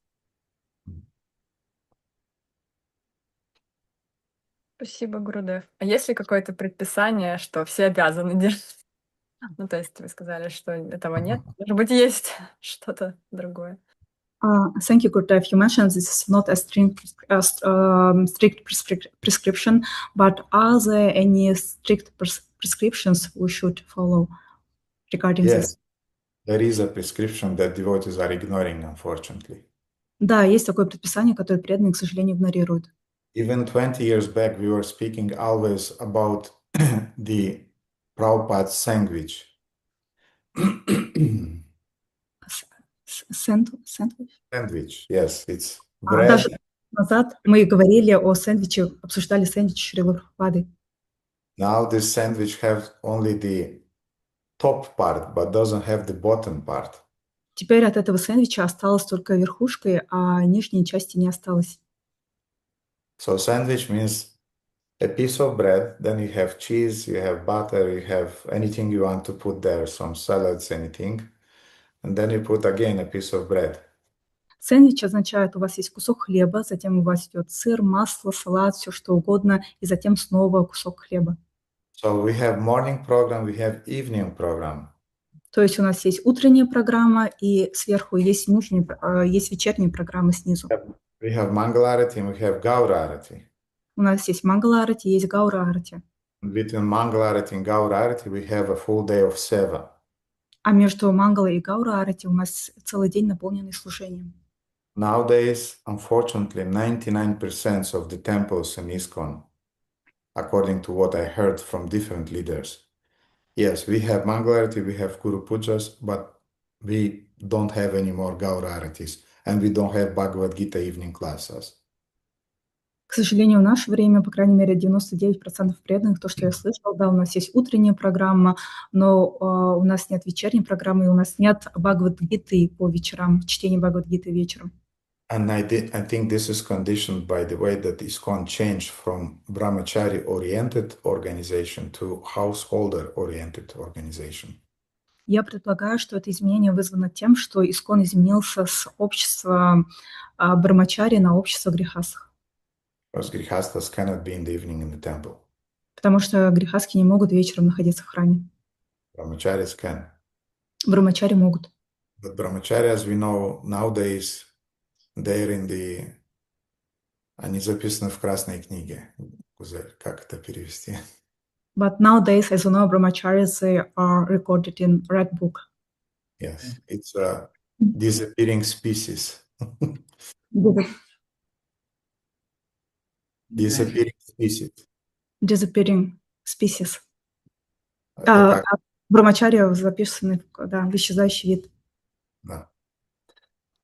So if there would be a prescription, as you are asking, then prescription would be, dear devotees, please attend not only Mangalarati, but please attend also Gaurarati, especially if you are living near the temple. Go and take part in the Gaurarati and in the Bhagavad Gita evening class. И в наше время предписание может быть преданные, пожалуйста, особенно если вы живете рядом с храмом, посещайте не только утренние, но и вечерние программы.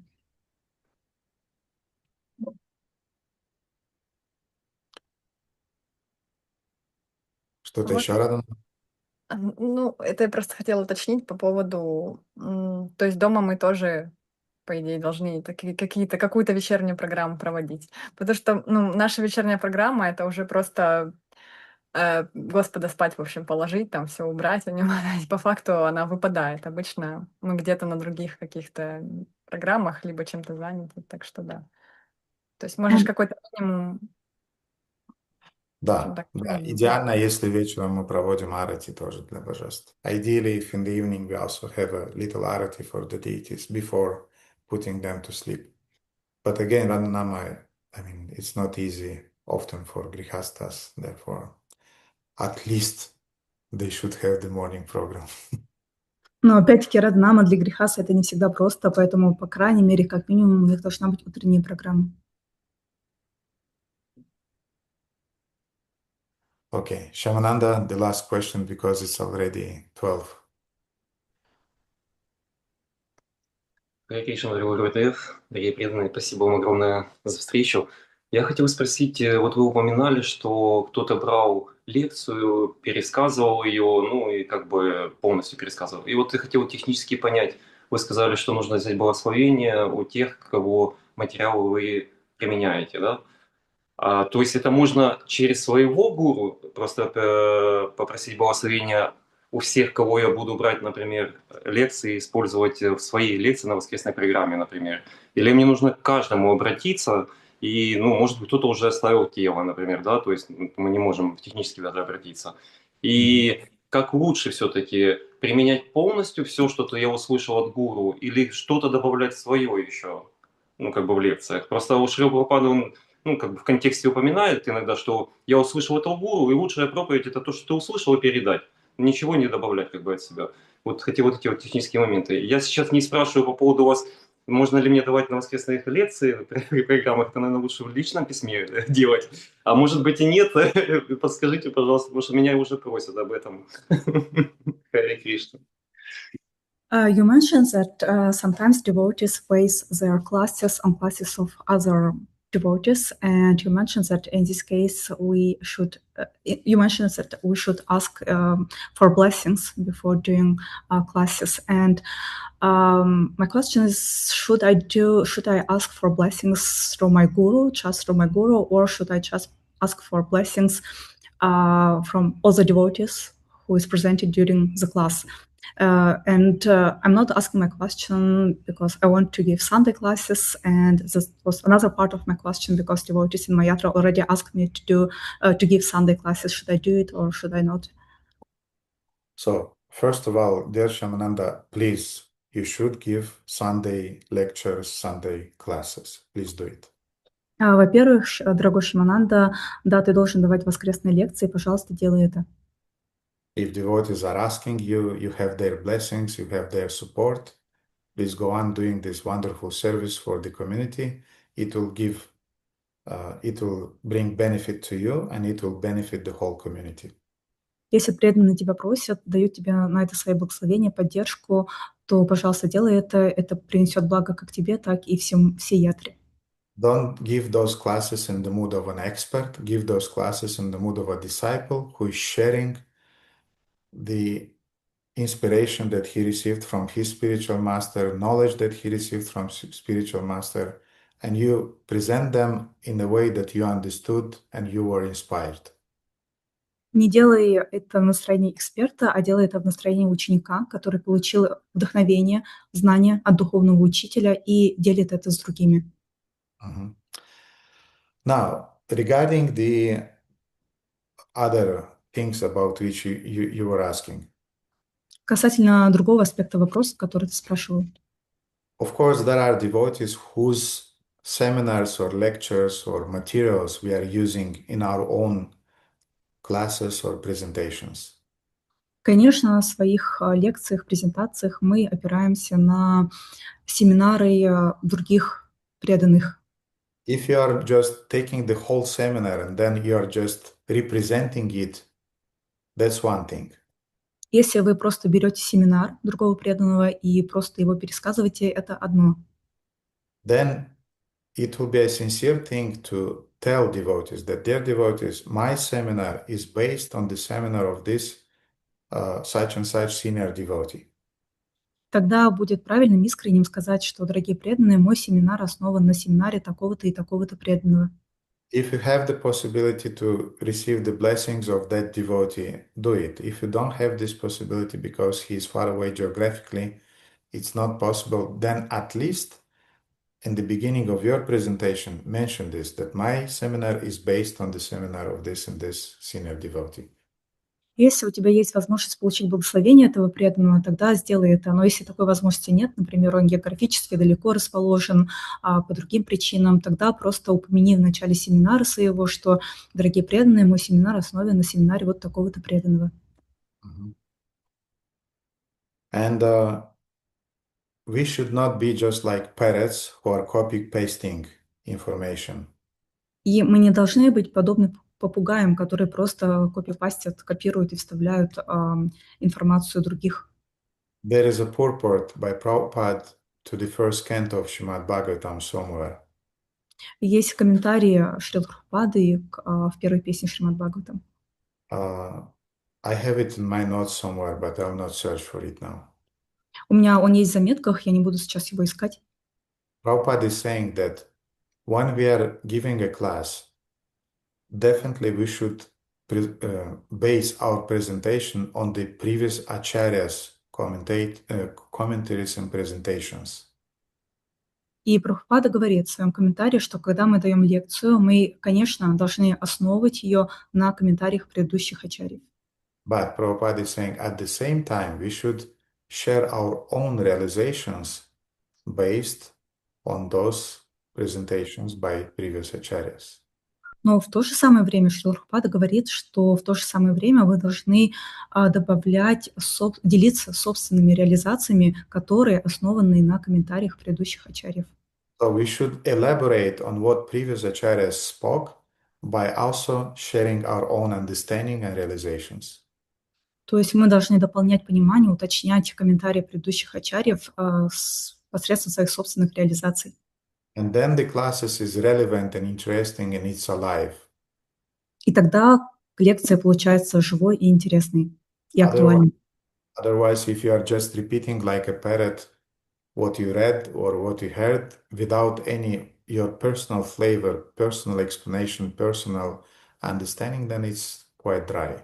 It's not that it's wrong, it's okay, but as a speaker, you should catch the attention of people. Иначе, если вы просто повторяете то же самое, как попугай, то тогда лекция может получиться довольно сухой. Я не хочу сказать, что это неправильно, повторять то, что сказали предыдущие ачарьи. Просто это как у спикера у вас задача зацепить внимание слушающих. Therefore, it's an art. Public speaking, public lectures is an art. Поэтому публичные лекции – это искусство, which has the technical aspects, technical skills to learn. у которого есть технические скиллы, аспекты, которым нужно обучиться. For example, if you want to start a good class, start with a joke. Например, если вы хотите, одним из таких лайфхаков является, если вы хотите начать хорошую лекцию, начните с шутки. If you are joking, don't joke about other devotees. You should joke about yourself. И если вы шутите, не шутите о других преданных, шутите о самом себе. Then, usually, in my experience, if you want to keep the attention of the public, then you start with philosophy in the beginning. И обычно, по моему опыту, если вы хотите удержать внимание слушающих, то начните с философии в начале. And then later, because after 20-30 minutes, devotees usually are losing their concentration. И затем позднее, потому что через 20-30 минут преданные обычно теряют концентрацию. Later, you can interpolate a story into the class, and then you again catch the devotee's attention. Поэтому позднее вы можете рассказать историю во время лекции, чтобы снова завладеть вниманием слушающих. The class should not be too long and too short. И лекция не должна быть слишком длинной или слишком короткой. So my classes from 8 to 12, technically they're not correct. То есть мои лекции с 8 до 12, они технически не совсем правильные. But you have a lot of questions, and I'm trying to humbly serve you. Но у вас много вопросов, поэтому я смиренно стараюсь слушать вам. And I leave also the space for devotees. If they cannot remain, they can disconnect. They're not obliged to remain. И также преданным позволено уходить, если они не могут оставаться, они могут отключаться. But otherwise, at the Sunday program, they are giving you the timing, and you should fit into it. Not too short, not too long. Но обычно во время воскресных программ есть определенный тайминг, в это время вам нужно уложиться с лекцией. So these are the technical aspects of giving a class. Это технические аспекты того, как давать лекцию. But the most important is your inner state of consciousness. Но самый главный аспект – это внутреннее состояние вашего сознания. I'm not speaking here as an expert, as a scientist, as a perfect devotee. Я не говорю сейчас как ученый, эксперт или совершенный преданный. I'm presenting things as a disciple who learned things from from my spiritual master, and I'm just trying to share with all of you some of my understanding. Я говорю сейчас как ученик, который учится у своего духовного учителя, и я пытаюсь делиться вами своим пониманием. And if there will be some questions to which you don't know the answer, и если будут вопросы, на которые вы не будете знать ответа, you don't speculate. You don't try to invent the answer there on the spot. Не спекулируйте, не пытайтесь изобрести ответ на месте. You can admit that actually I don't know the answer to your very nice question, but I will ask my seniors or I will ask my spiritual master, and I'll come back with an answer for you. И вы можете спокойно признать, что я не знаю ответа на ваш прекрасный вопрос, но я проконсультируюсь со своими старшими, со своим духовным учителем и обязательно вернусь к вам с ответом. And if you know the answer and you don't know much things about the question, you can say whatever you know. А если вы знаете ответ, но только частично, тогда вы можете сказать ту часть, которую вы знаете. And then you can ask senior devotees to elaborate it and to comment and to add. А детали, которые вы не знаете, вы можете попросить присутствующих старших преданных дополнить вас или прокомментировать вас. Always start your class with invoking the blessings of senior devotees who are present, the blessings of the spiritual master, of course, then the blessings of senior devotees and the blessings of all other devotees who are present at the class. Всегда начинайте свою лекцию с молитв духовному учителю, с призывания милости, просите милости у присутствующих старших преданных и, конечно, просите милости у всех присутствующих вайшнавов. But I would never ask devotees to confirm their blessings by shouting the 3 times Haribol, Haribol, Haribol. I would never do that. Но я бы лично никогда не просил преданных подтвердить их благословение мне тем, чтобы они кричали мне 3 раза «Харибол». Я бы так не делал. If they spontaneously want that, they can do. If not, go on speaking. Если они спонтанно решат это сделать, пусть делают, но если нет, то тогда не нужно об этом просить, продолжайте говорить. And dear devotees, please don't start your classes with the classical ISKCON humility words. И, пожалуйста, преданные, не начинайте свою лекцию с вот тех вот классических искон выражений, показывающих смирение. I'm fallen, completely unqualified. I wasn't on the schedule. I was surprised when 20 minutes before the class they asked me to give the class. Я падший абсолютно... Простите, это просто смешно. Я падший, абсолютно неквалифицированный. Меня вообще в графике не было. Меня вот только 20 минут назад попросили дать лекцию. And since they asked me, what can I do? I'll say something. И так как меня попросили, ну что делать? Скажу что-нибудь. Because you immediately disappoint all the devotees who came to listen to the class. Потому что таким образом вы немедленно разочаровываете всех тех преданных, которые здесь собрались специально ради лекции. Yes, it happens sometimes that 20 minutes before the class, you are told that you are giving the lecture. Да, иногда такое бывает, что за 20 минут вам говорят, что вы даете лекцию. In Mayapur this year, I saw how they asked Dinabandhu, do you know the name of, he was the minister of book distribution. He's a brahmachari now. What is his name? I cannot remember now. But they just came to him. Huh? Navina Nirada Prabhu. No, not Navina Nirada. He's a brahmachari now. He's from USA. Махотсава Прабhu. No, not Mahotsava, not Anutama. Anyway, we were sitting on the chairs and we were waiting for the lecturer to come. В Майпуре в этом году была такая ситуация. Мы сидели с одним старшим преданным в ряду и ждали, когда начнется лекция. And some organizer, he came a kind of like, oh, I forgot to appoint somebody to give the class. И один из так называемых организаторов подошел в такой весь смятении и говорит: «О, я же забыл назначить лектора». Prabhuji, can you please give the class? Прабhu, вы могли, пожалуйста, дать лекцию? And that devotee, he looked around, said, okay. И этот преданный посмотрел по сторонам и сказал: «Окей». He sat on Vyasasana and sang the Jai Radha Madhava and gave a brilliant class about book distribution. И он сел на Вьясасану, пропел Джай Рада Мадхаву и дал прекрасную лекцию по распространению книг. Это был один из ведущих распространителей книг в Северной Америке. So it happens sometimes. Therefore, just accept it and do your Mangalacharana prayers, depend on Guru and Krishna, and go on with your class.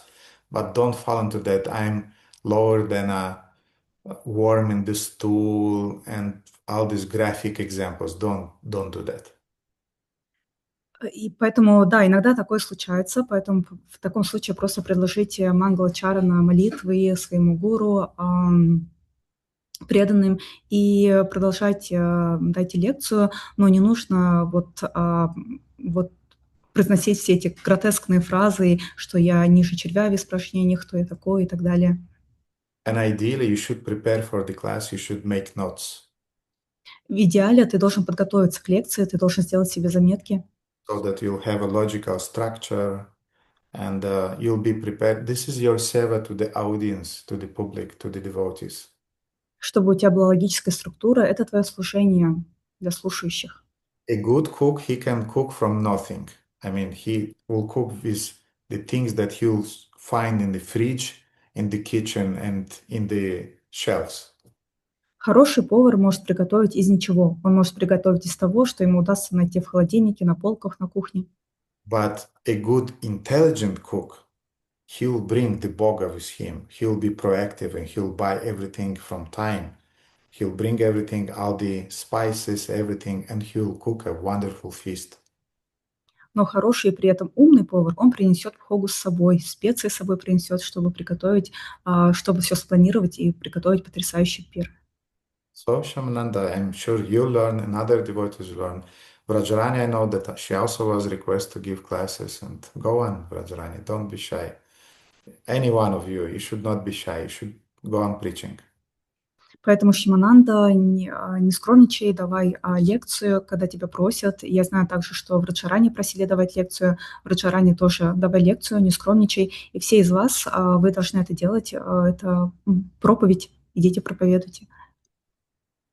Here in Bucharest, we have Daya. She's giving wonderful classes also. Здесь, в Бухаресте, у нас есть Дая, она тоже дает прекрасные лекции. Shamarani, somewhere here, she's doing. My mother likes her classes. Где-то здесь присутствует также Шьямарани, и моя мама очень любит ее лекции. My mother is saying, your classes are very complicated. Моя мама говорит, твои лекции, они очень сложные.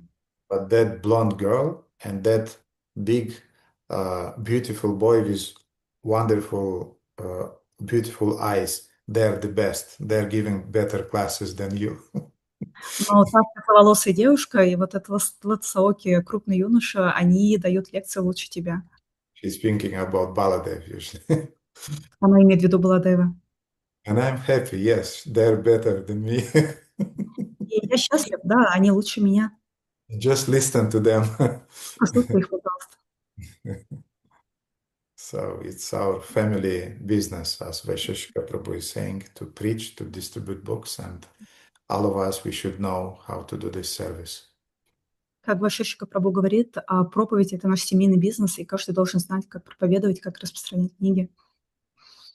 Okay, dear devotees, I think we have to finish because it's already 12:30 almost. And Хорошо, I hope I answered your question.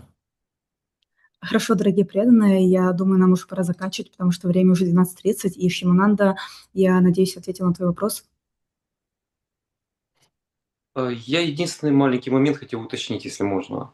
Вот вы говорили по поводу своего примера, можно приводить, да, в лекции. Но мы как-то читали Шримад Бхагаватам, я пытался тоже какой-то свой пример сказать, но я читал про Шримад утренний, и говорят, приводите примеры из шастры. Как бы свои примеры, как будто такое, как вы кичитесь, вы как будто сидите, в таком плане. Как правильно все-таки делать. Потому что, есть, бывает, чем поделиться, особенно там, когда вот засада, преданные спрашивают, начинают момент, и как бы вроде бы и хочется поделиться, и вроде бы, получается, ты как бы можешь похвастаться, такое ощущение, в глазах людей. Спасибо большое. I just have a small follow-up question. You gave your own examples, and when I was giving class of Srimad Bhagavatam, I was trying to search for examples in Srimad Bhagavatam because some senior devotees told me that when giving class, we should search for, we should give examples from Shastric examples from Shastras, not your own not from your own life, because otherwise it might sound like too egoistic, too self-focused.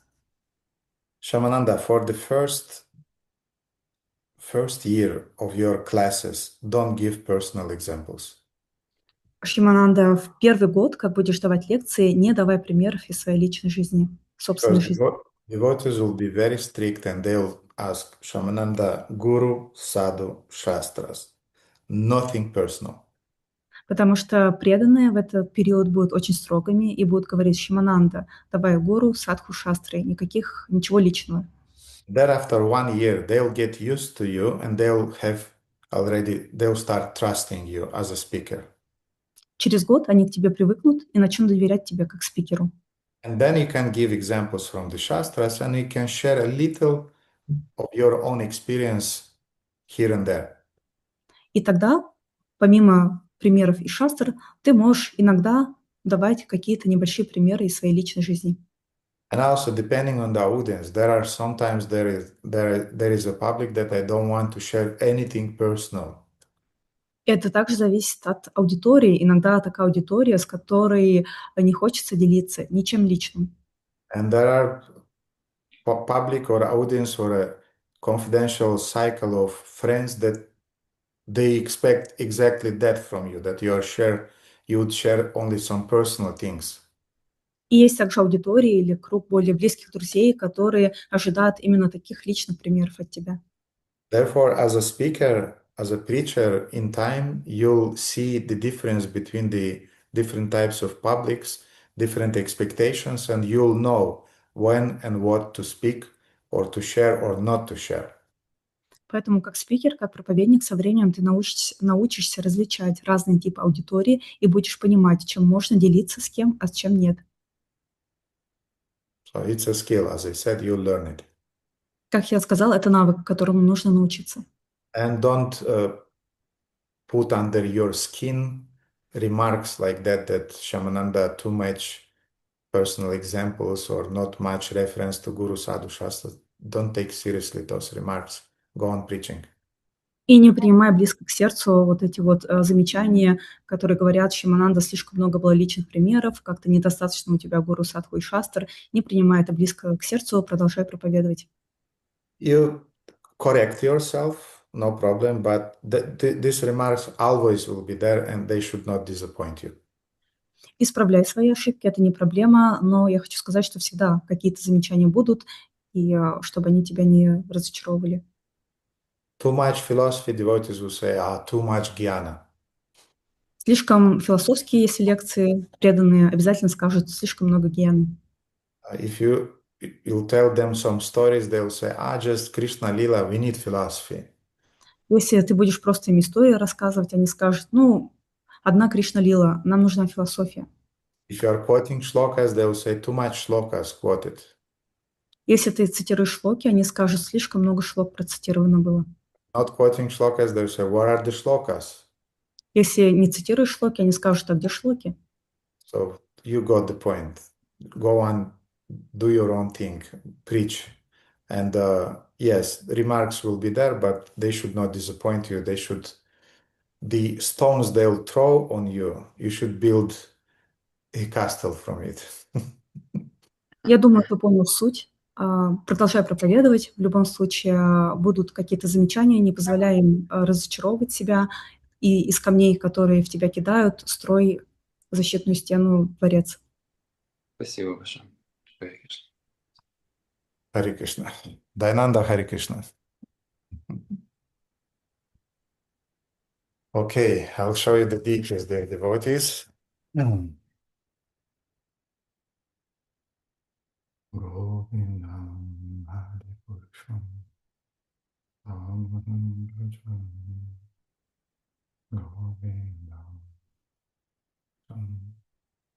Hari Purusham Govindam Hari Purusham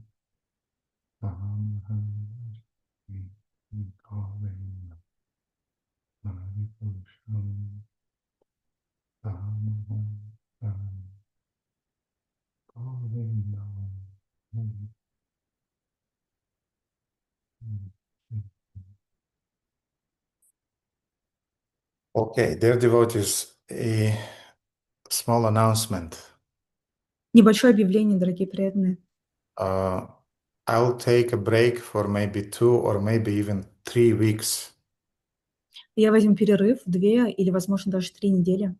I already feel guilty. Я уже чувствую себя виноватым, I already feel lazy. ленивым, I already feel that I'm doing nothing for Guru and Krishna. что я ничего не делаю для Гуру и Кришны. But I promised to you, to some of you, and I promised to other of my friends that I'll overcome this sense of guilt and I'll take a break and I'll take rest. Но я обещал некоторым из вас и также своим друзьям, что я буду преодолевать это чувство вины и буду заставлять себя идти в отпуск.